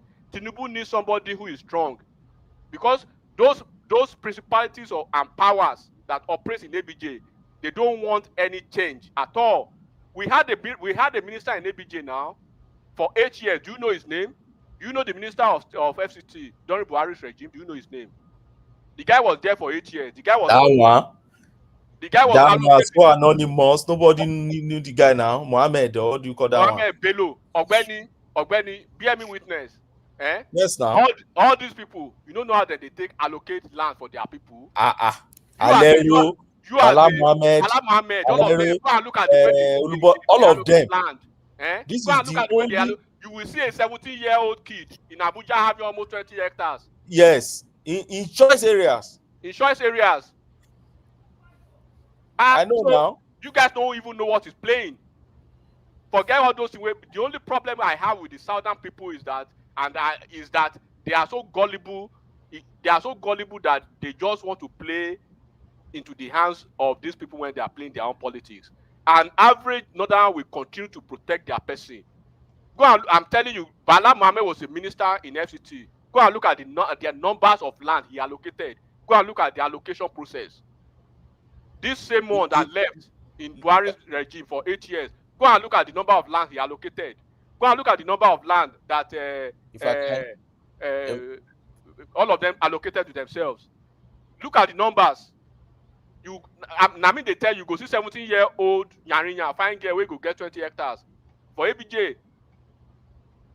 But now the same southern people go, they throw their own person under the bus every time because we are dealing with our own petty pedestrian politics in the south. We bring it again to the national level. We are too soft. That thing you just mentioned. Anybody that want to chime in can chime in. So Ola, can I chime in? Okay, yeah. You can go ahead. Okay. This question is specifically to Ogbeni, which I consider to be a more refined lawyer. So I just want you to answer this to me. This question. I'm looking at from no jabbing, no. What do you mean by jabbing? I'm just I direct my question to. Now you start now. So okay, go ahead. Don't say I be Omo Yoruba. So when I look to the land, in terms of illegal, is it illegal or no? Is it violation of the Armed Forces Act for a soldier to guide a private land? You've asked me. Yerima refused that assignment. Yeah, he has answered that question today. Maybe I've been gone. Okay. Sorry. You don't have to answer. Okay. He wanted to let me share an experience. Let me share an experience with you. I stayed in Abuja for almost 20 years. let me share an experience. And I handled so many land matters too in Abuja. So I handled the matter. It involved. It's late now. My client is late now. A former. So we've been having Southern minister in Abuja, but it's only that they are just minister of state. And minister of state, what can they do? So we had this minister of state, which is Southern and now late. I wouldn't like to mention his name. So I handle a matter for him. Very, very, very important matter. And meanwhile, I've applied for farmland for a very long time in the minister's office, and they've not approved it. That was under Bala Mohammed. So Bala Mohammed would not ordinarily approve it. He will like sharing the thing with his own people and everything. So, so when I handled that matter, I handled it successfully, and then the minister also was very happy and feel like so he wanted to pay my fee. I said, please don't pay my fee. He said, why? What do you matter? If you can just help me to look at this my application. Everybody has been collecting land, and it was Jonathan's time when they were giving mass housing. But me, I only wanted farmland as a farmer. I don't just farmland. So the man said, you applied for farmland when? Years back. I applied for, I think it was almost 6-7 years to that time. Said, but they've never moved my file even beyond sometimes they will tell you it's even he has lost. You come and pay again to go and file another one application. So he said, okay, we'll look at it. A month or 2 months later, they just called me that they called me from the office and said that the Minister of State milited on my file and I should come. I went there. To cut the long short story, they got my allocation at the end of the day. So I was allocated one particular farmland. It's actually very not too far from now. Alan Wike has done the road now that is so short. It's somewhere in Kuje, so it's so short now that in less than maybe 10-15 minutes from Galadima Junction straight, you are there. So, but we never thought we never thought anybody can even come and do that thing, that road. Wike has busted the thing out now, has done the road. So, but that land is just farmland. Do you know till I speak today? Even I'm a lawyer, I cannot enter that land. I tried. In fact, we first entered the land. We did the groundbreaking and everything. I got people there, bulldoze the place and then unearthing and trying to do things on there. Very big hectares. I won't mention the hectares there, but very large hectares of land. In fact, beside my land, beside my farmland, you find Herufai land was there. Late Adogbe was there. Then Obasanjo farm was adjacent. Then I think it's late now. Lamude too. Lamude land was by the back. There was a river on my land, to tell you how big the land is and the kind of people that are in the area. So these Abuja guys came and they told me that they won't allow me to farm on that land. I said, what happened? I should go to their emir and everything. The emir, so I started going. We battling this thing for about 3 years. So I started going to the place. They are distributed there. Would tell me, can somebody in Ogun or in Yoruba land just enter any land and just started farming on the land? I said, but the minister gave me the land. I had all my documents and allocation from the ministry, so I don't know what you are talking about. I don't need to come to you and say no. At the end of the day, if you see the kind of money they were calling, ordinary farm, I have not even put anything, no even single corner of the land. I said, where do you want me to get that land? This Abuja land? Why do you? They said, oh, without that, I can't enter the land. So I tried to use some of the military officers who were my clients too. I used one of them, Conan. So because I'm not that close to all those people at general level and all that. So yes, I could get Conan. And I told the man told me point blank, he said, look, you advise me, even if it deploys military to the place today and everything, these people will not allow you because they believe that they owns Abuja. And there's nothing you want to do in that land. And he now told me, he said, the only way out that you can have, and I was about leaving Nigeria at that time, so I couldn't even, he said I should go and look for at least one Nadana that we can share that thing together. Maybe I can give the person share of it, and that person will now be the face of my farm company. And my farm company is a family company, so it's not something I can, but my dad will even lay costs on you that you now wants to come and add to your farm for what? So that's how the land is still there as I speak today.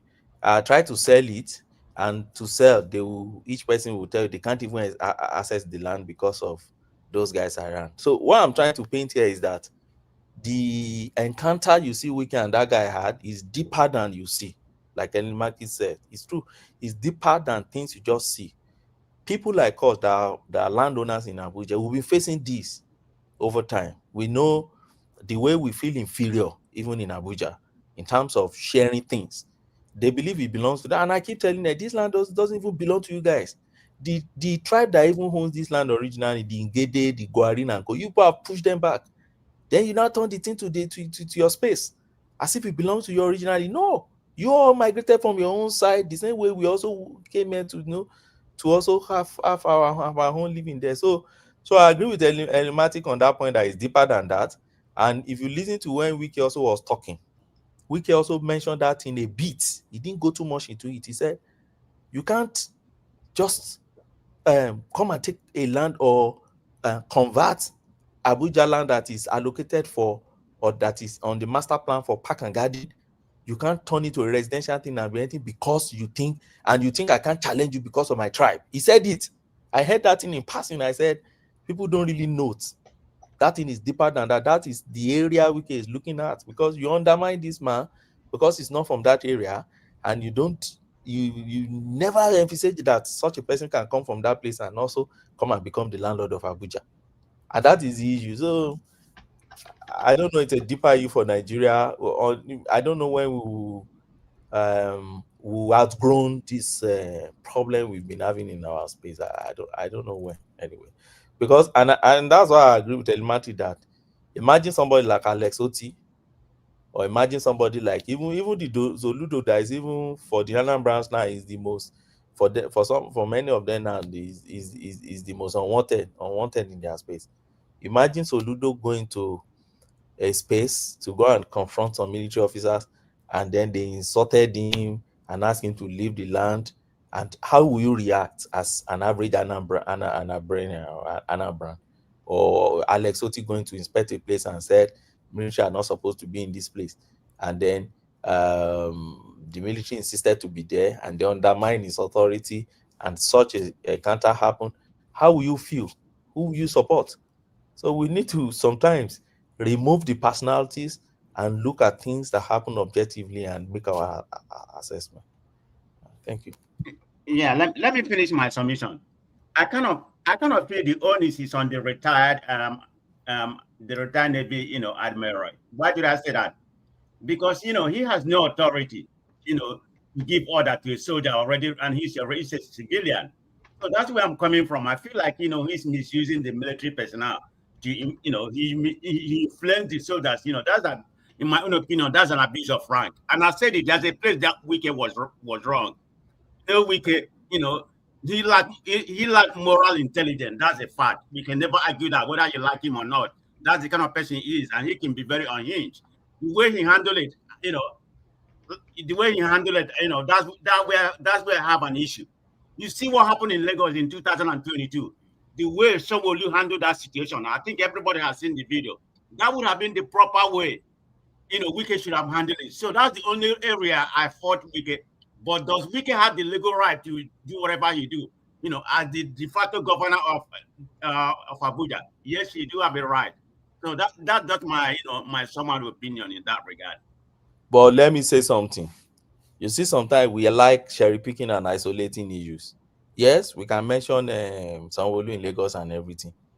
But when Wike came out to face guns, to face DSS, when they wanted to arrest Justice Dimga in Port Harcourt, were all Nigerians not praising him? Did you see anybody condemn him during Buhari time? He left his house late at night, in the dead of the night. He left his house and came to rescue that judge that Buhari DSS busted his house and they wanted to arrest. Wike, you remember, we all remember that incident. We are students of history. We all remember that. He went there and he was telling the DSS, if you want to shoot me. I'm the governor of this state and I'm to defend this judge. Okay, let's leave that alone. When Akpabio and his gangs were looking for that NDIC woman, was it not the same Wike that went to go and block the SARS that wanted to arrest this woman and said, no, you can't arrest him? In fact, Wike escorted that woman to governor's house and kept her in governor's house. Were we not praising Wike then?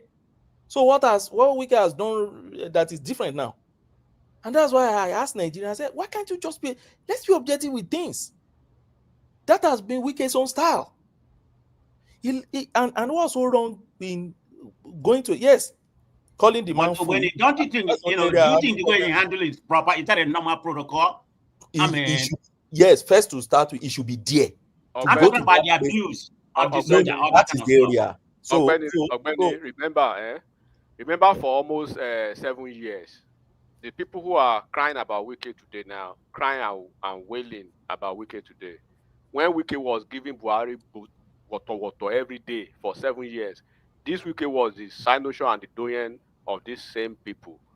Wike became their enemy shortly when he started punching their faces politically. This Wike gave to Buhari serious issues. Don't forget, at least you should remember now, when serious issues. He was the face of. You would the same with Fayose. Yes. Wike was mashing Buhari anywhere, anyhow. Then, as the face of PDP, he was everything good for the opposition.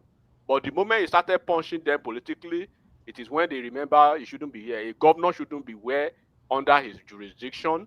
Does the military have any jurisdiction in a democratic process? Do they?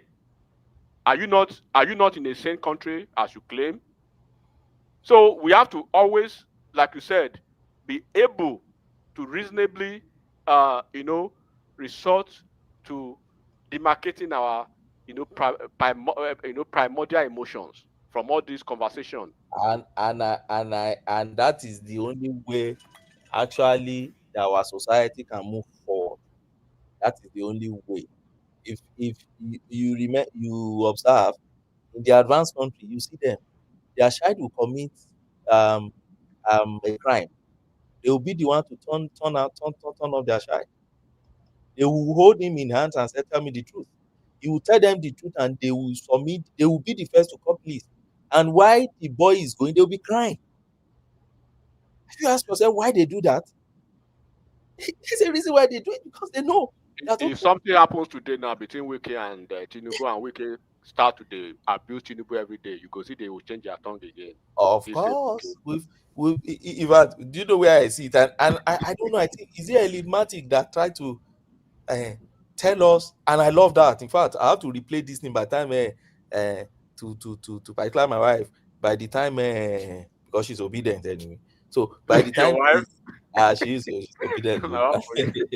Now to lock herself inside room, they talk this kind of talk. she for come out, they tell you that no. I've learned how to manage the obedience now. So I understand from your experience now. I've learned how to manage them. That's why I know how to manage them very well now. Ogbeni, they need koboko. When you are dealing with a toddler, right? You play with a toddler to a certain point, and all you need to do with that toddler is just bring out koboko or that toddler. No more pampering. Now, this one is even leading me to a question now, because I see that this America coming to Nigeria thing is beginning to die gradually. I no go die. If you know what Trump is going through now, Trump don't get that for his basket right now. There was something I was reading online that someone was warning this guy, Mike Arnold. I was in one of his, he was invited to one of the X-Space, and people were just discussing. So before that time, someone was warning him that he mentioned something that he should be very careful, because he said the government of the US is aware that IPOP are violent separatists. So that the guy should be very careful what to present to the government so that he doesn't lose his credibility. I say, wow, it's even good that they know, because it's like that space they're trying to hijack that space, and the US government is those people pushing, they are now being cautious to make sure that they limit their intervention to the area.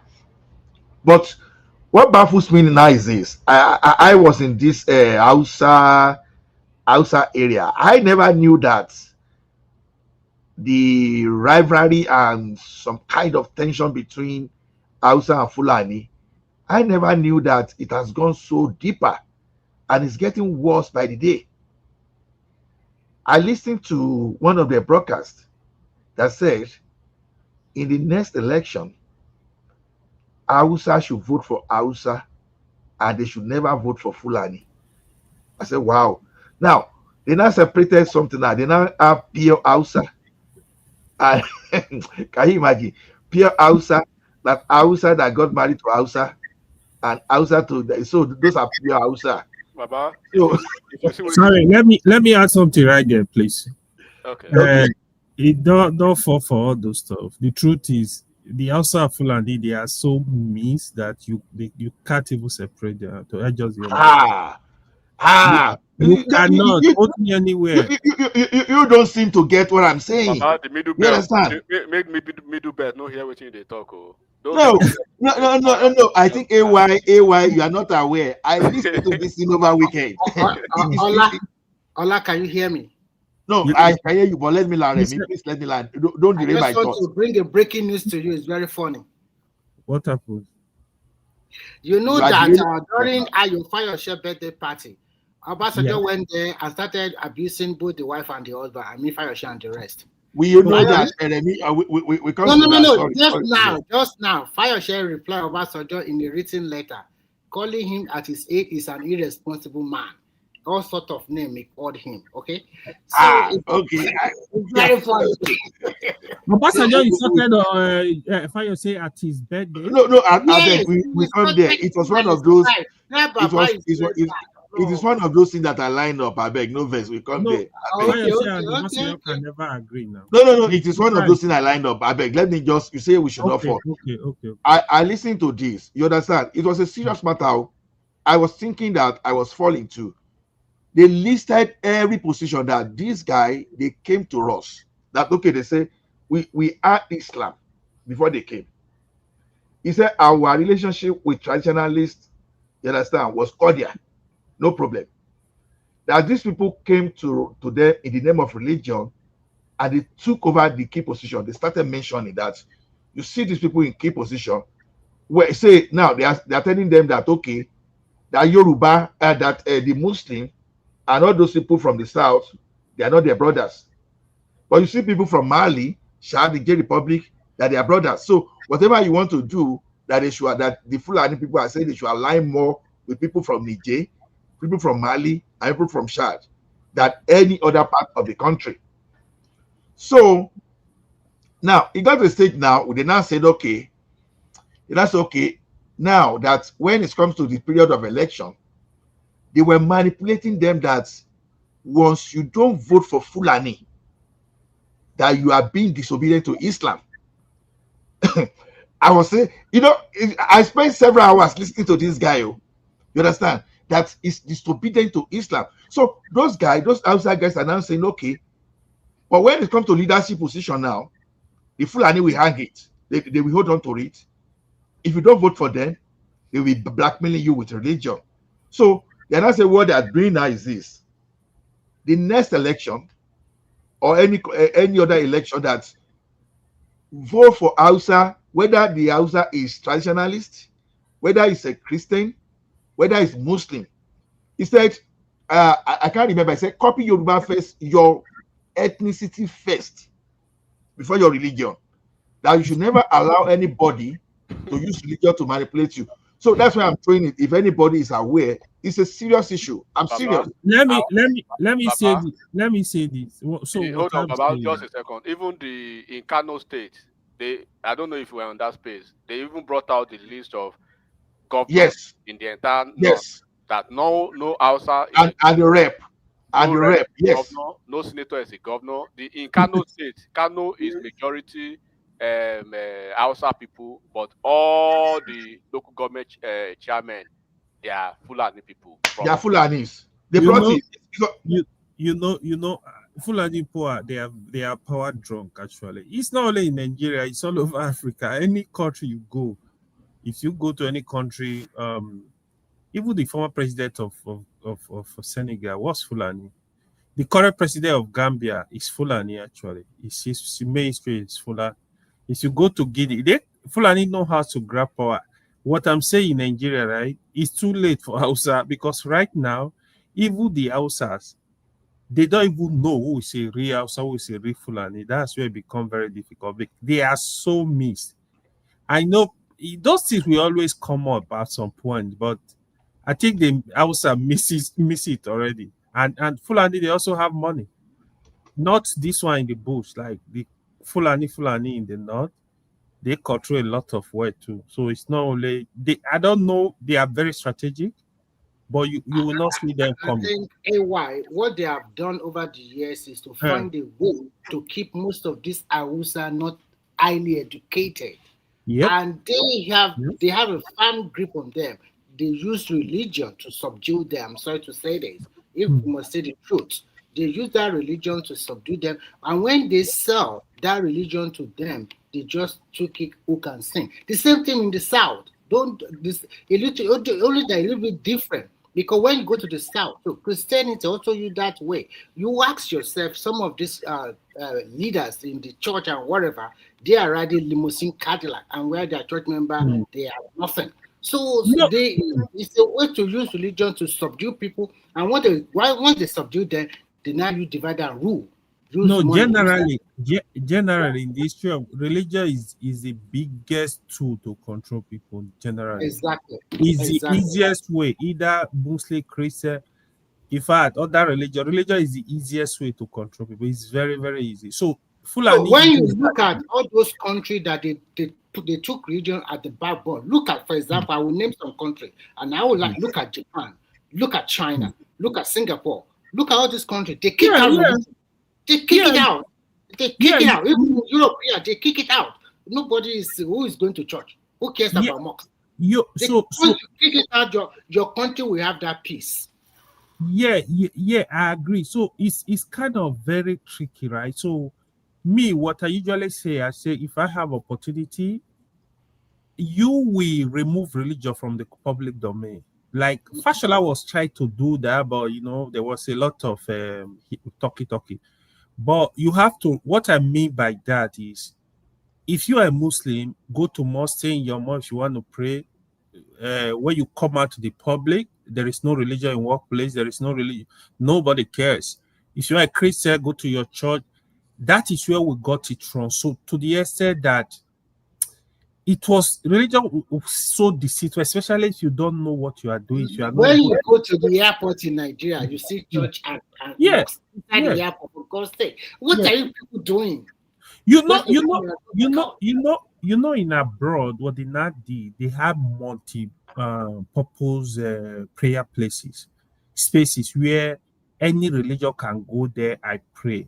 I mean, that one is okay, but the way you now you have that, even in our universities, you in the South especially, you see during the time of lecture, somebody will come, you want to preach, you are disturbing the student in school.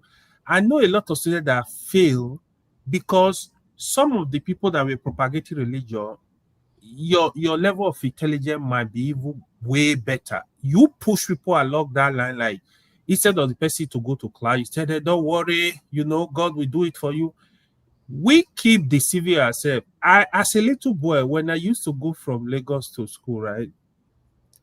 When we are traveling, you see all this, what they want to pray. I cover this car with blood of Jesus. I usually tell my friend, I say, Alex, listen, I said, we don't need this prayer. I'm so convinced. Because instead of us to mobilize, go to ministry, say, listen, our road is bad. You have to construct this road. Then we are praying. The accident will still come. People will see that. So, like you live in America, you live in Canada, you live in UK. How many times you want pray? If you want, I say you just thank God. How many times you want pray because you want drive 5 hours road? You just, so it's just kind of like foolishness. I'm not saying there is no God, but worship your God in your you see why? Let me give you a live scenario of what I did. When I was, Benny, what did you say? I say I still pray, even if it's an hour journey. As then that happen every day here too. Yeah, but you pray in your room. You see one thing. You see one thing I did during my wedding. Now, me, I did stubborn, and I've gone through religious agonies and pain. So, at a particular point in time, I just said, my heart became harder, even than that of Pharaoh. The only difference between me and Pharaoh is that I know God exists and I don't joke with God. But I don't allow any human being to use religion to create fear or panic in me. That's why I told a pastor that was using fear to capture me. I said, look, I'm not afraid of death, because if I died, then I don't remember anything. So don't even come with that. And I told him that, who told you that I didn't even want to die to start with? So don't use that one as a weapon. So I remember then my uncle Dan told me now not to travel. I not to travel this thing because this thing. I said, okay. You know what I did? I said, this man is airing too much. He knows too much. I cut him off all the other arrangements. I travel like anything, and nothing happened to me. You understand? So one thing about religion sometimes is this: you have to use your sense, and you have to, because some people will just dream. I will come and tell you that God told them this. Like when I was going to when I was going to higher institution, someone was telling me that, oh, the voice he was hearing from God was for me to go for English. I was like looking like me that I had F9, is my first attempt, and that I know, and you are saying I should go for English when I know that my strength is in mathematics, physics, and chemistry.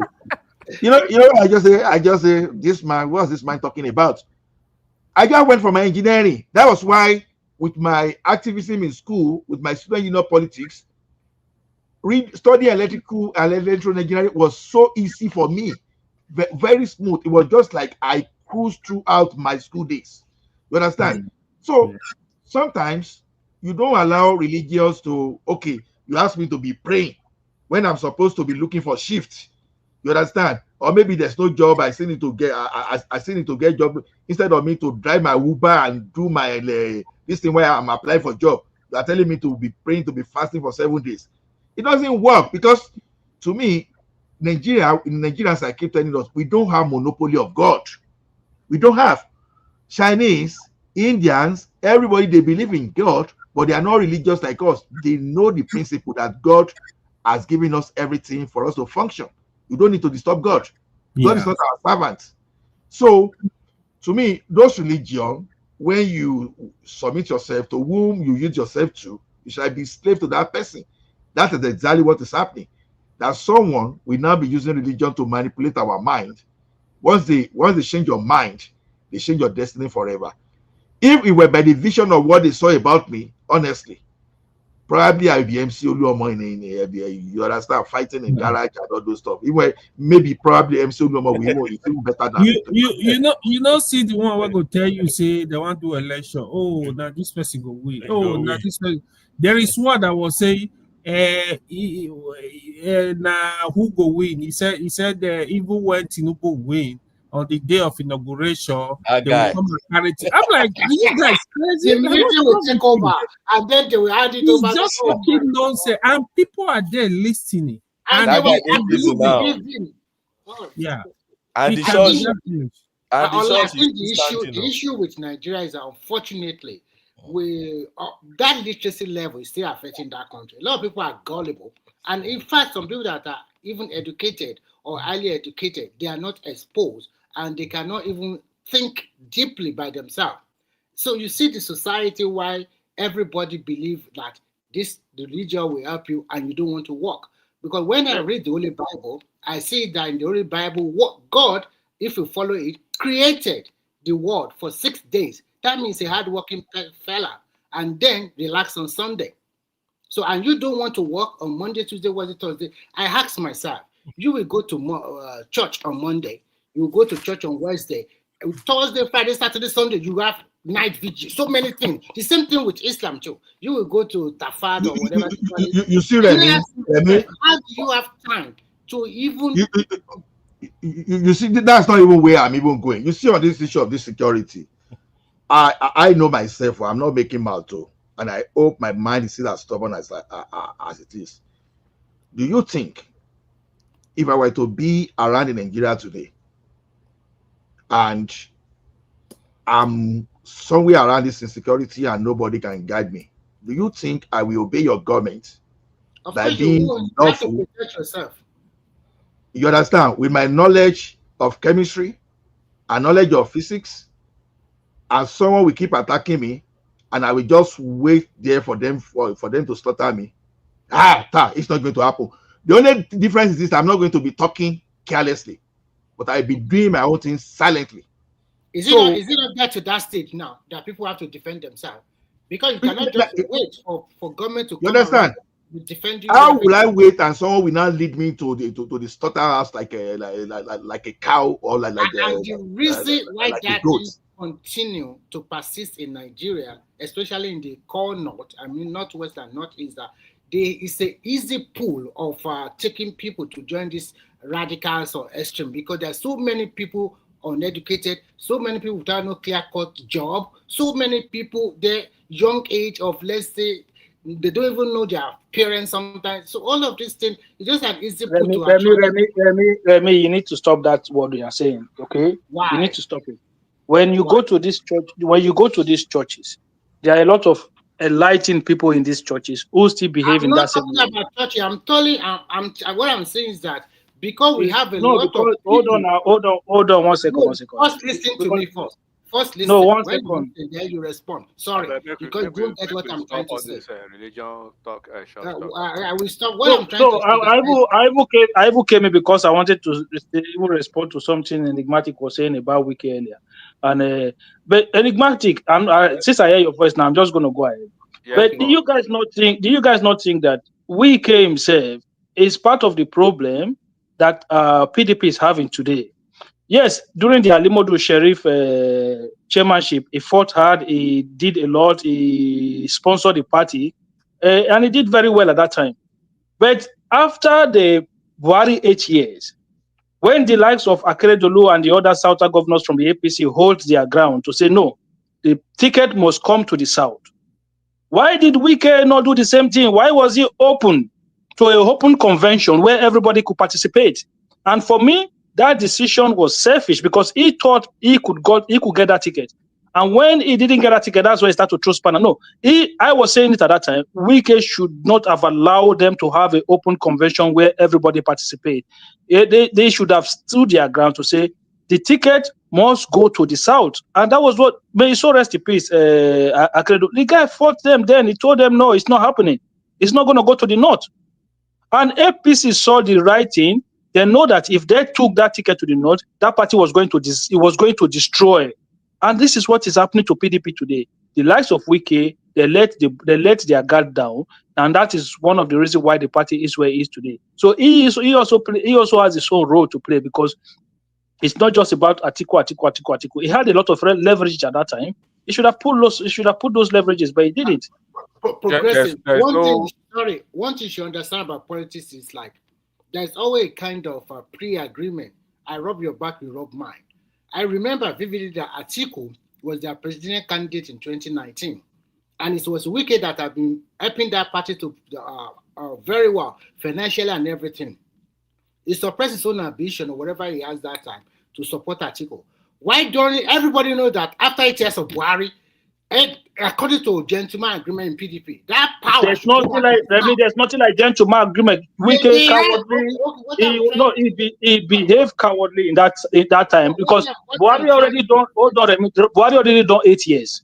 There's nothing like a gentleman agreement anymore. It's automatically Southern ticket. That's all. You stood your ground and you tell them straight away. Look, this convention, if you guys want to hold it, it has to be a Southern ticket. That's all. No. Progressive. Listen carefully. What I want to say now. In 2015, when Buhari... I understand your explanation. Okay? So, I understand your explanation. What I want to say. You don't understand. There's no gentleman agreement. What I'm trying to tell you is very simple. That convention in 2014 or 15 in Lagos, Buhari contested. Some Southern candidates also contested, like Okorosha and the rest. They also contested for that primaries. But everybody knows that party is sitting towards the north, and Buhari was the leading candidate that time. So this particular one, throwing it open does not mean that, okay, we are going to give it to the north. It was betrayed. That is the truth. And in politics, because it's not, look. Let me explain to you. If he has stood his ground and say, I will not support a northern candidate I emerge in this primary, Wike came out and said, anybody that emerge, I'm going to support them. That's what he said. He openly said it. Anybody that emerge, I'm going to support them. He should not have uttered statements like that. He should have come out and let them know his position straight away and say, look, if you guys do this, this party is going to go down, and I'm not going to support another candidate coming out on after we have 8 years of another president. It's not easy like that, my friend. Politics is not easy like So the likes of Akeredolu and the others that were saying it, why were they saying it? What I'm trying to say is after the primary, what next? Are you not going to lead them? I think the You can't difference. still lead these people, and then The you want difference, to.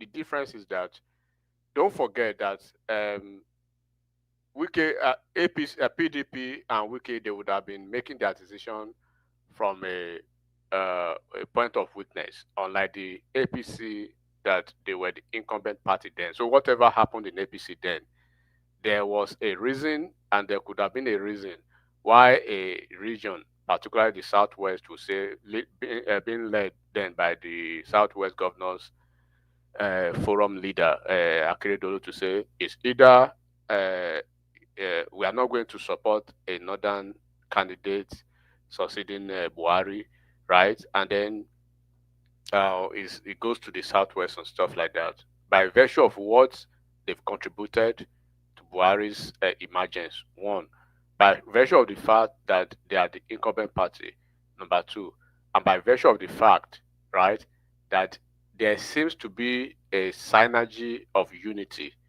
and a semblance of one voice among the governors who were making that decision. Then in Wike's own, one, I'm not going to give a Wike a blank check of no blame. Yes, I agree with you on that. That Wike could have been more forceful.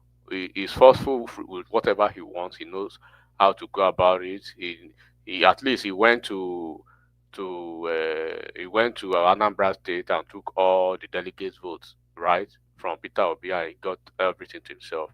If he had made it very known that, oh, look, all the South and South, all the Southern caucus, let's unite and say this goes to the South or nothing. Because I knew then that somebody, the highest office holder in PDP then, if I'm not wrong, Bode George, right? That was his position. Bode George's position then was that No, even it was the Southern Governor Forum, PDP Southern Governor. That was their position. They had a meeting. It was in Delta State. Yeah, they had that. I know they had that position, but along the line, don't forget, along the line, there was a message that came out that they found out that one of them or two of them, right? Let's say, okay, one of them was walking behind the scene with a northern candidate, with a northern aspirant, which we found out it was Atiku, and which we found out it was Okowa. But where I blame Wike was where in such a political arrangement, right? He did not do what Tinubu did then to secure his political base and to secure his own little political feature in Aso Rock. Regardless of that, when they gave Tinubu an option of 3 VP candidates, he told them, give me one, because out of those 3, you could maybe add one and pick the one that you put, or choose the one that is best for you. I only take one, and I will only bring one which I know is best for me and is best for my own political base. Wike did not do that. Wike missed out on that. Wike missed out on the fact that he allowed an open convention when Atiku is involved. And then when you saw that Atiku is involved in such an open convention, and you saw Yoshia Ayu, you saw Tambua, you saw those Northern Hawks, right? And you went ahead to go with that convention. But Wike came out recently, don't forget, Baba, Wike came out recently to confess that the only mistake he made was that I think he echoed out I think he said, I forgot the way he said it. If I have to, they had a uniform for some of their delegates from the God north. bless you, from the north. That was where Wike killed himself. So, but now I believe he has learned his lessons. Number one, no matter how politically savvy you think you are, You are learning every day, my brother. Wike will Yeah, I not. know, but I think in my opinion, then because like Yeah, I mean, if he I dropped was the ball. if I He was dropped the him, ball. If I yeah, was in case you, right, no matter if the party go collapse at that moment, make the party collapse, I will yeah, tell of them. course. I will let them know. Look, do you think that the northern them Aerofy all of a sudden change their mind to come and support the South? No, it was because the South. Because they Because knew at that point if they've not making that decision, APC was gone. APC was gone. They knew straight away. So you have to put them in that situation. You have to make them understand that whatever. If you make a mistake, but that is well, why all of us were going to go. Wike made the wrong. If Wike had put them in that position, of course we know the article will still have walked off to go and run under a different platform. But you would have put them in that position and let them understand. Look, this political party UDP is why I say it's going to go down. If he does not this is go why I to say he played the wrong card at that time. No, there's no. You have to. You should have told them. And I said it there. I say what this guy did now is very wrong. Look, you cannot allow them to have this after 8 years. Look, the South must have united, whether from PDP or APC, both parties. Look, no, there's nothing like open convention. Even if you want to open, like, do you not think that if the South in APC was not forceful, they would have those guys would have shoved Ahmed Lawan into that race. Even regardless of their forcefulness, you see, regardless of their forcefulness, Tinubu still went to Ogun State to yell. Exactly. Talk. And then even with that yelling and everything, they still almost So okay, so you yourself, you saw what Tinubu have to do in Ogun State. Even it was 2 times he went to Ogun State. The other one he was saying if they like they should hide petrol, if they like they should hide dollar. If they, like, they don't show calm that. Yeah, so he had to be forced. Sometimes these things there's no gentleman. No, you have to hold your ground. Say no. I agree with you completely on that. Yeah, because when I'm listening to him these days, oh no, I'm saying I'm gonna no, Mr. Man, you dropped the ball. Then you had it in your hand. You dropped the ball. You could have kicked Atiku out of that race easily. Kicked him out. Akim, you might be right. But there is karma for everybody. Where is Atiku today? Forget karma. Don't be waiting. Be. I know what I'm trying to say is that no matter what, he playing back too. Let me ask you guys one question. Who do you think North Central will go for now, given the thermometer North Central will the go country? They are going for APC directly. They are going for Tinubu. Even when he was not president, he won most of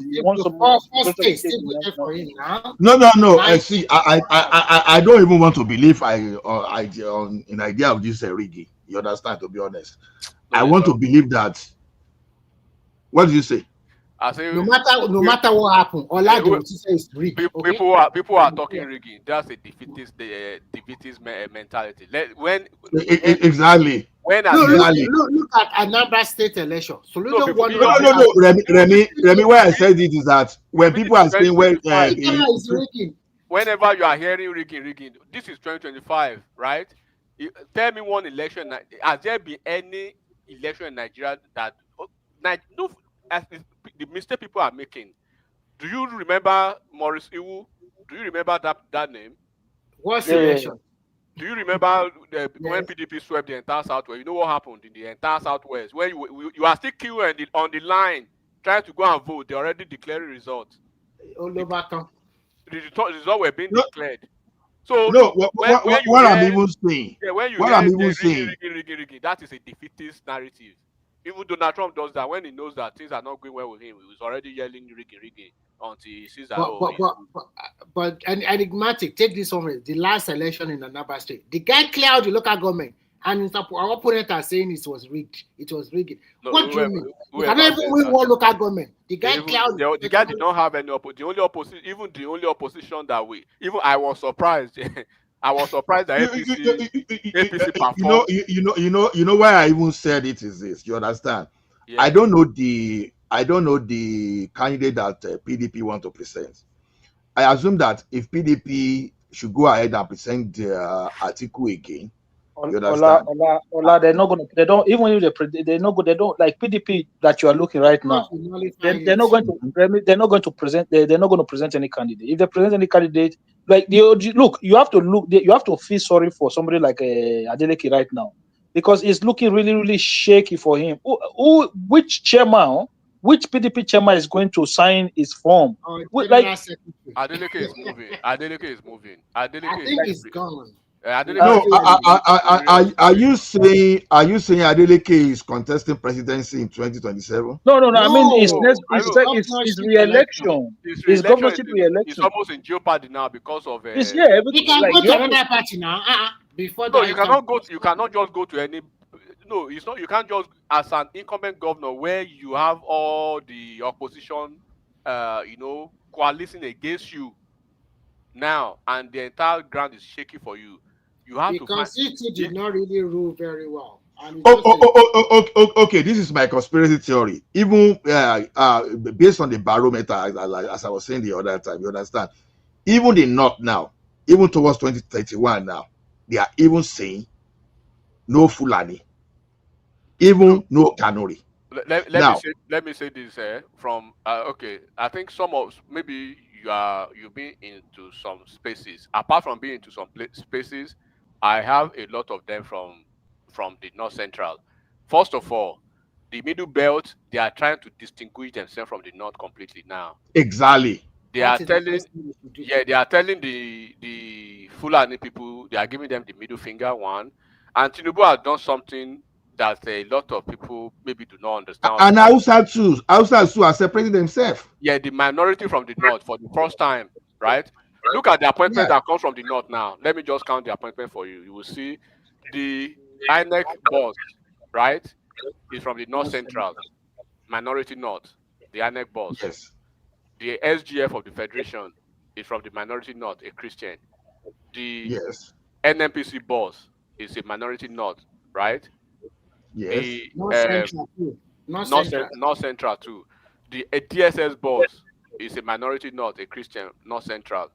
The one of the service chiefs now is from Kogi State, right? Yes. Then you have the Attorney General of the Federation. So whenever these people are on their platforms, and then they have a lot of MDAs and stuff that are very... you have to think about the Burundi change businesses as well that is gone down. I'm coming to that, right? So when you are in their spaces, right, they are telling their Fulani people, the Cornor, they are telling them, look, in the history of the North, this is the first time we have a recognition from a government that values us. This is the first time that then they started reeling out the appointment that when Buhari was in power for solid 8 years, right? For solid 8 years, these are the appointments that that Buhari gave us. Enigmatic. The North Central, they are not that homogeneous to the extent that you are looking at them. Let me give you an example. There are 6 states in the North Central. We can remove 2, and they are totally different, Plateau and Benue. Nasarawa is neither here or there, and Niger. What of Niger? Taraba? You can group Niger to northwest completely. Simba, that's not the point. The point is, let me explain something to you. Since 1999, up to this government, right? When have we not have a Fulani number 1, number 2, or number 3? When has it happened that we do not have a Fulani number 1, number 2, or number 3 in one of those positions? When was that? Only when David Mark was the Senate president. But who was the vice president? Fulani. Sorry, you got me. Yeah, you are right. You are right. So I'm telling you, number 1, number 2, number 3. They've always. This is the first time. Is Sambo a Fulani? Of course, it's Sambo is from. Fulani Christian. It's from Kaduna State now. Yes, it's not a Fulani. Yes, there are Fulani in Kaduna now. I don't think Sambo is Fulani. Can I speak on the question? It's just like that. It's like that. It's like that. About it's partly Fulani as well, but it's number 4. And comparable fact you can speak. Okay. This is my own opinion in reference to the question you asked that can APC win the middle belt? We know about the middle belt and North Central. They are swing voters. That's they don't vote in block like the Southeast or the Northwest and some other people vote. That's the fact, particularly when it comes to the North Central. So why am I saying this? Can APC win it? Yes. The answer is yes. But if election is free and fair. Secondly, the opposition is very weak right now and divided. So that play in the hand of APC is going to be very, very difficult for them, for opposition to have any kind of impact in what's happening right now. Like I said, they are very vulnerable, and there's no. I think the main point you made. Can you just be quiet? Let me finish. Let me give. I know. I'm just trying to support your position. I'm just trying to support your position. I'm saying the main point. I'm trying to make, because of the opposition is very weak and something like that, and APC has the machine, they have the structure to ring the election. So put everything in context. It's not about your rigging again. I think. No. Comparable fact. No. I understand. I said I want it based on what is not rigging. Let's forget about rigging, and let's look at the reality. How these APC people. How people are defecting to APC. Okay, let me take rigging out of this. I never take rigging out of this. That's part of the discussion. But if we want to speak about on reality, when they lose, it's rigging. The answer is yes. Exactly. But I've given you the point I made about about their opposition being very weak and divided. There's no strong opposition right now. But I don't even know where you are getting that. And they are not swing states. Political liability. Because of the repeated mass killing in South region, the farmers head of violence, the kidnapping, the community clash, and land land conflict, they are very vulnerable. This particular effect places like Plateau, Benue, and Nasarawa, Niger, and Kogi. You can't dispute that. In a normal situation, they are very vulnerable. But in Nigeria, where this is not like from A to B. Let me ask you a question, comparable facts. Yes. You said North Central is a swing. Tell me which election they swing. Say that again. You said they are North Central is a swing, they have swing states there. Tell me one election in Nigeria that North Central has swing. Okay, you give me, is that any election where they vote in block? The whole North Central vote in one party. That's the way they've been voting. And we can give example. Let's take the last election, for example. Vote never changed. Okay, even last election. Wait now. Labour Party win Plateau. Wait, don't shout now. APC win. We want to educate you. We know you are a neonate when it comes to Nigeria election. No, I'm not.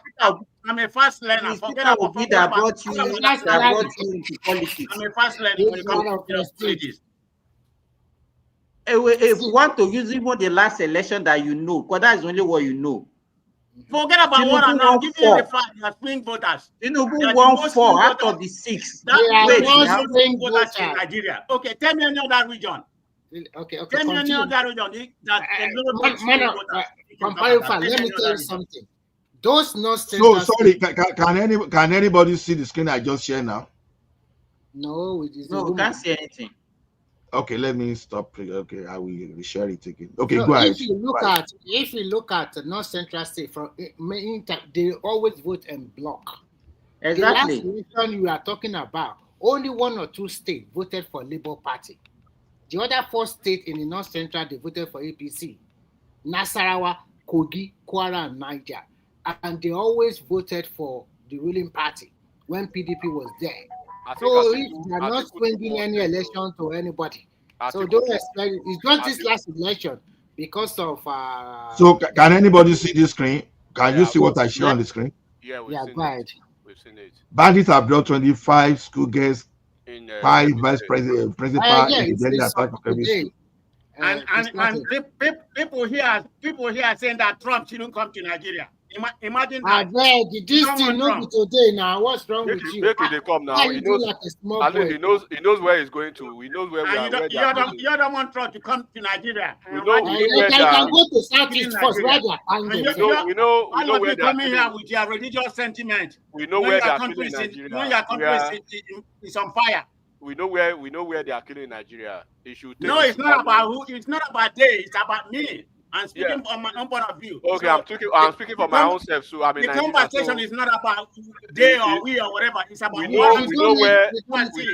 Don't speak for me. I can speak for myself. You don't need to shout, man of prestige. Please don't shout.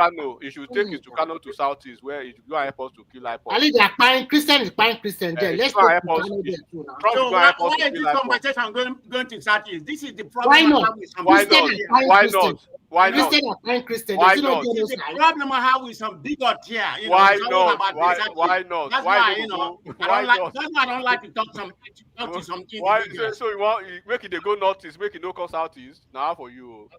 Southeast no be region for Nigeria. I'm not even gonna mention any name because I don't have time for that. I'm so now you say make it come and I say make it go southeast. They cry. Why they cry? Southeast no be Nigeria.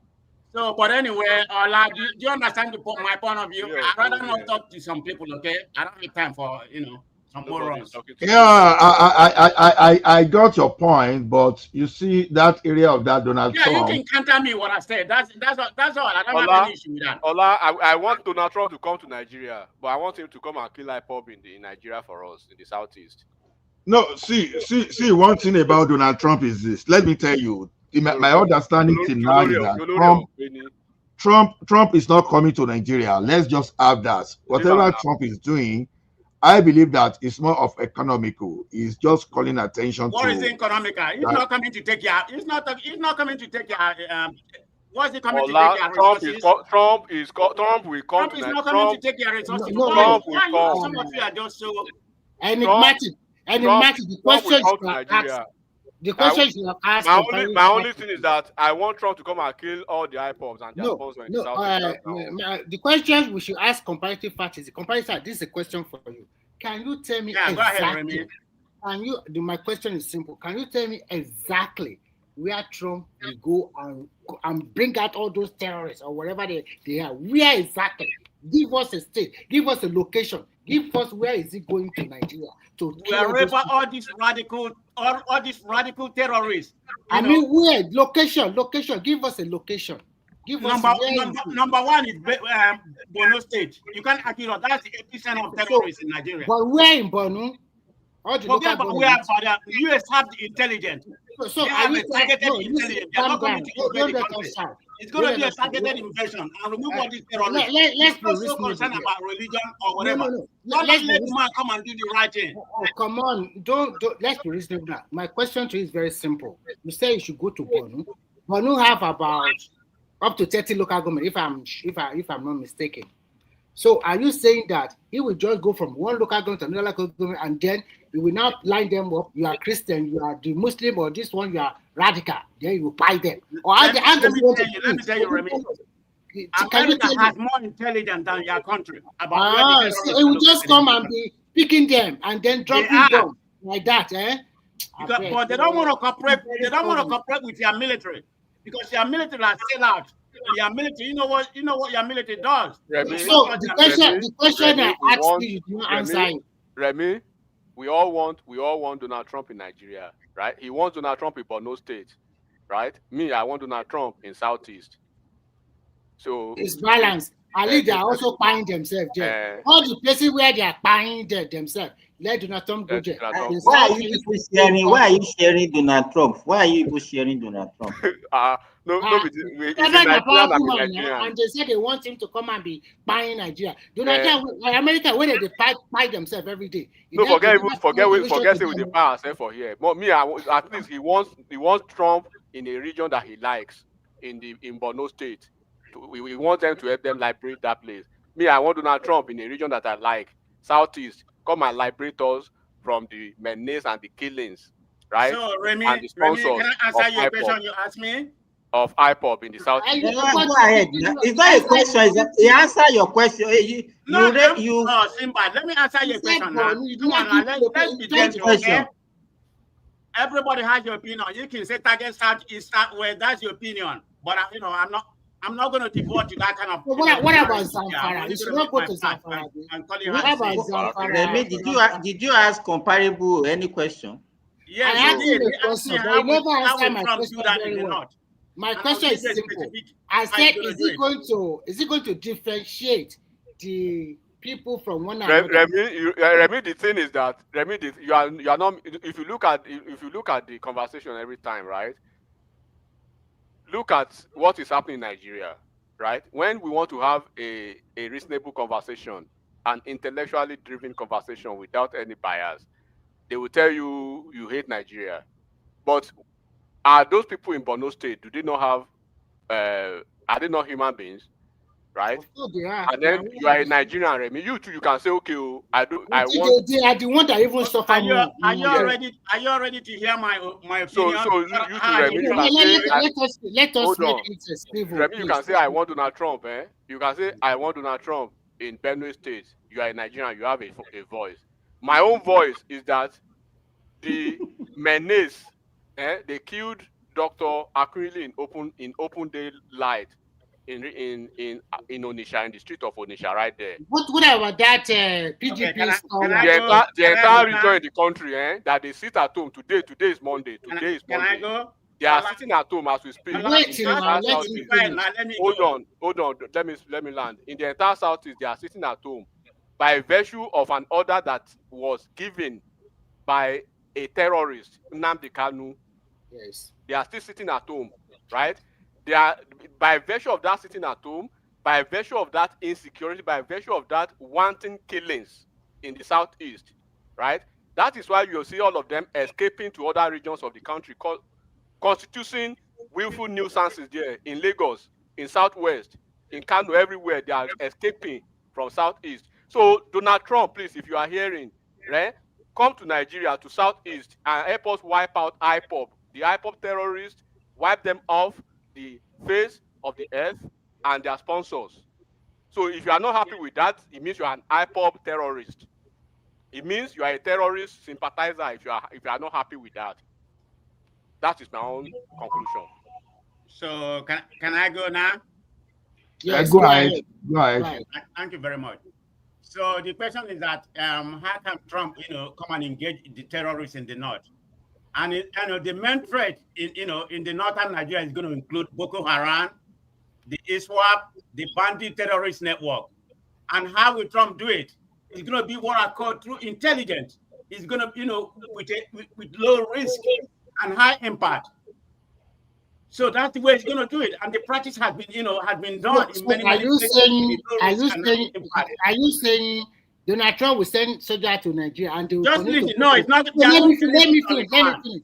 You will understand. Hold on now. Let me understand. What's the matter with you? Remy, let him talk. Remy, let him talk, please. Let him talk. It's going to be what I consider to be a satellite imagery. Drone surveillance, signal intelligence, terrorist movement tracking, drone intelligence infusion center. This is a very, very viable means just to target those terrorists. I don't know why people are complaining. Very brilliant. That's actually a very brilliant. Remy, that's actually a very brilliant. So what I want to ask him is this. Please, Remy, no, they ask. You too, they ask. That's a very okay. What I want to say is this. And hold on, Remy. It is the same idea. I will copy and paste that his idea. The same replica of that idea. Paste it to the Southeast too.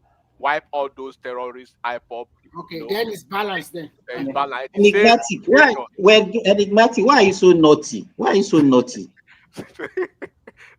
So I'm copying and pasting his own ideas. Go take it to that Southeast and wipe the IPOB terrorists. At least there are fine people there. So, and the people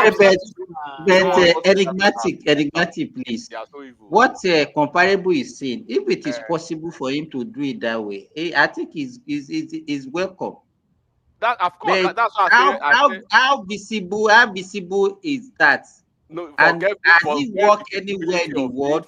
Those are the issues. Forget the visibility of it, forget the feasibility of it, forget how it will work. No matter how he wants it to work in his head, I want the same thing to work like that too. Okay, we are begging. He will come to Southeast. He will come Wipe to. up all the, I mean, I'm not saying they should kill Igbos, but I say IPOB kill all, buy all the IPOB. I'm not saying they should kill Igbos. I say buy all the terrorists IPOB. Enigmatic and compassion. What you are saying is that they will go to the street of Onitsha and be picking IPOB members from the market and picking. And then they will be. Okay, in fact, we're not people with it now. So, comparable fact. The problem here is this: we have insecurity challenges in Nigeria, but it's the same question we'll be asking: why is Trump fixated in a particular, coloration? Because this. Like I told you now, maybe you were here when I said I was in the Hausa forum, and I knew the way they were even planning, because their owner is this: they are trying to liberate themselves from these Fulanites, because it seems like every place you go to in Nigeria today, all the song is all about Fulani. But now, that's what some people are encountering. But if you go to Borno State, that is not Fulani. That's the idea of some people. They have their own idea of their Islam, and there were political talks later converted to converted to people that start to weaponize religion. So on that Borno axis, for sure that is religion. That's from the supposed to be with the extremist from the religious angle. If you go to the northwest, those are criminals and bandits. You understand? Those are purely economic. You understand? Even when you come to the north central, it is both of those people that want to grab land and those people that are there to combination of land grabbing and economics. So the point is this: why are we so interested? Okay, if you go to North Central to fight for Christian, assuming that their designation was right, what happened to the Northwest? What happened to the North? What happened to Borno? Then again, what happened to our Southeast? That's the point now. So how do you separate all those, or where exactly will Trump be going to? Okay. Comparable fact. The patterning problem we have right now, Nigeria is experiencing, is the terrorists. That's what we're having. And people here have forgotten. Everybody think that Nigeria is a secular country. It's not a Muslim or Christian country. I can even with unequivocally, if a census is conducted today, I would say Christians are more than the Muslim. Forget about all this narrative. Don't say that, though. Christians. Don't say that. Nigeria has the fourth largest Christian. You are wrong. Christianity in the world. Number one is America. Number two is Mexico. Number three is Brazil. Nigeria is number 4 in the world. And when it comes to religious matter, America take it very serious because they are mostly Christians. That is where Donald Trump is coming. This is about humanitarian, need. There's no country that's absolute. There's no country that's absolute. Okay. Comparative fact. Let's look at it this way. That is the angle under the Religious Freedom Act that Donald Trump has the right to come in. I think if we are talking about insecurity in Nigeria, there are 4 regions that are in trouble, and I will name the 4 regions. Number 1, Northeast, because of Borno assets, because of this Boko Haram and the rest. And Ola put it very well. In the Northwest, we are having problem of banditry. In the North Central, we're having land grab and also problem of Christian versus Muslim. In the Southeast, we're having terrorists there that are buying a lot of Christians also there. So those 4 regions are in big trouble. The only 2 regions that are relatively peaceful in Nigeria is in the South and the Southwest. Do you agree with that or not? Or do you have anything? No, I don't agree with. I don't agree with their narration. It's complete. Can you tell me which? Can you tell me which? Can you tell me which region is relatively? If there's terrorists in the southeast, like you so claim, let them go there and fight them. Can you tell me which comparable facts? Comparable facts. America Congress. This is why I'm having this issue with this conversation that you guys comparable facts. Comparable facts. America is aware. You call 3 different regions, right? Enigmatic, just hold on. America is aware there are 4 regions in trouble in Nigeria. God bless Facts. you. Southeast, Northwest, North Central, and the entire North. The problem on the side is not as pandemic as you make it. Don't give us our no. Forget about DBR, but America said IPOP, they are violent separatists. The IPOP situation has been happening 10 or 20 years. Can you see now? Can you see now? Because of the IPOP. So Ola, I think you see why every time the Christian genocide going on in Nigeria. Ola, you see why every time. Very delusional. Ola, you see why every time when I come. Okay, hold on. You see my position now, right? Ola, right? Can you see my position? No, I know. See, comparable facts. America only pick one. You understand? Only pick one. And those one is the why people are curious. But there are 4. America acknowledge. There's no 4 region that is volatile. That is, hold on now. Americans and Americans, they acknowledge that there are 4 areas of trouble in Nigeria. Of the dead. Let's pull out the data of violent death in the last 2 years or 3 years. You can see that South is very comparable to South. Why are you defending South?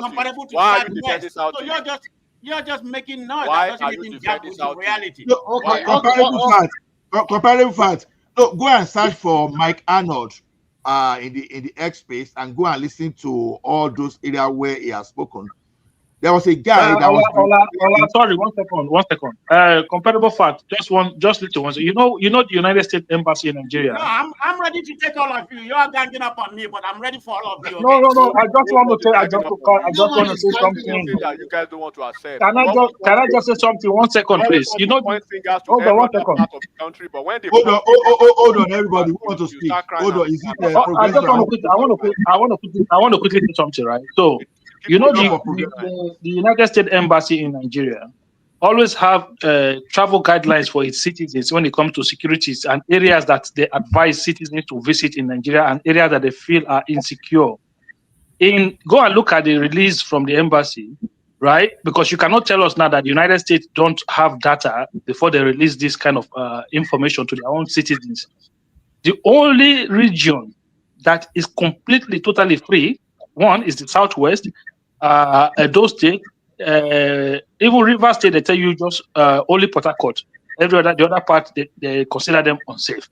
Then the whole of Southeast, the whole of the North. That is not my own information. That is the information from the United States government through its embassy in Nigeria. So I don't know what your argument is all about. Akim, let me say something, please. Let me quickly say something. Am I wrong? No. Enigmatic, let's allow you why because the other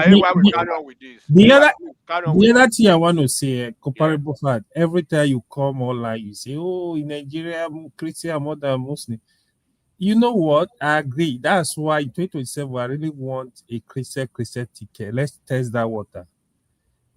People are telling you stop. God bless you. God bless you. Christian ticket. You test the water. You saw that was part of the reason why Peter Obi could not survive. Don't forget, it's because Atiku contested, Tinubu contested. Nigeria don't even vote along religiously. I don't even know why you do all this stuff. I said it this morning. You can't tell me how to talk. Sorry, comparing. Let me say this one. It can subdue my opinion. It's not opinion. These are people, everybody here is from Nigeria. See, let me say this. Because you can't tell me what to say. Everybody's on one part. Everybody's on one narrative. I'm the only one here one narrative. Everybody is not in Muslim here. You can't stop me. I said it this morning, right? There is no religion in Nigeria or tribe in Nigeria that can single-handedly make their person president in Nigeria. It's not going to happen. It's never going to happen. No tribe can do that. No. Buhari tried it 3 times. He failed. Yoruba with Fala. Awolowo tried it. Awolowo tried it. He failed. Peter Obi tried it. He failed. Nobody will do it. It's not going to happen. Just get that. That's just the honest truth. But I like what you said, AY. Yes. Let Christian versus test the Muslim. water. Let's test it now. Abi 2027. You're not coming here making up this. No, see. Hold on. Let me give you the data. Let me give you the data that progressive come here and miscue. Okay? Let me give you each region, the way America categorize it. I hope you are not getting it from your Biafra, from your Biafra. Let's hear the data. Is it not the same person that said? Is it not the same person that said Dangote is AI? Let me talk now. But if you yard me the way you want, nobody here knows me, so I'm not even gonna. Go ahead, miss. Go ahead. Nonsensical, argument. So, are you all ready? Yeah, okay, this is a summary of most dangerous, the way the US view each region in Nigeria. Northeast, extremely danger, terrorists. Northwest, extreme danger, bandit terrorist group. North Central, high danger, communal and terrorist, spillover. South moderate and high danger, militant kidnapping. Southeast, moderate, high danger, separatist armed conflict. Abuja is target risk. Southwest, low risk but not zero. So this is a fact that is. So what we have been saying, what is different? So what's the difference? What's the difference of what I said just now? Progressive came here and said they can I think what the different language you are speaking. No, it's not even close. No, the different language you are speaking. So what's the comparative? What's the difference? What's the difference between what I said and what you said? No, it's not. It's not the same. Perspective. Oh my God! And let me explain the difference to you. The difference is that because when we speak about Nigeria, right? When we speak about Nigeria and that Nigeria is having issues, they will get triggered. They will so easily, immediately they will take batting from Usain Bolt, they will run to northwest, northeast, north central, right? But when somebody, the same Nigerian, take the same batting and run to southeast, that is when they will get triggered, and they try to define which one is which one is what, but you are not giving the same definition, the same trigger when you run to the other part. So this is what we say. We agree now that Nigeria is having issues, right? You are running to one part of the Nigeria as a bona fide Nigerian. Me, I am running to the other part of Nigeria, right, as a bona fide Nigerian as well. Which Nigerian region has been captured, even by America, that you guys so rely on now to come and liberate Nigeria. And I say, the same America, as you are clamoring for America to come and liberate your friends and your families and your people, and this Nigeria is so much love in the north.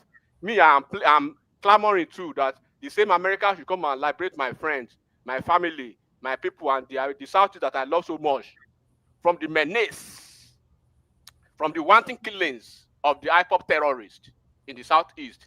Tell me, anybody on the platform, which region in Nigeria now is sitting at home? Today is Monday. Tell me the region that is sitting at home. Which region? It's Abuja. No, it's Zamfara. It's Zamfara. It's Abuja. No. They're sitting down. So, and then who made such order for them to be sitting down? And if you violate that order, what happens? Not to go to work. So, and then if you violate such order, what happens to you? Comparable facts. Let me tell you something. Do you know that Benue and Plateau they want to go to? Do you know that it's not even on their list? Am I looking at something different? Because I can see Borno, Yobe, Kogi, Adamawa, Bauchi, Gombe, Kaduna, Kano, Katsina. America said communal clash in the North Central. They did not even say terrorism. Yeah. America are not even saying people should not even go to Benue. You understand? No, I want comparable fact to be sensitive. Now, that is where they said Christian genocide is happening, right? Benue, Plateau, You understand? Those are the red area. But when you see the area, they say do not travel. Do you know why I love coming here? I love the debate because I don't like to go everywhere where everybody's singing goodbye. I'm enjoying it. Everybody here is against me. Only on I think you are being against me, but I can take all of you on. I'm think you are being emotional. supporting you. I'm supporting Southeast. I'm supporting Southeast.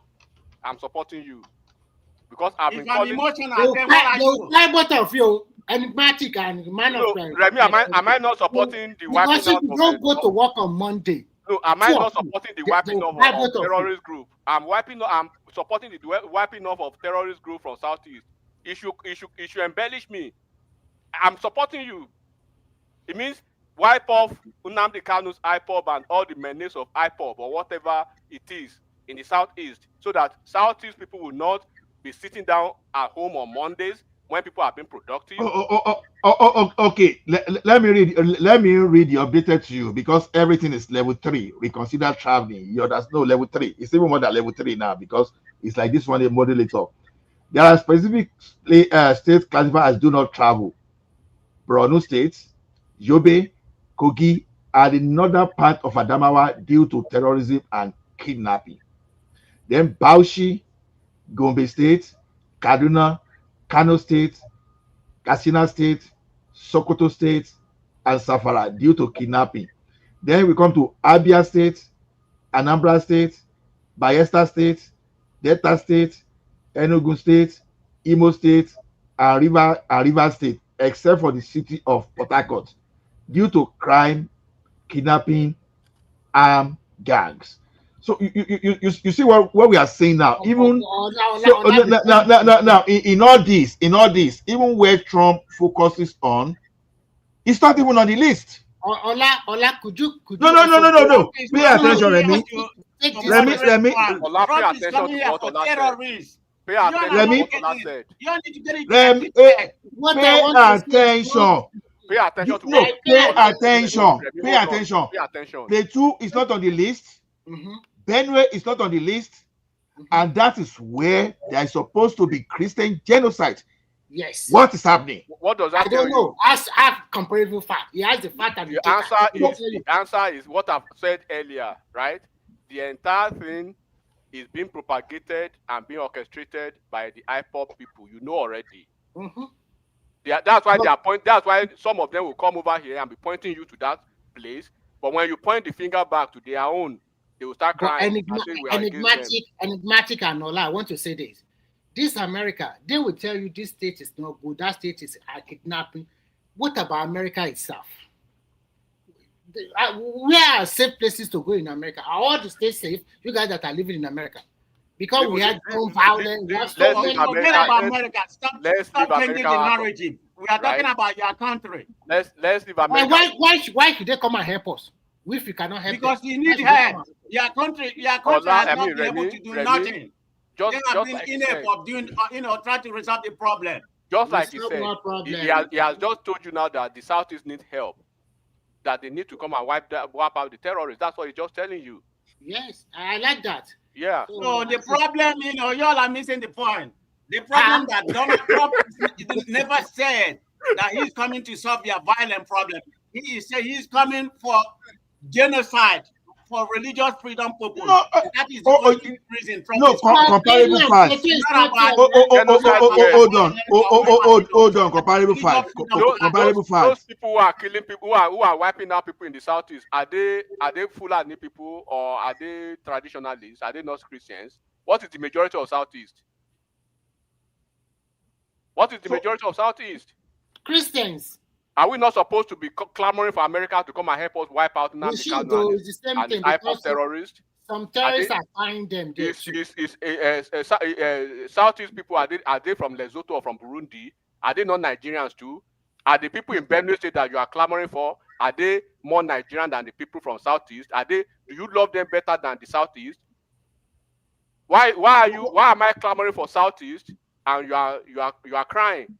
But you are what enigmatic is not paying attention to is this. You understand? You want to come to Nigeria to wipe out terrorists, right?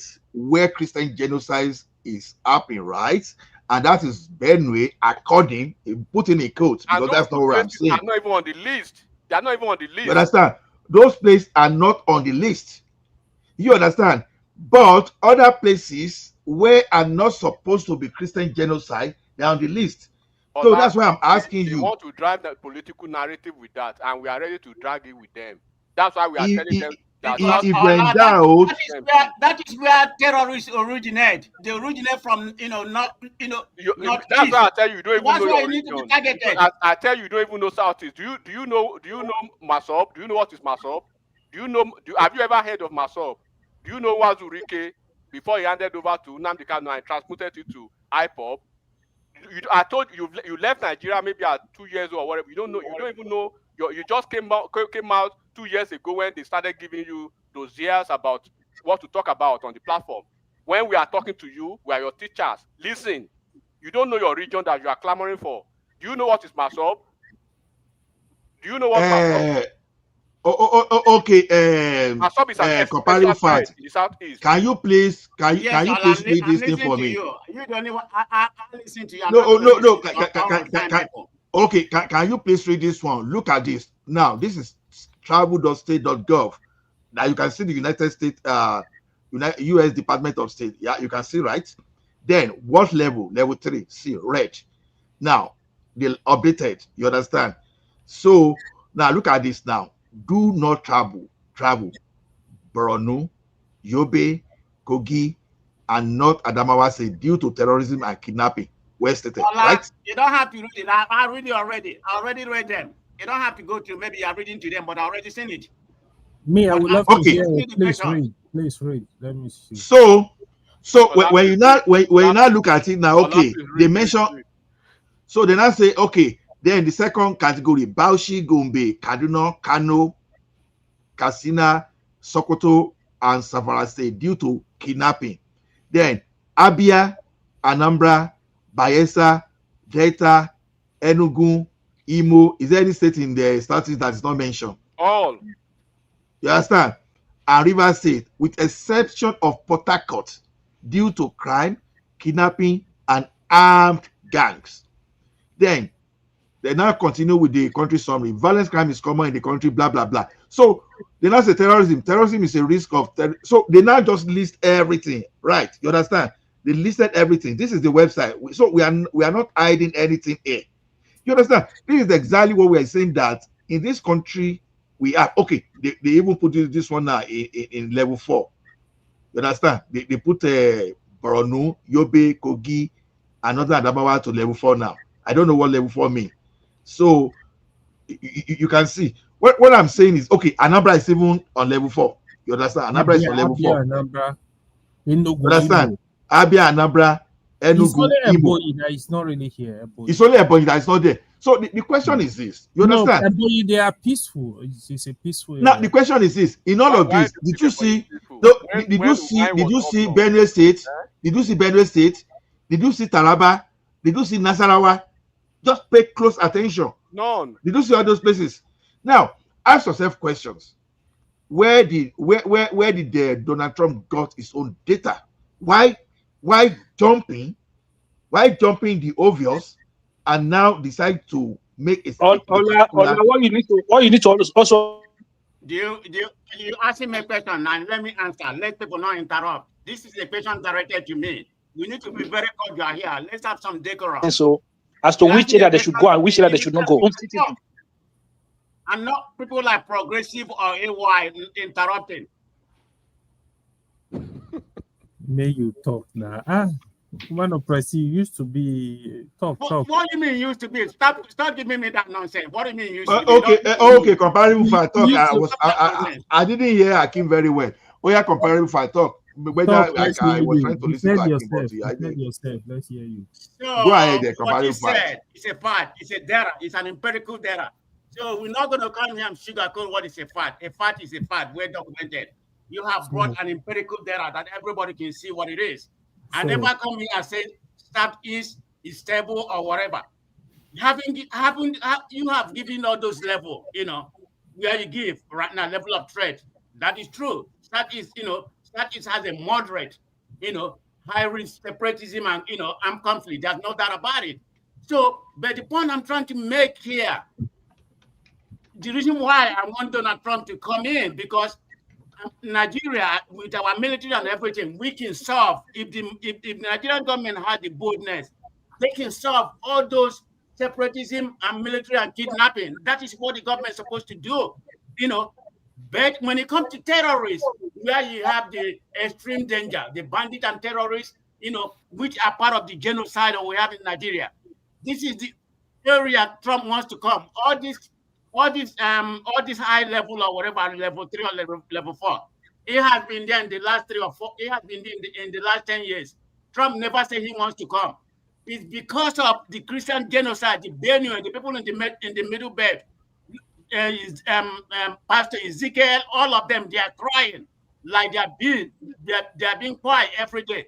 The problem with people here is not happening to you. These atrocities are being murdered. They are the one complaining, and everybody here is making an excuse until it happened to you. That's what people don't realize. Trump is coming for a targeted terrorist, where there's a high danger, because So Nigerian government don't have to go. it's kind of Hold on, they are complicit. They are comparable to the terrorists going on in Nigeria. So they're not going to solve it, but they can solve other ones. So this is where Trump come in. Let me say this. Please stop minimize the situation. Okay, comparable fact. Let's listen to Enigmatic now. From the list that you actually read out, right? Yeah. It is very clear, very crystal clear now that even the places that these propagandists usually point their fingers to as a precursor to this genocidal quote and unquote thing that they want to use, those places are not even on the list. But the place that is on the list, because judging from what he said those people who have suffered losses, right, and who are still suffering losses. You ask the question, how did America get their hands on, or how do they come to the conclusion that those places that are not on the list should be the focus area? Let me give you how they got because American veterans of Igbo descendants in America, right, working with that Arnold, you have their photos there. Everything I'm saying now, you can go and check it.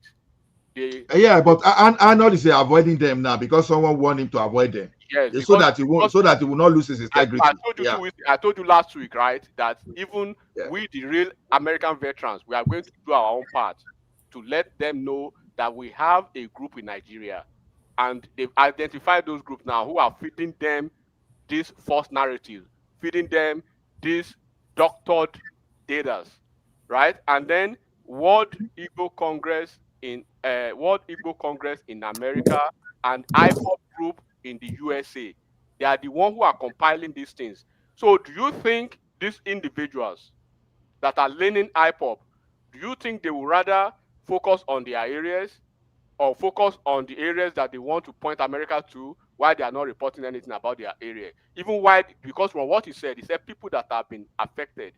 Are you telling me people are not being affected in the Southeast? And I ask again today, as of today, what region in Nigeria is sitting at home now? What is the reason for that sit at home? Who gave the order for that sit at home? If you violate the order of that sit at home, what happens to you? Is it not also on record that a Southeast governor said 99.999% of those that are being killed or pie in their region are Christians, and they are being pie by who? Number 2. Number 3, right?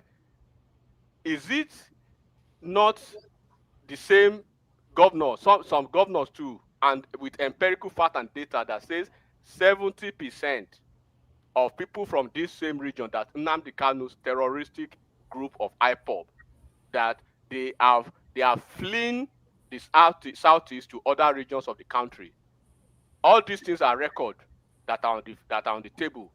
But when you read out the list of the states, that genocidal clause, quote and unquote, none of those places that they want to continue to point you to are on the list. But there are places, their own place that is on the list these groups that are submitting these false narratives, they excluded their own people. Why? Why did they do that? So does it mean the lives of their people that are being killed amounts to that life of a frog or a chicken, and the life of the people they are trying to point you to, right, is a golden life that should be protected, and theirs shouldn't be protected? So this is why we say some American veterans too, because these people, they branch out completely from the American veterans. They now call themselves American veterans of Igbo descendant. They are the one, they have their pictures. Immediately when that news came up, they pasted themselves on social media, thanking Donald Trump, thanking this Arnold, and Arnold is running from them now. There is other one man that is running from them now, the lobbyist group that they've been paying. Is it not on fact that they paid $20,000 to Elias, Abi? They are the Elias. They're all running Elias, from them now because they know that these people are just hyper people. Let me add something actually. Man. Let me Go add ahead, something. why? Yeah, what is actually surprising me, the way comparable for carry this matter, they said he's the one. He's not a fan of Trump anyway, but apart from that, what you guys are saying, I think in Nigeria we lack emotional intelligence. Honestly, I mean, in the East, the killing has reduced a little bit. But when this thing was very tough, where ESN and IPOB were slaughtering people in the East, I never see comparable for complain like that too. I'm actually very surprised to be. I'm not gonna lie. I'm very surprised because you go to, if I'm on Dr. Dayameni, that's how they will argue with you. No, the people killing people in Southeast, they are from South. They also speak Igbo. I'm like, what are you talking about? You see people speaking Igbo with guns, you are still questioning where they are from. Some will say, oh, it's Fulani. We deceive ourselves. Again, for me in the north, I'm not even saying people are not dying. People are dying, but from every part. This is not, I will never believe that this is a religious thing. It's both Muslim and Christian that are dying massively in the north. I would really love the government to put security, but let's not reduce all this. Me, I don't even find it interesting reducing all this discussion. Everything is religion, tribe, kini. Yesterday, the man that was under the damages, I don't know if any of you listened to that man. Spurious allegations. You see, he was full of hate, talk a lot of nonsense. It's like Christian never ruled Nigeria. Wait a minute. Are you talking about Hold on. Let me finish. Is it yesterday? I just want to get it right. Are you talking about yesterday? Hold on.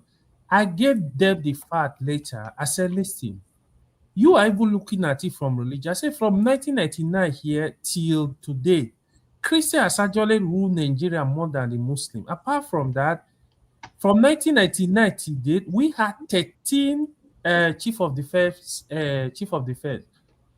Only 3 are Muslim. Only 3. Then I asked them, I said, are you saying that this chief of defense will sit down in security meeting and said, like from what the man said, oh, the government are involved. Are you saying the chief of defense will sit down on a table, a Christian, you will sign, you say, go and kill my people? Or you are saying that Obasanjo sat on the table, or Kulo sat on the table and said, yeah, go and kill my people? I said, people just, they want to divide the country at all costs. Why are you making it look, even this Tinubu government they are accusing is Muslim ticket?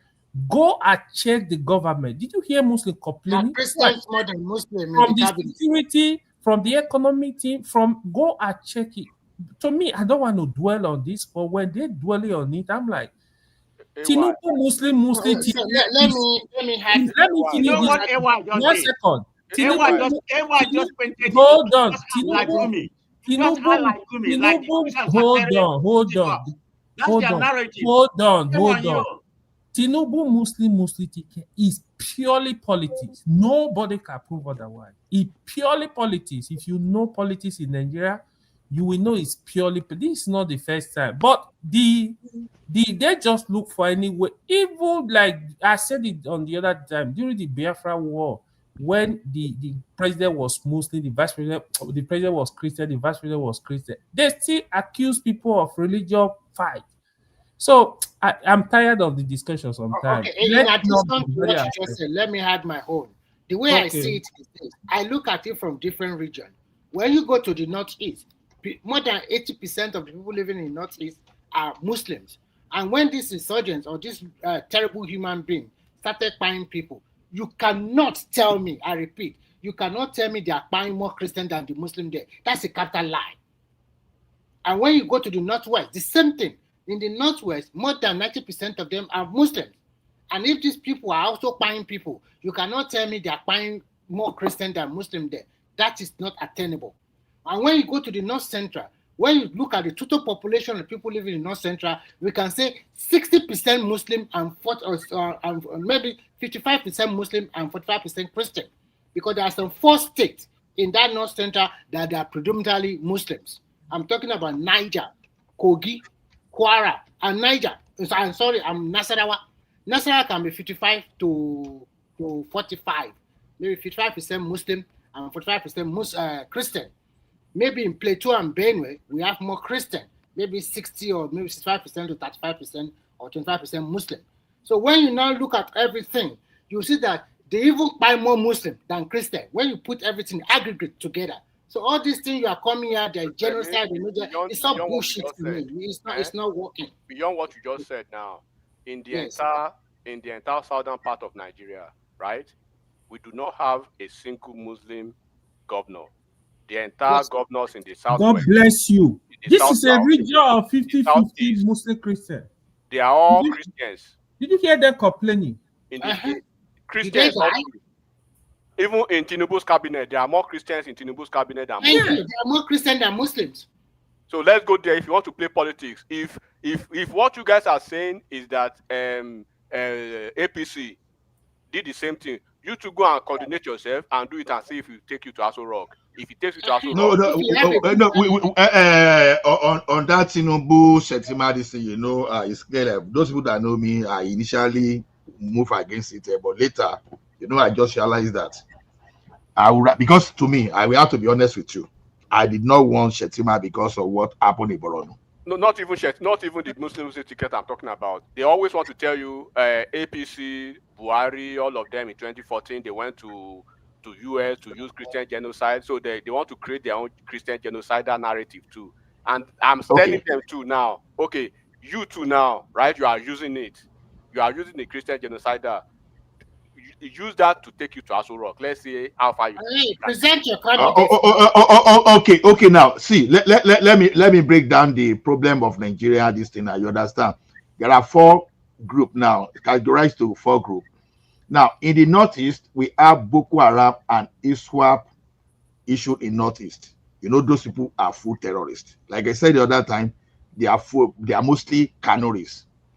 Then, when you go to Northwest, they are bandits and criminal gangs. You understand? Looking for resources. You understand? Those ones are in the Northwest. And those people, they clear everybody.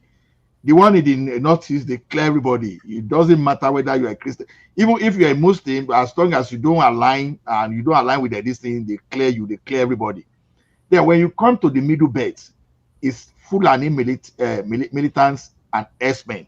That one, S-men used to be there, but Fulani join now. Then when you go to the Southeast, you understand, it's still criminal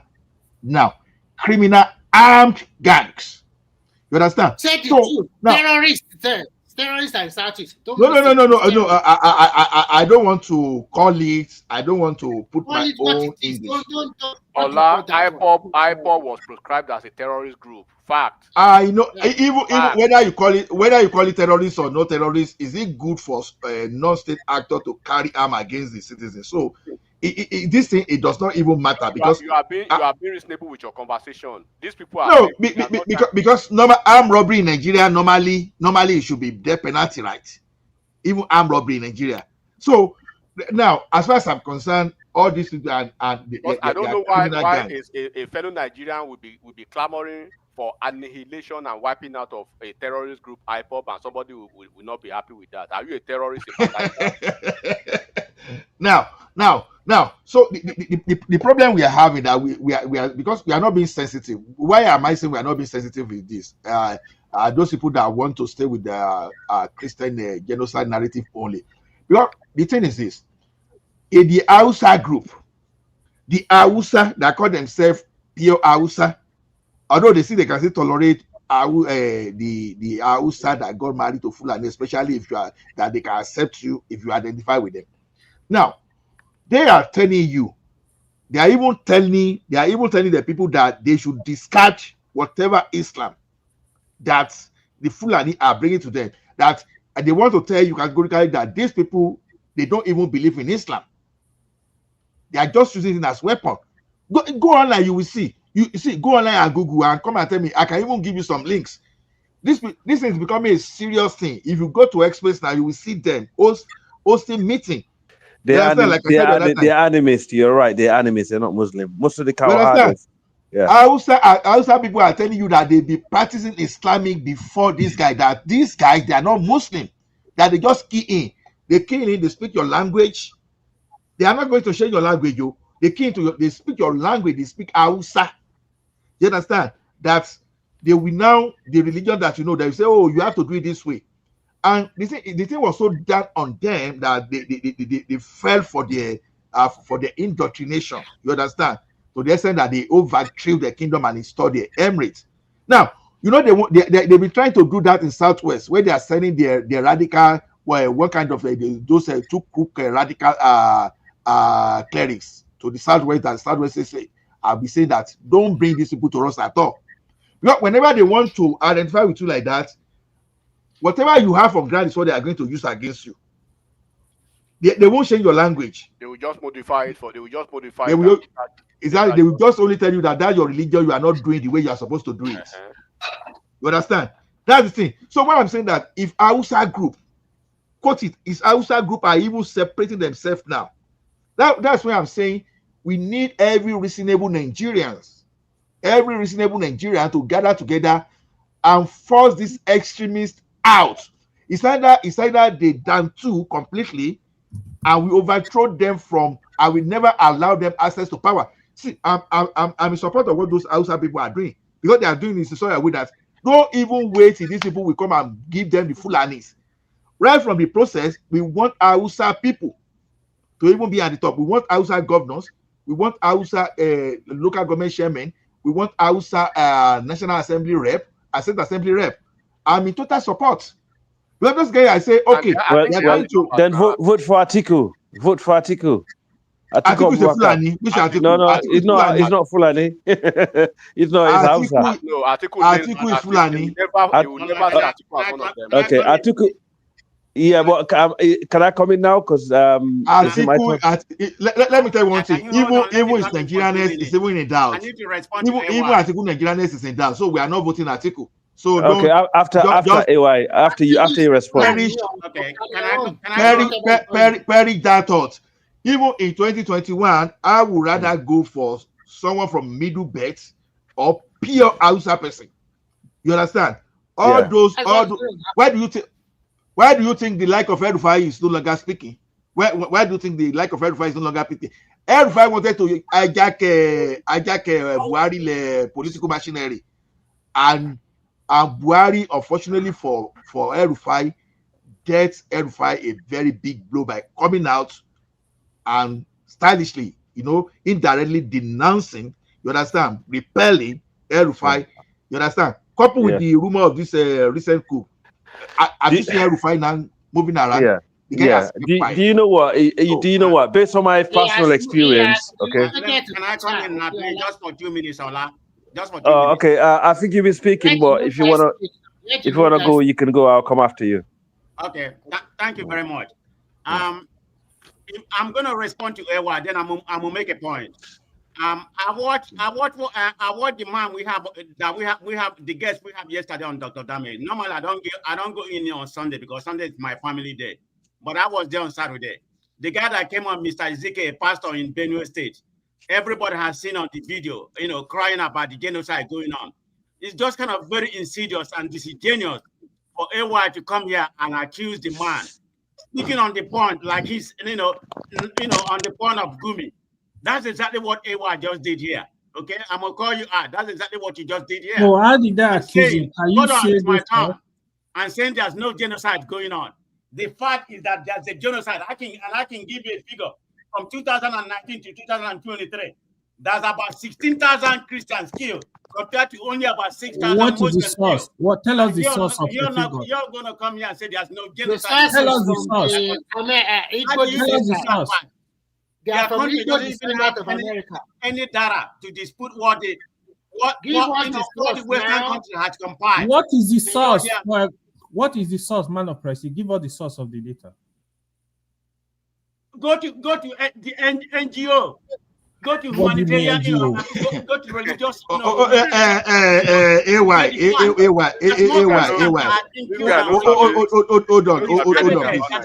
hold on, please. Hold on. AY, we don't even need to. I can give you region by Comparable fight, hold on. Comparable fight, hold on. We don't even need to. We don't even need to argue. We don't even need to argue whether there's genocide or there's no genocide. You understand? There are genocide. There are category of genocide. Too plenty in Nigeria. There are genocide against certain ethnic group. There are genocide against Christian, and there are genocide against some people because, in fact, there are genocide against traditional belief. Traditionalists in Kwara State. But what we are saying is this: if we have like about 7 to 10 categories of genocide in Nigeria, the question is this: why picking interest in one? Why don't we? Because all those genocide are terrorism. Why do you have to sit down on a particular definition? That is what we be asking you. So are you saying? Hold on. You want to come under the religious act. Genocide is genocide. America has a that's not the point. Rule when it comes to religion. That's not the point. Okay, as a traditionalist now, if I were able to be in Ilorin and they pie me now, so they targeted me because I'm an Ifa practitioner. Are you saying? Are you saying? Okay, no. Are you saying? Religion? It's about Christianity. Every life matter. Every life should matter. I mean, even let me. I'm gonna be fair. Where are we falling for American tricks? That's what I'm. Where are we falling? We are flexing muscle for American politics. Yeah, no, that's true. I mean, man of prestige. I understand where you're coming from. At least you've been honest that you got you're Christian, you're biased towards Christian. It's the same thing with Muslims. As a Muslim, you know, AY will tell you this: we're very biased towards our people. Sometimes I actually overlook my own tribal brother over another person from a different tribe that's Muslim. If, for example, if someone, the Fulani guy that's not Muslim, pick on AY now, I'll actually defend AY because as a Muslim, it's our first duty, you know, to love another, and love one another, and protect one another, regardless of your tribe or the religion come first. I understand that, but we need to be balanced. We have to have balanced approach to everything, because if we don't have balanced approach to everything, then we're going to be in trouble, because we're going to look like we actually hypocrites, you know. That's what we should be looking at. But all I'm saying is, you know, like what you guys described just now, you know, it's very interesting conversation. I actually nodded to a lot of the stuff that you said, because a lot of the people like you call Islamic terrorists in Nigeria, these are people that do not believe in the religion. They are not Muslims. They don't represent Muslims. In fact, I was reading a report in southwestern Borno, where a Fulani village was completely wiped out by Boko Haram. Completely. Women's and children's, you know, Fulani, be wiped out. And these are Muslims. They've been wiped out by a Muslim terrorist group that claimed to be fighting to promote, you know, Wahhabism or whatever type of Islam that we do not accept. So it's a very difficult one. Also, you got so-called Fulani herders in the central belt, as you guys mentioned. You know, I don't know because I'm not there, but I take your word for it, killing people and replace them in their lands, which I totally disagree on.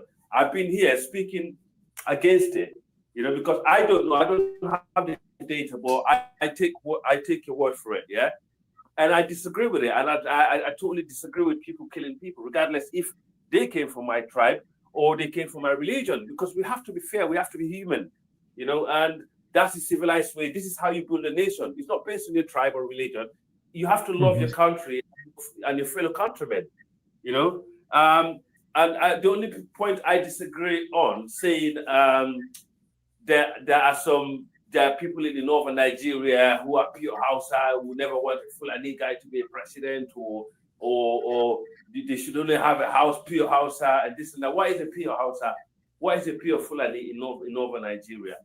If you understand really the relationship between the Hausa and the Fulani and the Kanuris, how long they went back, you won't ever see that. Because, you know, these people, even if it's a pure Hausa, in the household, my neighbor is a Hausa.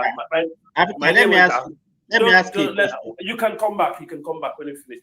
My neighbor, my former neighbor, before I just moved, he's a pure Hausa. He don't have any Fulani blood, right?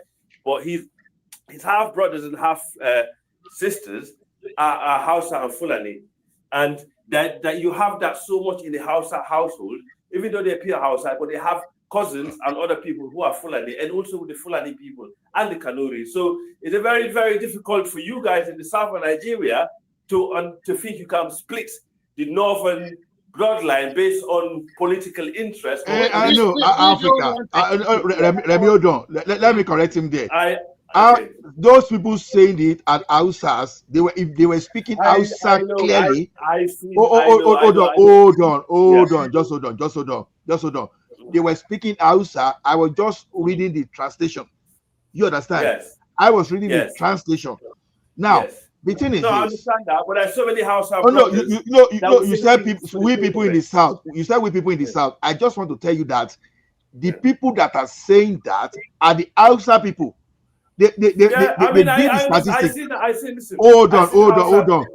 They did the statistic of those people that are Fulani that occupy political position. They carry over 90% of the political position. Yeah. And they are Fulanis. Yeah, but now, you guys don't know. Hold on. Who is not? Oh God, listen. Now, let me just make one point.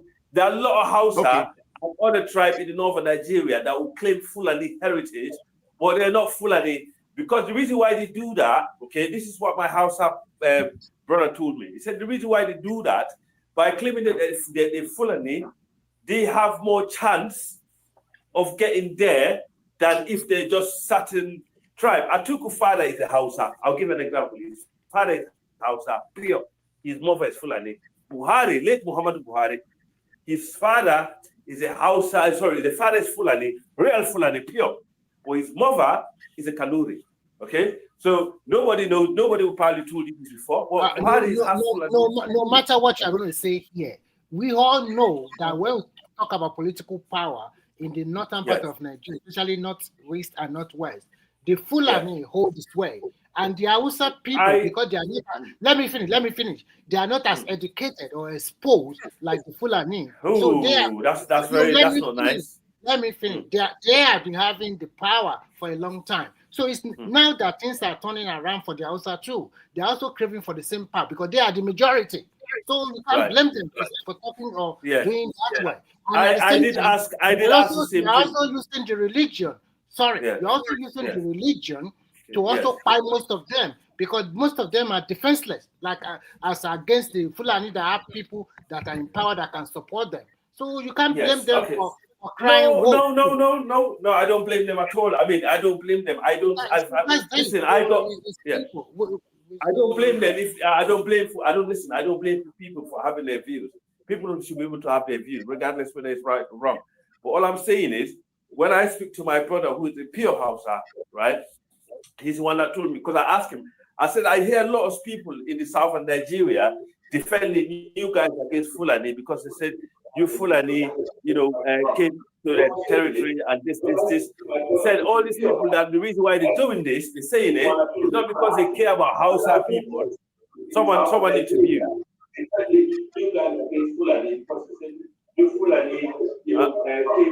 Why is that so accurate? Is that somebody to you, bro? Okay, thank you. So he's saying people are using it. I said, why can't you guys come out online and air this view about what people are saying, how marginalized you are by the Fulani. We are still saying the same thing here. I told you before, these people are not educated and well exposed like the Fulani there. No, I don't buy that. Are you going to tell me what is the population of the Hausa? What is the population of Hausa? So that, come on, when the no, but I'm asking you, what is the population of the Hausa? What is the Hausa population in Nigeria?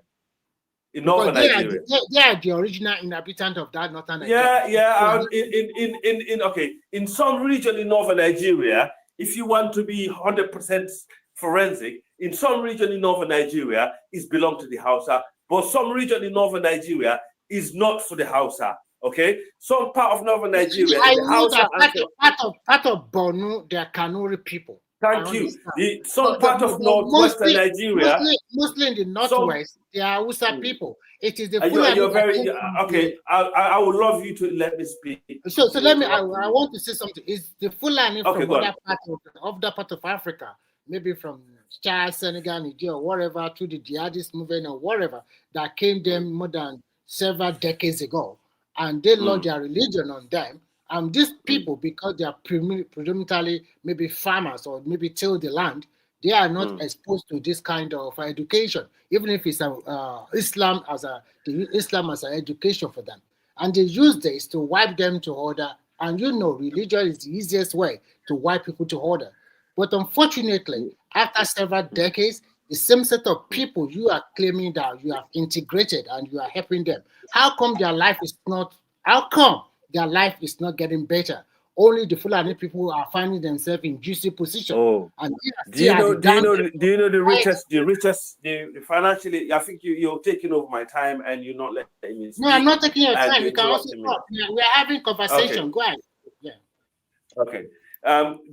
The Hausa are more financially wealthier than the Fulani. I don't know if you know that.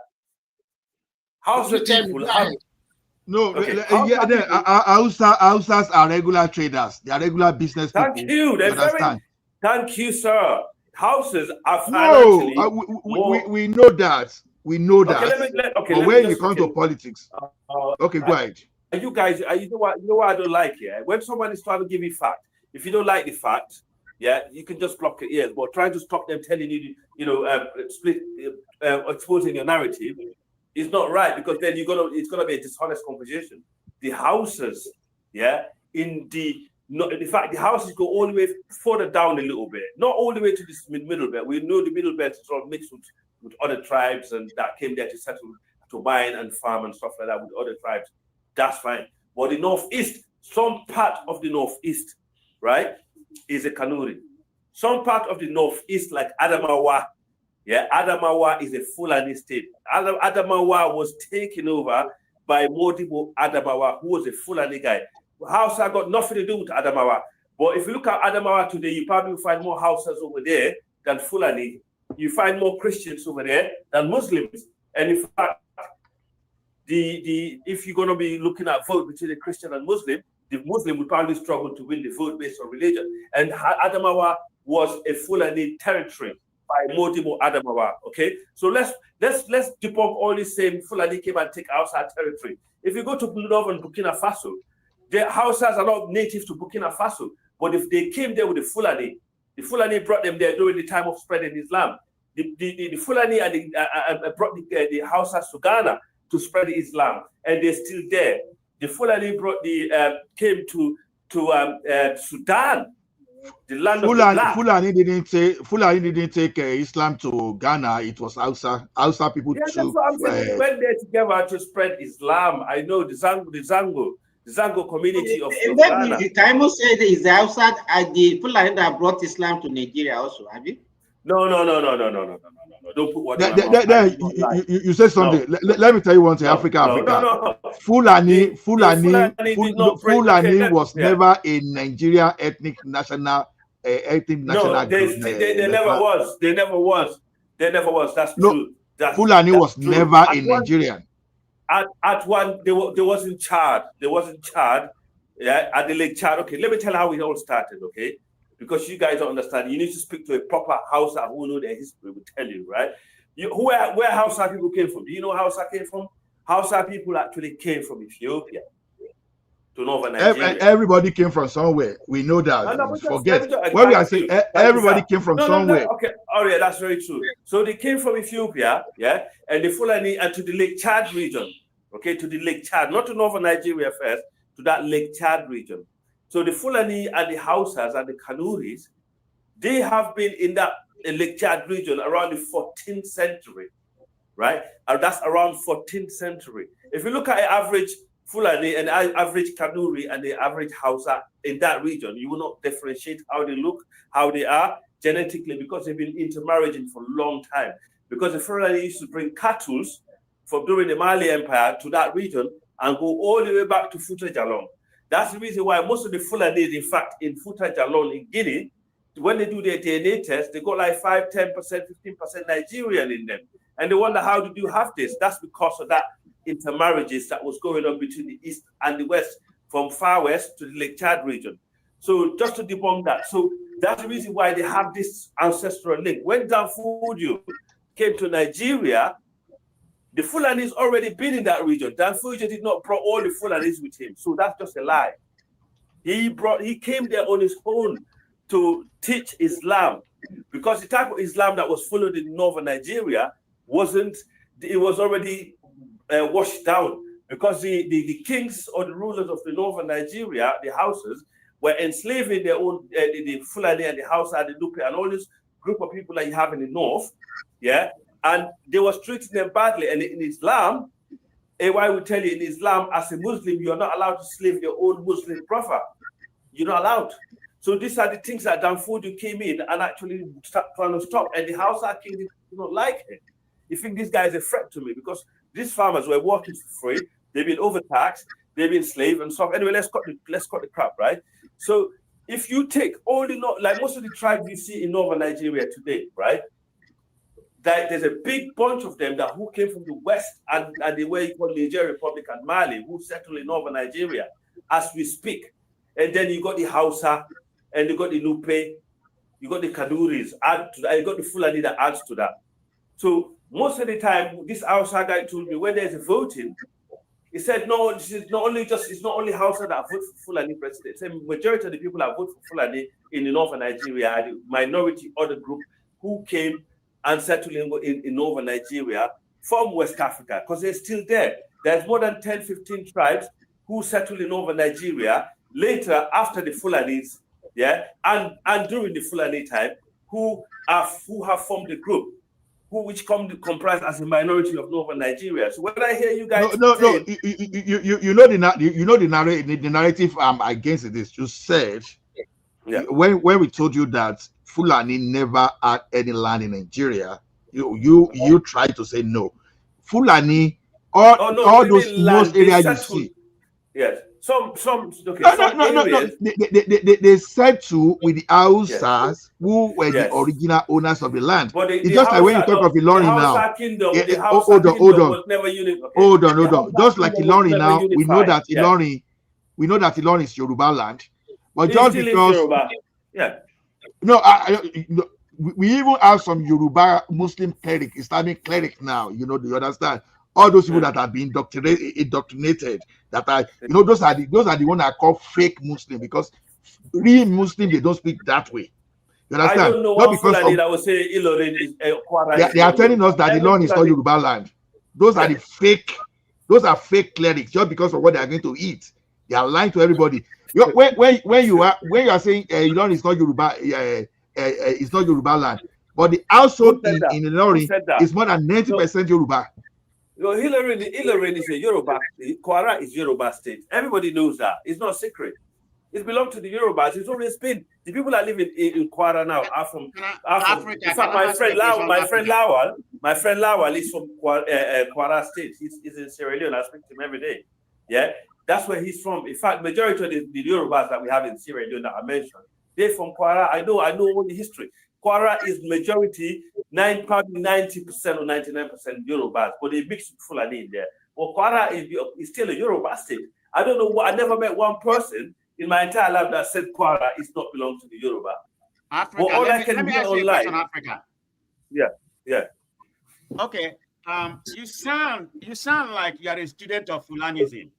So how would you say that? I'm going to ask you a question. Oh, that's quite. We all know that the Fulanis are not indigenous of Nigeria. We know how they migrated. We know the history. How long do you have to be? Hold on, let me ask you a question.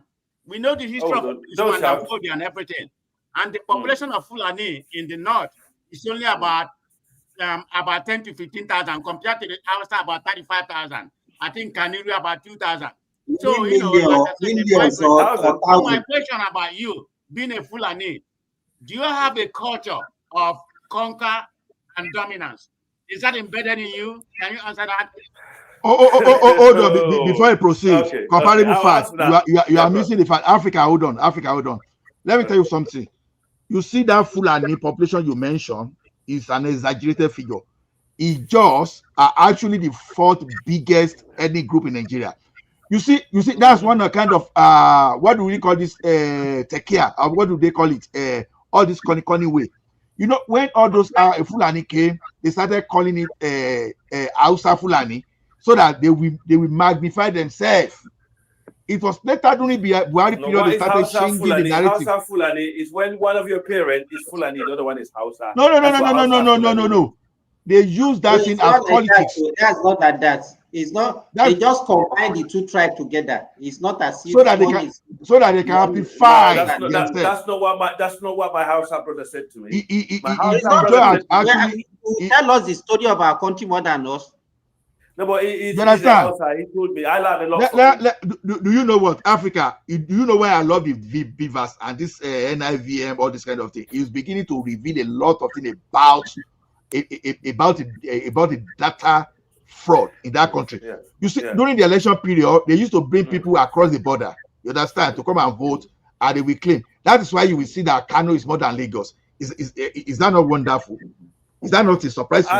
I don't know about all this political. Kano, all of a sudden. No, go and look at every other country.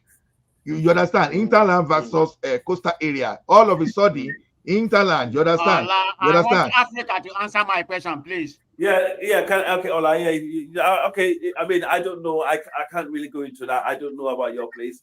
To be honest, I'm not really that. The only thing I can tell you that people that I know that actually pure Hausa, who actually sometimes me and them sit there and listen and laugh about some of the things that's been said in Nigeria. You know, they find it really interesting. They find it very cringy when other tribes claiming to fight for their cause, like they actually disabled, when they actually are the biggest ethnic group in Africa, and also they have very highly educated and very wealthy group that spread through the continent, and people claiming to be really caring about them and actually trying to defend them when they know their interest, where their interest lies. But at the end of the day, right? You know, I don't know how bad the Fulanis in Nigeria are, but for some reason, the last time I done my research, and according to my Hausa brother, in fact, he blamed the Fulani. The number one thing he said to me, he said, this president that you have in Nigeria now, he said, I blame Fulani because he said Fulani Hausa would never ever vote Tinubu. I said, why? This is how I know Atiku is not Fulani. I said, why? He said, majority of the Hausa voted for Atiku in northern Nigeria. I said, why? He said, because Atiku father is Hausa. He said, Hausa would never vote for Yoruba people. I said, why? He said, because we don't trust them. He said, they're not trustworthy people. And this is when Tinubu just got elected as a president. I said, no. Hold on. I'm interested. Let me just finish. Was there any group of the parents that said that? I'm interested in. He said that my Hausa ex-neighbor. I speak to him every time. A lot of the stuff I learned about Nigeria is from him. He said, us Hausa will never ever trust Yoruba people. We will never ever will do that. I said, hang on a minute. I said, but Obasanjo was Yoruba. I said, because I grew up with Yoruba people. No matter what people said about them, it never sink into me. You know what? Because I grew up with the Yoruba guys. Even now, as I speak, my best friend I grew up with since as a child is Yoruba Ola Adetayo, Ade Kule. All these guys are my best Yoruba friends. We go out, party, grow up together, eat food together, come in my house. Africa, let me quickly correct that for you, please. So your friend has been giving you lamba. Ask your friend. In Nigeria, right? The vote coming from the north they are not usually differentiated. To be honest, when the North, No, but I understand that. But what he's saying is, it's not correct. It's not correct. Okay, Straight up. okay, maybe, okay, that's So fine. But what is Hausa Fulani, like I said, it's very hard now to really split them. It's not possible. It's it is very, not possible. very difficult. The If other you can thing, split them, do it. You go to some family, for example, some Hausa Fulani, it's even hard to see somebody that is pure Hausa, pure Fulani. Is becoming much difficult. And mind you, we have a lot of minority tribe in the north too, right? Like Kanuri, they are not really minority. Kanuri, they occupy almost 2 states. Yeah, Borno and Yobe. They occupy these 2 states, majority. That's why their governor is always from Kanuri. But we have other minority tribe. I think the language, right, was able to capture everybody in the north. That really kind of like formed some level of unity in the north. So it's really easy for them. Why you're so spot on, because my Hausa brother said, he said people think Fulani have conquered the Hausa. He said, well, you don't understand. It's people, if you don't understand it, is very tricky. We're actually more divided in the south than in the north. In the north, they can easily line up for one person in the election. But in the south, Igbo are on one side, Yoruba on one side, South people they are on one side. So it's very tricky. So sometimes people That's just because of religion, or AY. AY is religion.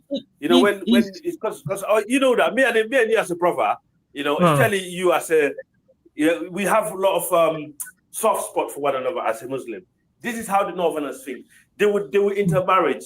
You know, because for example, as I said the other day, in Sierra Leone we have 2 major tribes in Sierra Leone, but you will not find. I would say. Oh, it's out.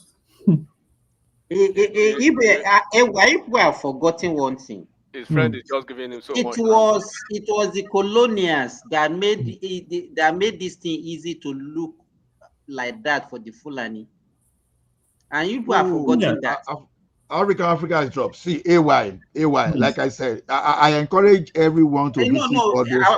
I'm talking now. Oh, sorry. Then AY, you are saying it's difficult for them to know whether who is Fulani. That's what you are saying is not true. They know themselves. They know themselves clearly. Very clearly. They know that. So I'm talking about. So why are you saying that it's very difficult for them to differentiate between Let me tell you why Fulani, it's difficult. or you are just saying it to shoot whatever? No. Let me tell you why it's difficult. Majority of them, for example, I have a lot of friends from the north. You will see the mother is Fulani, the father is Hausa, the grandmother is Fulani, the grandfather is Hausa. Let me ask you, how many of that do we have in the south that you see, even Yoruba, Igbo?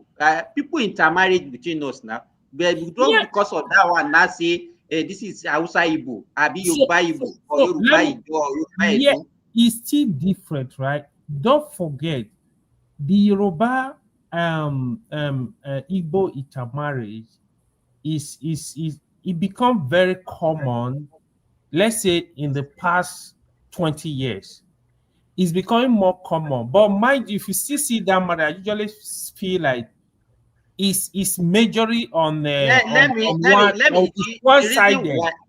Let me tell you, the reason why that make it look like other tribes gave up to the Fulani is because they were in power at the early stage of inception of that country, and the other tribe gave up to them because that is the only way they can get up. That's the only way they can get to position. That is it. It's not as if they don't know themselves. It's not as if they don't know themselves. Someone just cut me off. If you don't want me to come on the platform, just nobody cut you off Africa. Nobody cut you off Africa. I think your network. Yeah, nobody cut you. I'm the moderator and I didn't cut you off. I know that for Okay, sure. no problem. Maybe maybe you are a Fulani from Africa. For Africa, before you proceed. No let comparative hear you. Africa, let me give you one guarantee. If I'm moderating here, I don't cut anybody, even those people that abuse me. Anybody here we know. Even those people that insult me, I don't call them. I can just give you warning. So nobody will ever cut you off.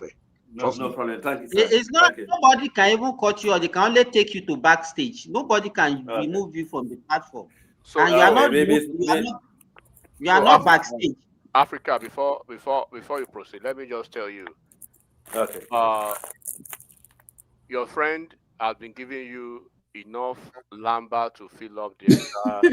To him, and that was why he was speaking as if he was telling us. Explain what lamba means, so he may not understand lamba. Lamba is a lie. It's lie. Lamba is L as in Lima, A as in Alpha, M as in Mike, B as in Bravo, A as in Alpha. Lamba means. Ola, I've told you about lamba before now. Monumental lies of untenable proportion. Your friend has fed you enough lamba to fill up the Maracana Stadium. Okay. I'll, I'll actually listen to this audio. So if you go to the Midwest people now, the way they are feeling, if you tell them all this lamba, they will probably stone you from the screen of the TV or whatever they are listening from. Right. Okay. I'm gonna let you know. I'll let you know. So why you are pardoned is because you are